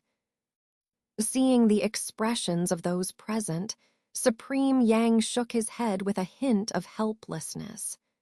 Wei Waiyu narrowed his eyes slightly, saying nothing, his thoughts unknown. Suppressing the awkward atmosphere, Supreme Yang spoke again. Before coming here, my 2 friends and I discussed the matter. This gamble is quite dangerous. So, if the participating cultivators win, they can keep all the precious materials won in the gamble as compensation for the risks involved. What do you think, friends? Also, from what I know, some of you seem to be lacking in certain rare materials for cultivation. We 3 also have some collections and can satisfy those needs for you. As Supreme Yang finished speaking, his gaze swept over several individuals, including Han Li. Han Li's heart skipped a beat, feeling puzzled. The other individuals were not ordinary cultivators either, and they all showed expressions of surprise and doubt. Although the Taoist offered tempting conditions, most people were moved by it, but for a moment, no one stepped forward to propose participating in the gamble. However, at that moment, Wei Waiyu, who had remained silent, suddenly looked towards the broken soul true person beside him. His lips moved slightly, transmitting a message. Initially, the broken soul true person had kept her head down, but when she heard Wei Waiyu's message, her expression changed from surprise to joy. After listening for a few more moments, the broken soul true person's lips moved silently, engaging in a conversation with Wei Waiyu. After a moment, the broken soul true person looked hesitant, her expression changing constantly. At the same time, the black-robed man also transmitted a message to the tranquil heart old devil. Although the tranquil heart old devil had been indifferent since entering the hall, as soon as he received the message from the grand elder of his sect, his brow furrowed, and his expression darkened. It was unclear what the big man had told him. Very well, as long as you keep your promise, what's the harm in taking a risk? The broken soul true person pondered for a moment before saying so. Upon hearing this, the other elders were stunned. However, at that moment, Yunliuo Old Devil also spoke up. Since broken soul fellow Taoist is participating, I might as well go along. It would be a shame to miss out on so many precious materials. The old devil said with a cold smile. However, there was a hint of displeasure between his brows, as if he was deeply unhappy. The other cultivators exchanged glances. Although they didn't say anything, they were secretly surprised. Regardless of how these two were persuaded, it made everyone else uneasy. Indeed, following these three major cultivators, several others also had private conversations with a few people, one after another. After hearing what they had to say, most of these people agreed to participate in the gamble, either with joy or worry. Only two people shook their heads with cold expressions, refusing outright. Seeing this scene, Han Li's mind was in turmoil. But at that moment, Supreme Yang's voice reached his ears. Han Taoist, I heard that you are collecting a large amount of Zheng. Is that true? Han Li had expected this somewhat, but upon hearing it, his heart still skipped a beat twice. Entrusting the Heavenly Tao Alliance to collect Zheng was not a secret, so it was not surprising that the other party knew about it. Yes, it's true. I need some Zheng to refine magical treasures. Does Senior Supreme Yang have a large quantity of it? Han Li stabilized his mind and asked calmly. Han Taoist guessed correctly. My friend Wei and I both have a considerable amount of Zheng. It should be enough for your needs. Would you be interested in taking a look? Supreme Yang said with a smile. I would like to inspect the Zheng first to ensure it meets my requirements before considering participation in the battle. Han Li replied, deliberating his words. Supreme Yang chuckled lightly and readily agreed. Within a short time, 5 people agreed to the arrangement, and several others, including Han Li, wanted to consider it further before giving a definite answer. Nonetheless, this was satisfactory to Supreme Yang and his companions. With that settled, they stopped communicating with the others and began discussing how to deal with the magician's army in detail. As they sat in the hall, listening to the discussions about the magician's army's strength and how to utilize formations and other equipment to counter their formidable spiritual arts, Han Li's mind drifted away, pondering the matter of Zheng Jiang. To be honest, Han Li wasn't entirely satisfied with the power of his primary magical treasure, the Qingzhu Becloud sword. It wasn't because flying swords were inferior to other cultivators' primary magical treasures. Rather, it was because his opponents were either too weak or too strong. Against weaker opponents, he could easily dispatch them with the Qingzhu sword Qi alone, while against stronger foes, his cultivation base was usually inferior, making the flying sword somewhat ineffective. However, upon discovering the last secret technique of the Qingzhu sword art, the grand Zheng sword formation, Han Li realized the terrifying potential of the Qingzhu Becloud sword when combined with the Qingzhu sword art. Even if he could only display a fraction of its power, it would be enough to contend with a late-nascent soul stage cultivator. As for the Void Cauldron, despite being excessively praised by Yin Yue, Han Li remained skeptical about its true power. Until he saw it with his own eyes, he wouldn't believe it entirely. Therefore, the grand Zheng sword formation would undoubtedly be his trump card in the future cultivation world. To achieve this, he needed a large quantity of Zheng Jiang. Without it, he couldn't refine the sword formation. But should he participate in this gamble just for the Zheng Jiang? Han Li couldn't make up his mind at once. After thinking for a while, he decided to wait and see the quantity of Zheng Jiang provided by the others. If it was sufficient for him to have a high chance of refining the grand Zheng sword formation, he would consider participating in the gamble. As long as his opponents weren't those Mulan divine experts, he wouldn't be afraid of anyone. Even if the Mulan people attempted some tricks during the gamble, with the power of the wind, thunder wings, and the purple-robed heavenly fire, a mere barrier wouldn't be able to hold him back. With his decision made, Han Li's mind calmed down, and he began to attentively listen to the discussions among the cultivators.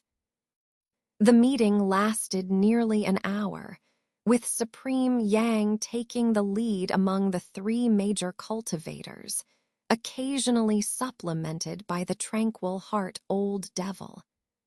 Wei Waiyu remained silent throughout and hardly said a word. However, in the discussions, both Supreme Yang and the tranquil heart Old Devil held Long Han in high regard. Whenever matters related to the Heavenly Tao Alliance were brought up, they would seek his opinion. It seemed that the combined strength of Long Han and his wife was comparable to that of one of the 3 major cultivators. Finally, after discussing everything to a satisfactory level, even assigning specific responsibilities to those who did not participate in the gamble, the cultivators bid their farewells and left. However, 3 cultivators were left behind, one of whom was Han Li. The other 2 were Yunluo Old Devil and a beautiful woman with an ashen complexion. Similar to Han Li, this woman had remained silent throughout the discussion. "Junior brother, come with me for a moment. There are some things I need to discuss with you privately," the black-robed man said expressionlessly to Cloud Dew Old Demon after everyone else had left, then turned and walked towards the side hall without looking back. Cloud Dew Old Demon's eyes flickered for a moment, hesitated for a while, and still followed silently. It seemed that he held great respect for the black-robed man. "Taoist Han, Taoist Bai, let's have a good talk now. You two intend to see what you want before deciding whether to participate in the gambling battle. I can understand this. It's indeed extremely dangerous, and no one would easily take the risk without sufficient benefits. But regardless of whether the items satisfy you, I still hope that both of you will participate in this gambling battle." After the black-robed man and Cloud Dew Old Demon left, Zhejiang Master spoke solemnly in the main hall to Han Li and the beautiful woman without taking them elsewhere. Wei Wuyan stood nearby with his hands behind his back, calmly assessing the two. Upon hearing Zhejiang Master's words, Han Li hadn't responded yet when the beautiful woman with furrowed brows coldly replied, "As a lone woman, whether it's Murin invading Tianan or Tianan invading Murin, I wouldn't have left my mountain if you hadn't sent word claiming to have that thing. I wouldn't have come out at all. Let me make it clear. If the thing in your hands doesn't satisfy me, I'll leave without a second thought." The woman's words were straightforward and showed no courtesy to Zhejiang Master. "Taoist Bai, why must it be like this? Although I was somewhat at fault back then, in reality, it was for your own good." Zhejiang Master didn't get angry at the words. Instead, he spoke gently. "Humph, right and wrong I can judge for myself. Let's not bring up the past, just bring out the item." The woman's expression turned cold and she snorted. Han Li heard this and remained calm on the surface, but he was surprised inside. It seems that this woman surnamed Bai has some entanglement with Zhejiang Master. I wonder what kind of old relationship they have. Seeing the woman's unfriendly expression, Zhejiang Master could only shake his head helplessly and reached out to touch his storage pouch, producing a white jade box. At first glance, the jade box looked ordinary, seemingly no different from ordinary white jade.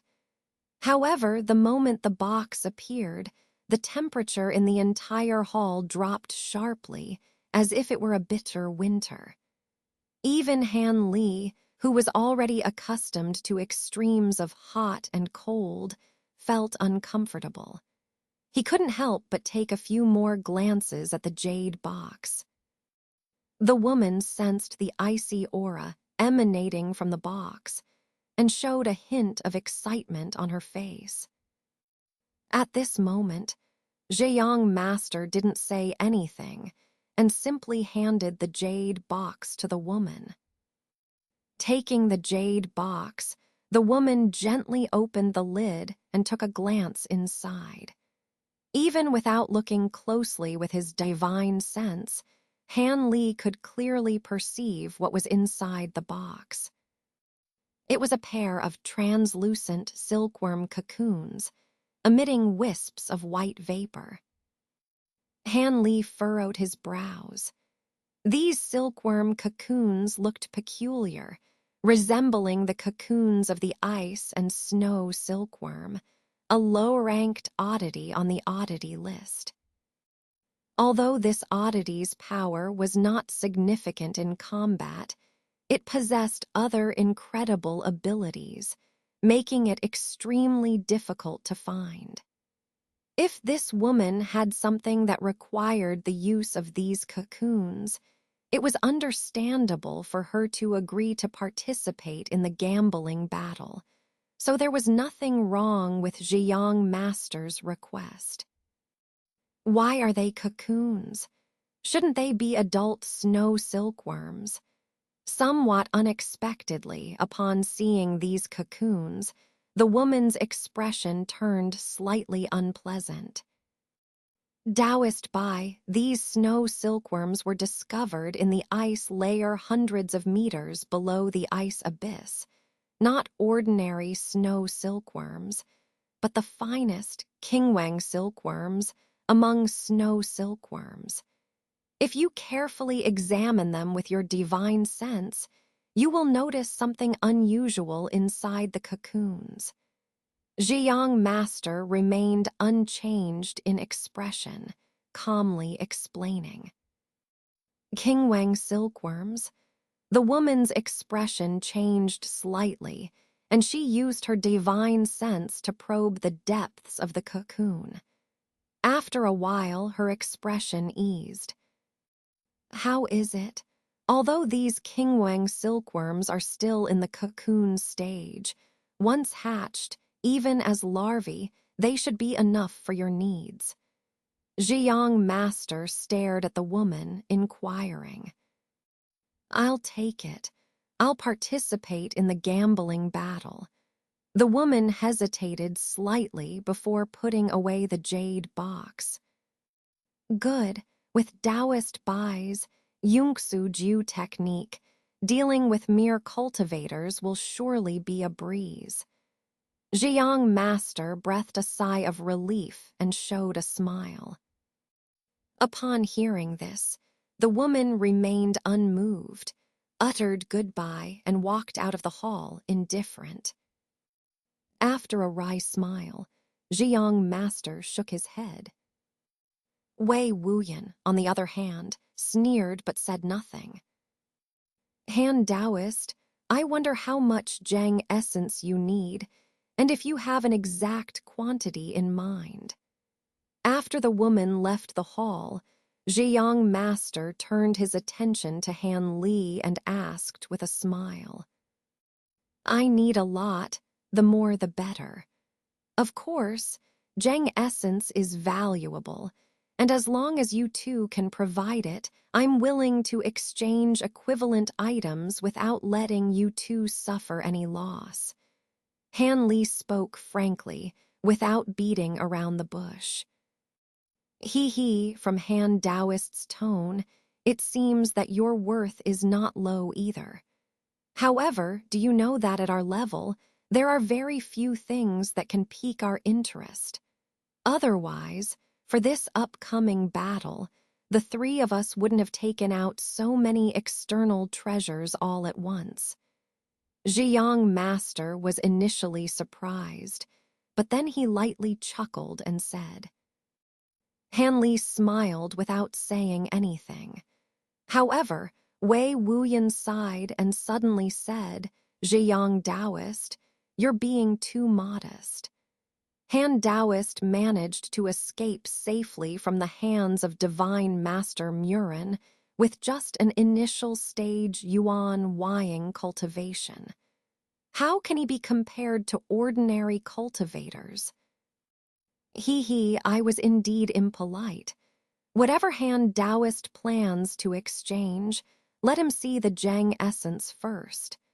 Ziyang Master was slightly taken aback by Wei Wuyan's words, then smiled and said to Han Li. He then reached out and took off his waist pouch. With a gentle shake downwards, a white mist burst out from it. 3 pieces of varying-sized pale gold stones, sprayed out by the mist, were grabbed by the Taoist and immediately handed over to Han Li. Han Li's brows twitched slightly.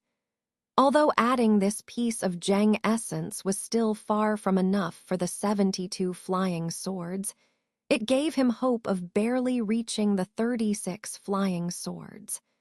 With 36 flying swords and the splitting shadow sword technique, he could barely set up a small-scale Great Zheng sword formation.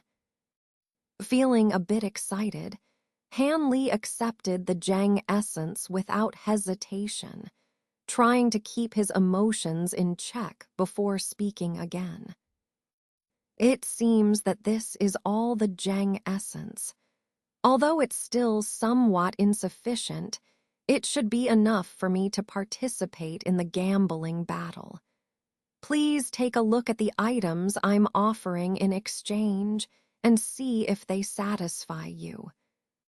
Taking the Zheng essence, Han Li retrieved 2 jade boxes of different colors from his storage pouch and tossed them to Wei Wuyan and Ziyang Master respectively.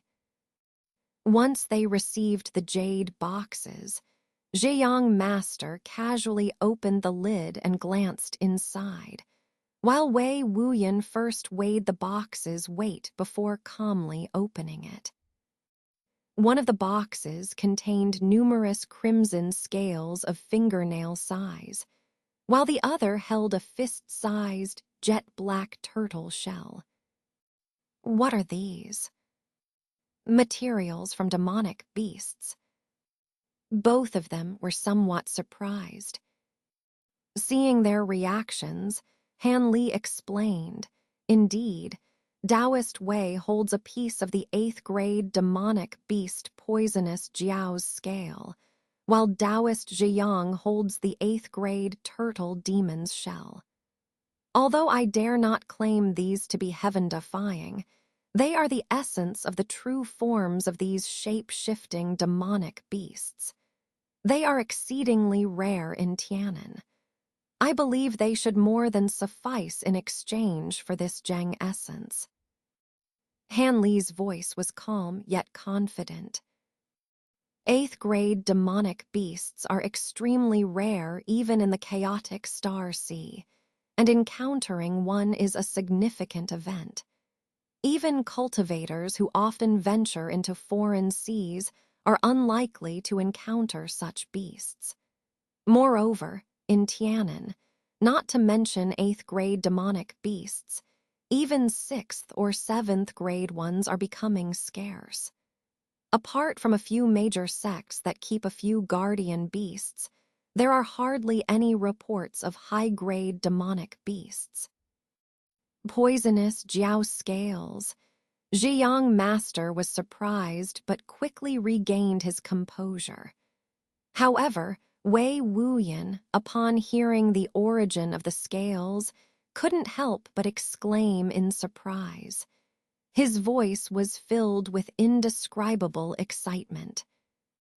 Han Li was taken aback, but quickly remembered that Wei Wuyan cultivated a poison technique, and the poisonous Jiao scales might have some extraordinary use for him. Seeing the genuine surprise and excitement on Wei Wuyan's face, Ziyang Master couldn't help feeling puzzled. He found it hard to believe that a Yuan Wying stage cultivator like Han Li could possess materials from an 8th grade demonic beast. Although he trusted Han Li's words, he still harbored doubts and needed to confirm the authenticity of the turtle shell before proceeding. These materials seem to be to Taoist Wei's liking. I am also interested in this turtle demon shell. If it is indeed from an 8th grade demonic beast, it will be extraordinary. It is more than enough to exchange for this Zheng essence. Ziyang Master, observing Wei Wuyan's reaction, showed a hint of surprise, but then smiled and said to Han Li, while carefully examining the turtle shell, Although he believed Han Li's words to some extent, he couldn't help but doubt them. It was hard to believe that a cultivator at the Yuan Wying stage could possess such precious materials. He needed to confirm the authenticity of the shell before making a decision. While Han Li was contemplating, Wei Wuyan let out a sigh. Indeed, these are the scales shed by the transformed poisonous Jiao. They are just what I need. It seems that my magic treasure will gain even more power. With a pleased expression, Wei Wuyan placed the blood-red scales back into the box. After a flash of light, the jade box disappeared. Then he looked at Han Li again and said sincerely, "To be honest, friend, I'm quite surprised that you could produce such precious items. These poisonous Jiao scales are extremely important to me. Although it's fair to exchange items according to our needs, I can't let you suffer a loss. How about this? I still have one last piece of Zheng essence on hand, originally intended for future use. Since you truly need it, I'll give it to you as well. This way, I won't be taking advantage of you."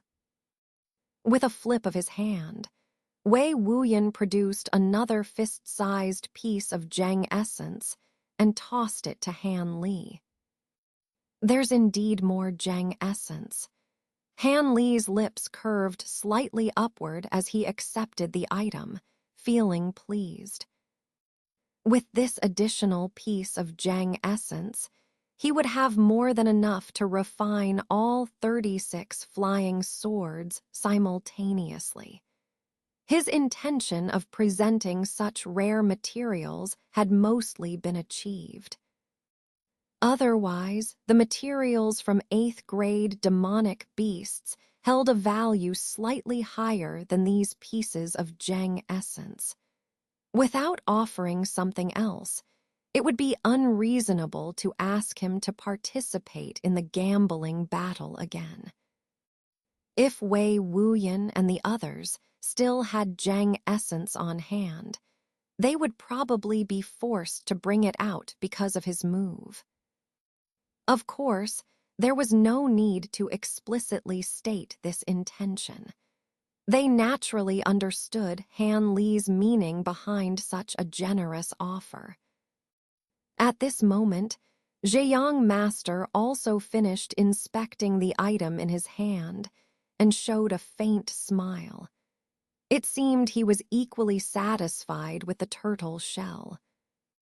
However, upon seeing Wei Wuyan produce another piece of Zheng essence, he hesitated slightly.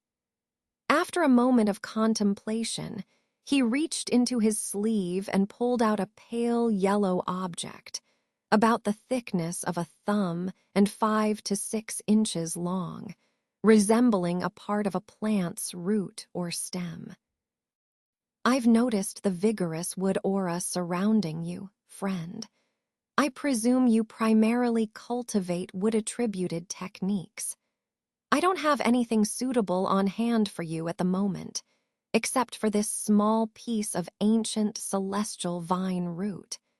Whether for refining wood-attributed treasures or nurturing wood aura, it's quite useful and should compensate for your 8th grade turtle demon shell," Zhejiang Master said in a deep voice.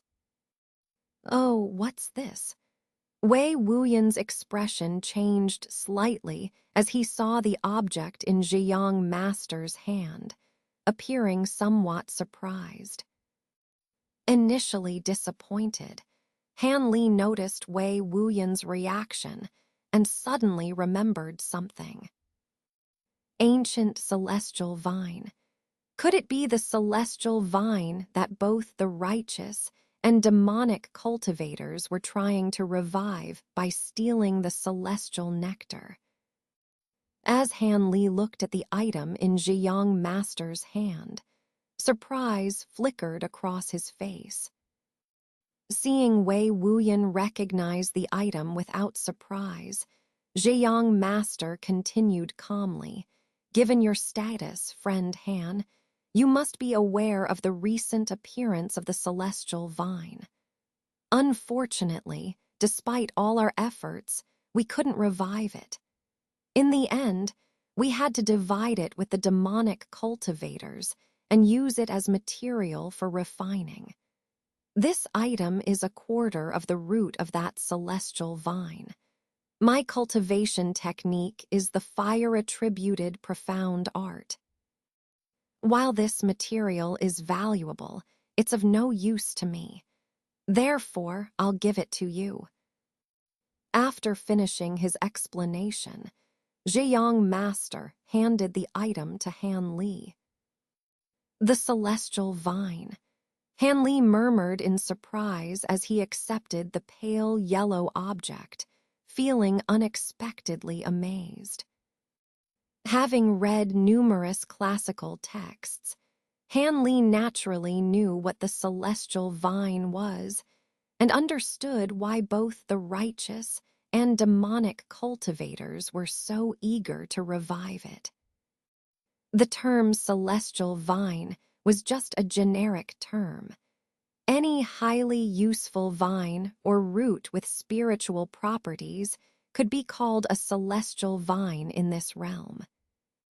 However, the celestial vine was different. Only a few of the oldest vines and roots had the qualifications to be prefixed with celestial. These celestial vines were ancient spiritual roots that appeared in the world during the primordial chaos, when the world was first formed. Regardless of the spiritual flowers they bore or the spiritual fruits they produced, they possessed incredible abilities to defy the laws of the world. They were truly extraordinary existences that defied the heavens.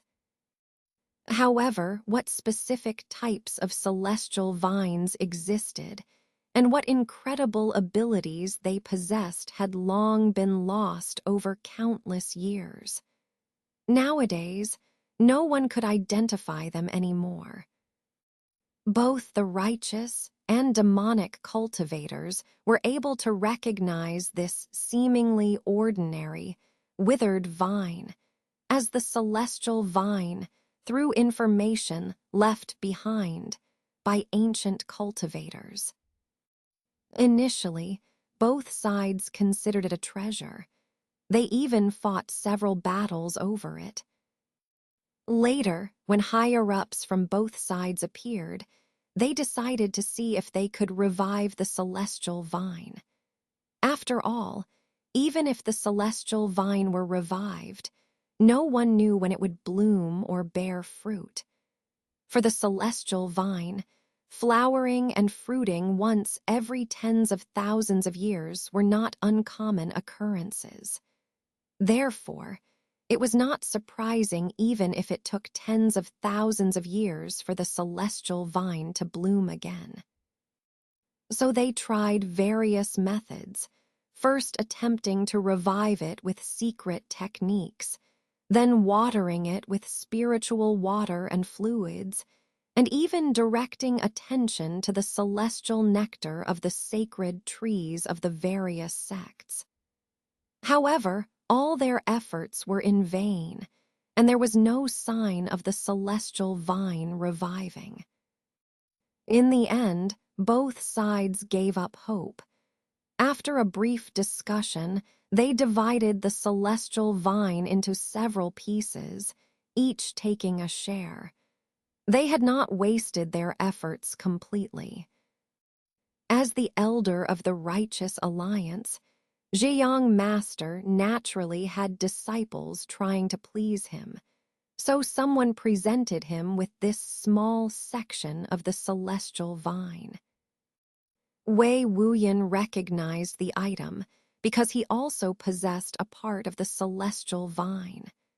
However, his share was only a small section of the vine's stem. It was unknown how the disciple from the Nine Nations Alliance had obtained it from the hands of the righteous and demonic cultivators, but it had ended up in Wei Wuyan's possession. The celestial vine, which couldn't be revived and had been divided into several parts, was at most a top-tier material. It naturally lost much of its value in Ziyang Master's eyes. Although the name was intimidating, it didn't matter much to him. Moreover, because of the wood attribute of this material, it was somewhat redundant for him due to his cultivation technique. Thus, he didn't hesitate to exchange it with Han Li. At this point, Wei Wuyan also understood Ziyang Master's intentions. His surprised expression quickly disappeared. Although Han Li knew the origin of the root in his hand, he didn't show any excitement. He still felt somewhat disappointed. He didn't lack top-tier materials for refining. He didn't lack top-tier materials for refining treasures. He simply hoped to obtain more Zheng essence.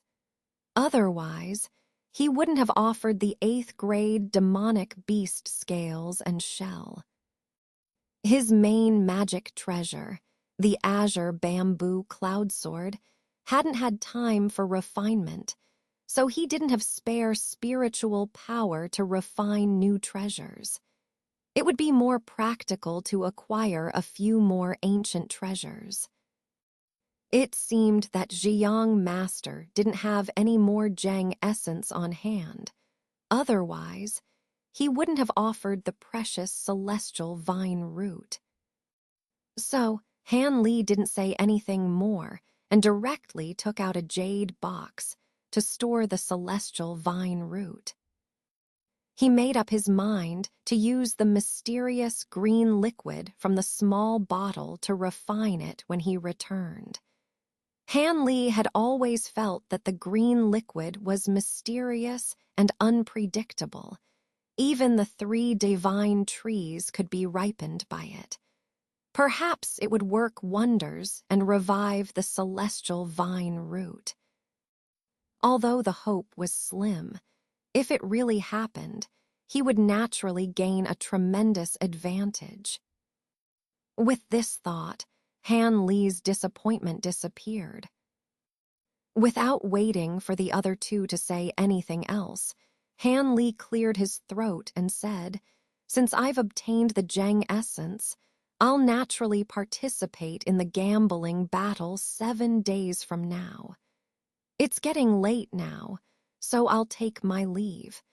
There are still some preparations to make before the big battle." Han Li had no intention of chatting further and immediately bid farewell. "I didn't expect you to be so eager, Han friend. The matter of the gambling battle is indeed significant, and one should make ample preparations. We won't keep you any longer," Ziyang Master said politely with a slight smile. Han Li nodded and bowed before turning to leave the hall.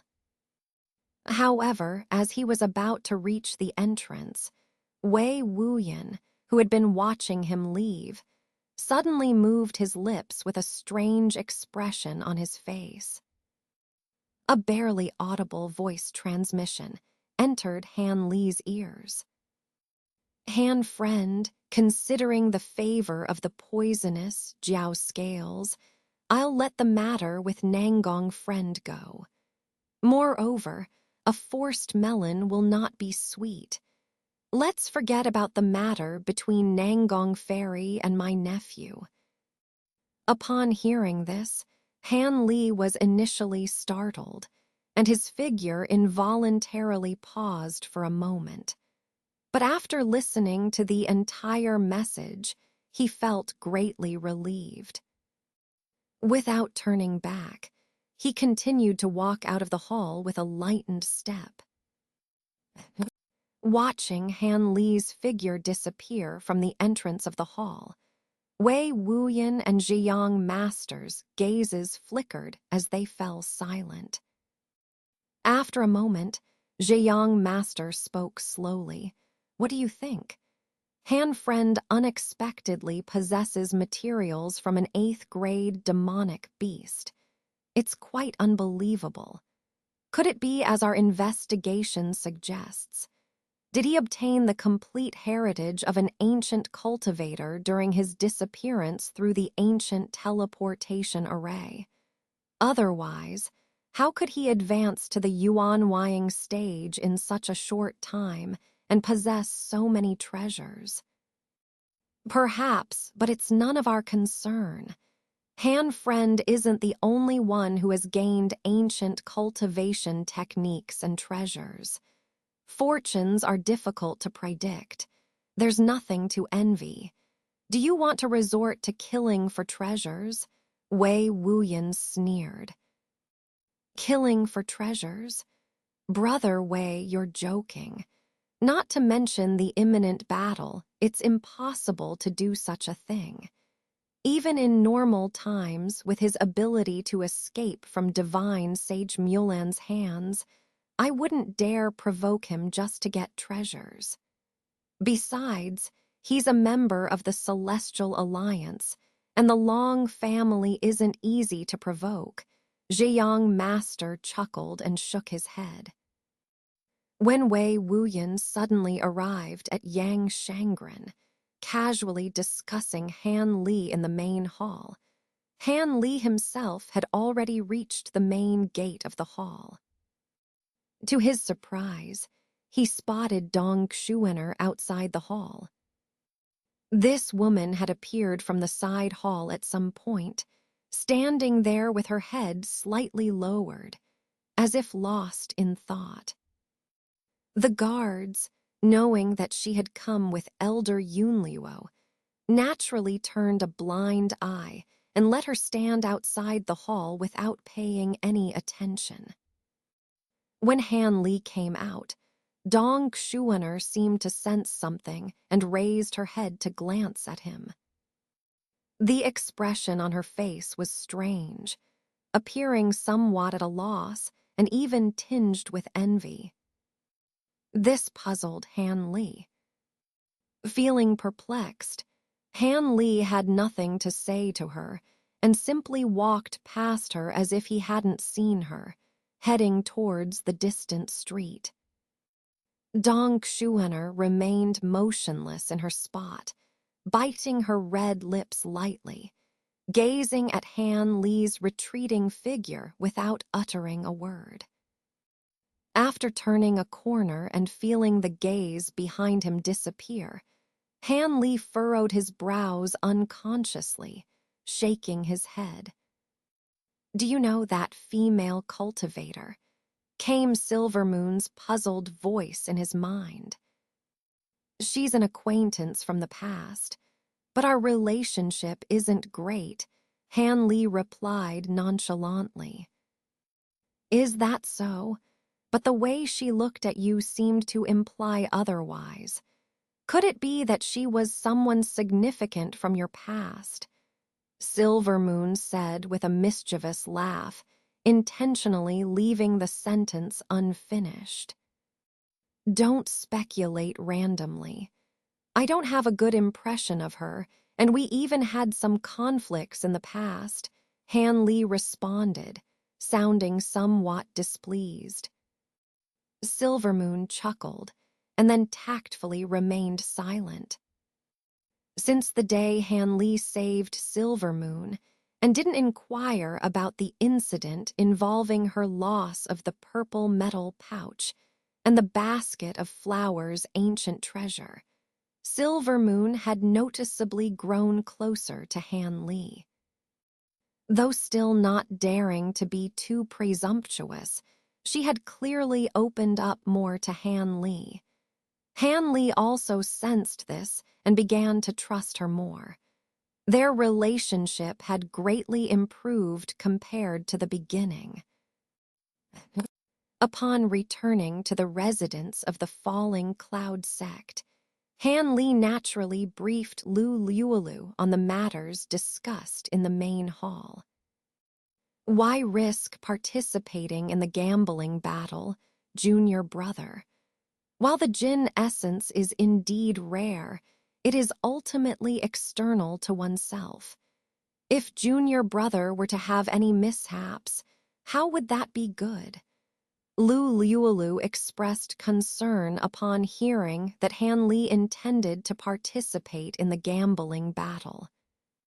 Han Li smiled faintly and said nonchalantly, "Senior brother Lu, rest assured. I am willing to participate in the gambling battle because I am confident of coming out unscathed. Otherwise, why would I agree so readily? However, with the great battle 7 days from now, junior brother won't be able to divert his attention to other matters. It will rely solely on senior brother Lu to take care of the safety of the disciples within the sect. In the days leading up to the battle, I will take care of the disciples of the sect. Junior brother, you need not worry. Since junior brother is confident about the gambling battle, I won't say much more. However, if there's anything you need before the battle, just let the disciples know, and it will be taken care of," Lu Liulu assured Han Li upon hearing his response. Han Li smiled, and after a moment of thought, slowly said, "To prepare for this upcoming battle, I need to make some arrangements. There are some special materials required, and I'm afraid I'll need several junior disciples to help me gather them." Han Li didn't hesitate to take out a jade slip he had prepared earlier from his storage pouch and handed it to Lu Liulu. "Rest assured, as long as these materials can be found in Tianyi City, I will make sure to gather them for junior brother," Lu Liulu said without hesitation upon receiving the jade slip. Han Li felt a warmth in his heart. After nodding, he exchanged a few more words before taking his leave. The jade slip he handed to Lu Liulu contained a list of materials needed to refine the spirit talisman. On the way back to his residence, Han Li had already thought it through. Although he was confident in his magical powers for the gambling battle, his cautious nature led him to believe that he should make some preparations. Thus, he came up with the idea of crafting the spirit talisman. This was the only formidable method that could be prepared within a few days. Other tasks, such as recrafting flying swords or practicing the great Jin sword formation, were simply impossible to accomplish in just a few days. With this in mind, Han Li wasn't in a hurry. He calmly reached his loft upon his return. Entering the bedroom, he sat cross-legged on the bed and soon entered a state of meditation, closing his eyes. Surprisingly, the disciples of the falling cloud sect were quite efficient. In just 2 days, all the materials Han Li needed had been gathered and delivered to him. Han Li was delighted to see this. It seemed that serving as an elder of the falling cloud sect was not bad at all. With these materials in hand, Han Li entered the secret chamber once again, sitting cross-legged in the center of the room and arranging the auxiliary materials in front of him. Finally, he took out a small bottle of emerald green color from his storage pouch and carefully opened the bottle cap. The puff sound. A blood-red light shot out from the bottle. But Han Li, who was prepared long ago, calmly raised his hand, and with a flick of his fingers, a large blue hand appeared out of nowhere, grabbing the blood-red light and capturing it in his palm. Then, with a wave of blue light, the blood-red light transformed into its original form. A several-inch-sized blood-red little dragon, constantly wriggling in Han Li's hand as if it wanted to escape. However, surrounded by the faint blue light, this dragon's soul was firmly trapped in the large hand, unable to escape like a caged bird. Han Li squinted his eyes, and a hint of blue light flickered in the depths of his pupils, instantly examining the dragon's soul inside out. Despite the lively appearance of this blood-red little dragon, it was obvious under the scrutiny of Han Li's divine sense that something was amiss. Although the soul within the dragon still possessed formidable spiritual power, its gaze appeared scattered and dim, showing signs of dullness. This was a sign of the loss of consciousness. The dragon soul still possessed powerful spiritual power, but its consciousness had degenerated to a state of confusion, akin to that of a beast. Its frantic movements earlier were merely instinctual. Han Li sighed lightly. Thinking back to the arrogant and powerful 8th-grade poison dragon of the past, it was hard not to feel emotional. Its vast magical powers were now reduced to this state after just a few years in his possession, truly showcasing the stark contrast between past and present. This significant disparity between the past and present made Han Li silently wary of the hardships and challenges on the path of cultivation. If one day his body were destroyed, and his soul fell into the hands of enemies, the outcome would certainly not be any better than that of this poisoned dragon. Sitting quietly for a moment, Han Li sighed again and shook his head, dispelling the thoughts of the uncertainties of the cultivation path. Without further delay, he extended his hand and gently flicked a mysterious beast skin in front of him with his fingertip. Instantly, the emerald green rare spiritual skin floated up and flew to his chest. Han Li's eyes gleamed, and he opened his mouth, exhaling a strand of blue infant flame that engulfed the spiritual skin. Surprisingly, the skin was enveloped by the flame but didn't ignite. With both hands forming intricate hand seals and his 10 fingers dancing, Han Li consecutively cast several incantations onto the spiritual skin. The infant flame flickered, sometimes bright and sometimes dim. At that moment, Han Li stopped his movements and extended a fair white finger toward a white jade box in front of him. With a whoosh sound, the lid of the box flew open on its own, revealing a box filled with silver powder. Han Li beckoned with his finger, and a portion of the silver powder immediately turned into a silver thread, rushing into the infant flame.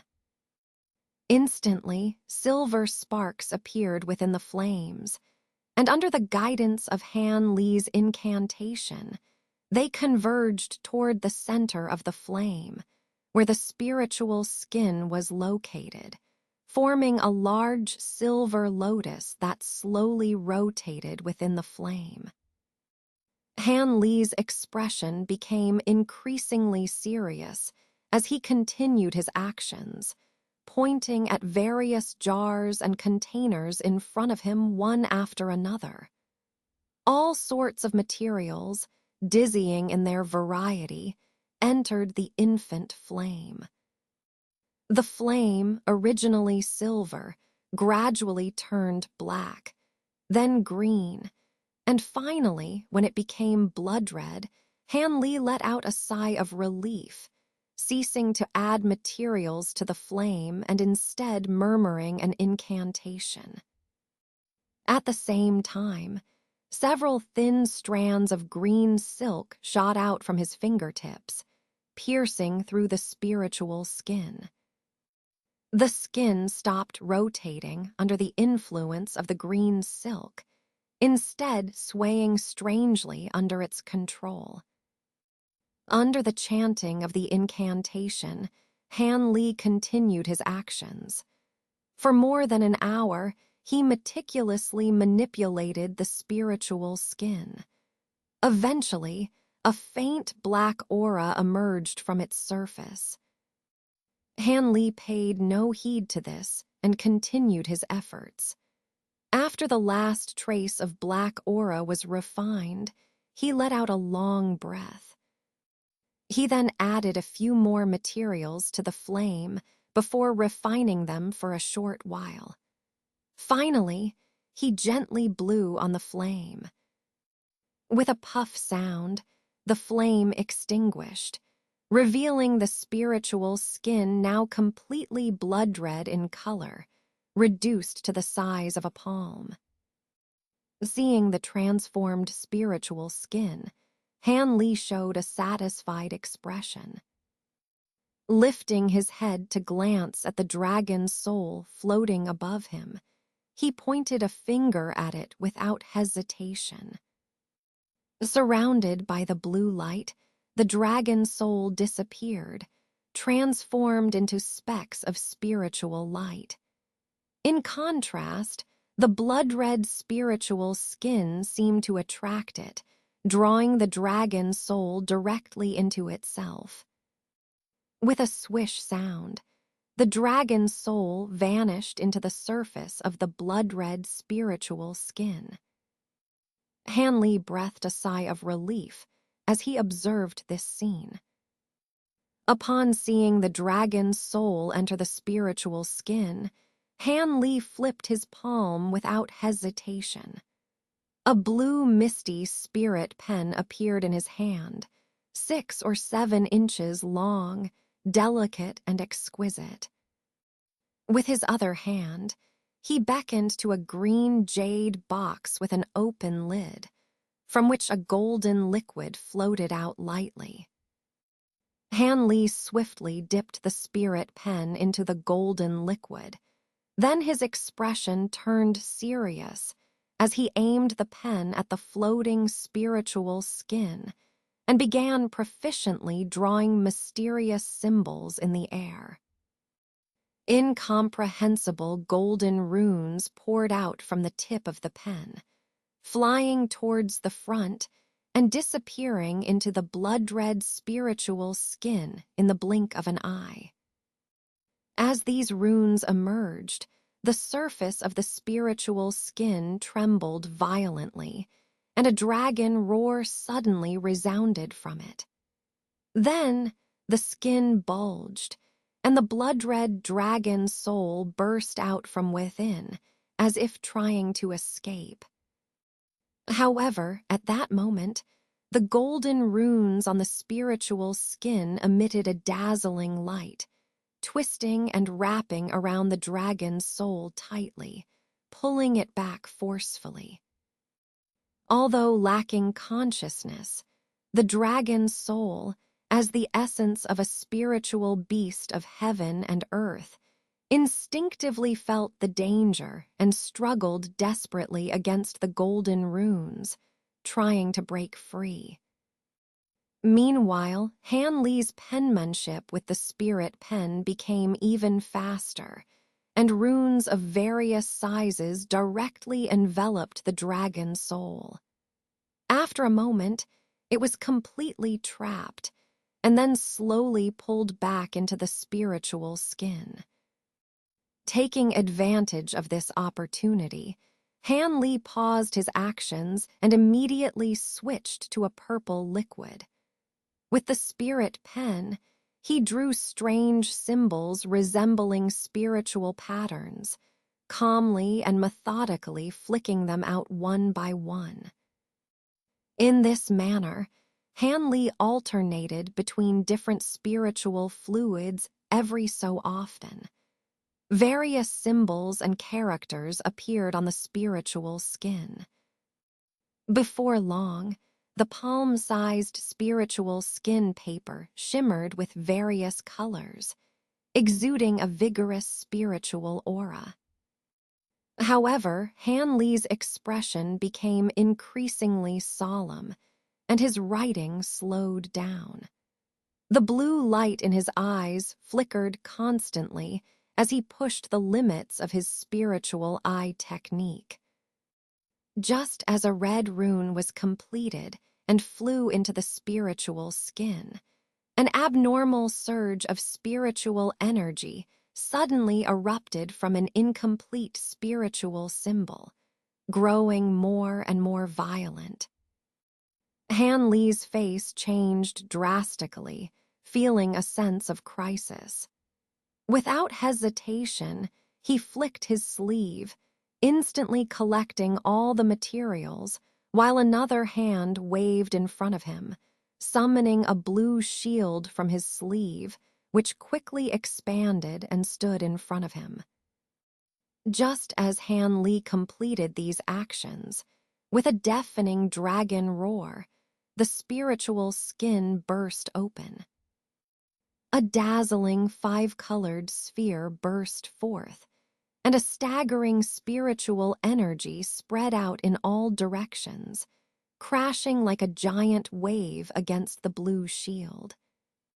The shield trembled slightly but remained motionless, firmly blocking the impact.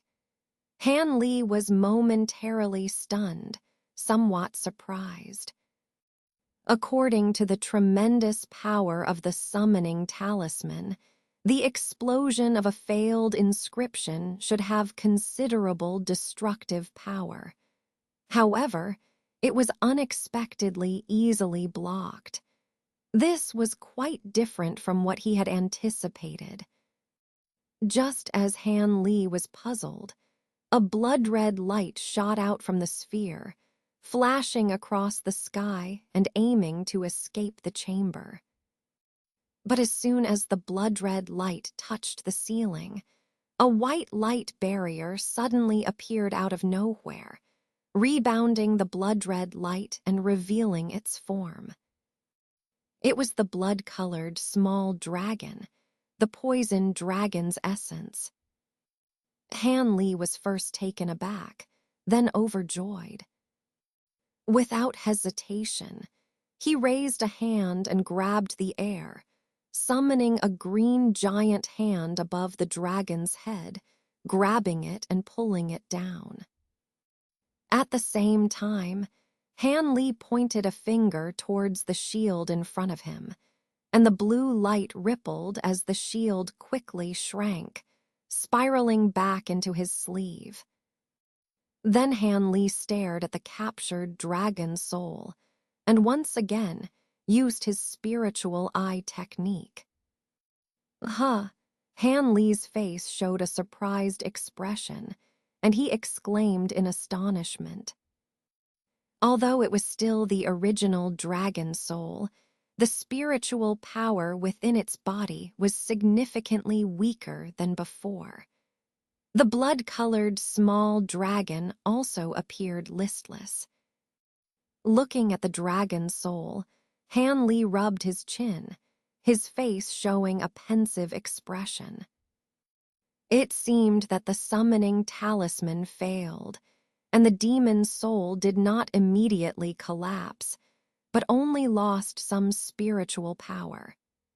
If that was the case, although the summoning talisman was difficult to refine, it could be repeatedly refined several times before the spiritual power was completely depleted, greatly increasing the chance of success. Of course, if the refinement was repeated too many times, the spiritual power would be greatly reduced, and the power of the summoning talisman would definitely be greatly reduced. Understanding the reason, Hanley breathed a sigh of relief, his expression slightly relaxed. Even if some spiritual power was lost, it was better than the demon's soul disintegrating immediately. This could be considered a stroke of luck amidst misfortune.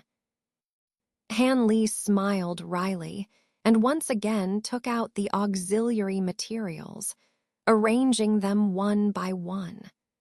Of course, he replaced them with another piece of spiritual beast skin. A new round of refinement began. While Han Li was painstakingly refining the summoning talisman in the secret chamber, the entire Tianyi city mobilized within a short span of 2 to 3 days. All cultivators and major sects knew that a life-and-death battle with the demon race would take place in a few days. After a commotion, all the cultivators in the city came out of their residences and formed a mighty army of cultivators according to the original arrangement, solemnly heading towards the border. Everyone knew that this battle would either end with the defeat of the Mulan army or Tiannan falling into the hands of the demon race, resulting in countless sects losing their legacies. Therefore, there was no need to boost morale. It was already soaring. As for the rumors about the 10 gambling battles, they were flying everywhere. To prevent Mo Lan's spies from leaking the list of participating cultivators, leading to targeted challenges from the demon race, Han Li and others' names were still kept secret. Apart from the elders of the Heavenly Hall who discussed the matter, hardly anyone knew the specific list. As a result, many cultivators speculated and discussed for a while. They tried to predict the outcome of these battles, as it involved the survival of over 1,000 cultivators. Many disciples who hoped to win glory for their sects were naturally more concerned. The disciples of the Luoyun sect also left Tianyi City one after another. Seeing this situation, Lu Luo had no choice but to follow suit. However, he instructed the song-named woman to stay at the residence and wait for Han Li to come out of seclusion. In just a few days, apart from a few remaining cultivators, Tianyi City became increasingly deserted. As the days passed, and Han Li showed no signs of coming out, the song-named woman couldn't help but worry. Although there were many restrictions in the secluded chamber, the faint sounds of dragon roars or explosions could still be heard from within, which surprised and worried her. When the 5th day arrived, the song-named woman made up her mind. If her senior Han didn't come out of seclusion, she would have to forcibly break in. Otherwise, if she waited another day, she might miss the great battle. Now, as the song-named woman anxiously waited in the main hall of the residence, occasionally glancing towards the entrance, the faint glow of the setting sun could be seen, casting shadows of uncertainty on her face. As the sky grew darker, the woman's brows furrowed, and she bit her lip in worry. Suddenly, a clear sound of a bell echoed into the hall, startling her at first, but then her expression changed to one of pleasant surprise. Shortly after, a flash of green light appeared at the entrance, and Han Li's figure materialized within it. Senior uncle, the song-named woman hurriedly approached with graceful steps, bowing respectfully. "What day is it now?" It seems like all the cultivators in the city have set off, Han Li asked as soon as he emerged from the secluded chamber. In the chamber, he could only roughly estimate the time, so it was reassuring to confirm. Senior uncle, it's the 5th day now, the woman replied respectfully, relieved that Han Li had finally come out. The 5th day, still plenty of time, but it's better to arrive early at the designated location. Let's go, Han Li said decisively. Yes, senior uncle, the woman replied softly. Han Li raised his hand, and a white light flew out from his sleeve, floating into the courtyard outside. After the light dissipated, a white carriage with wings appeared. It was the wind-riding carriage. Get on. This carriage will be faster than your flying technique, Han Li said, already inside the carriage. Then he turned to the woman and gestured for her to follow. Observing the carriage, the woman's eyes flashed with surprise, but she remained silent as she boarded. Seeing her compliance, Han Li lightly tapped the carriage with his toe, and it emitted a white light, enveloping both him and the carriage. With a slight tremor, they transformed into a white light and shot off into the distance. The wind-riding carriage was indeed a specialized flying treasure. Not only did it consume little spiritual power, but its speed was also far beyond that of ordinary cultivators. In the blink of an eye, they flew out of Tianyi City, heading straight towards the border. As the woman watched this scene, her heart settled even more. She couldn't help but wonder about Han Li's powerful and mysterious cultivation techniques that he had been practicing in seclusion for the past few days. The dragon roars and explosions she heard from the secluded chamber were also puzzling. Lost in thought, she couldn't help but wonder what formidable secret techniques her senior Uncle Han had been practicing these past few days.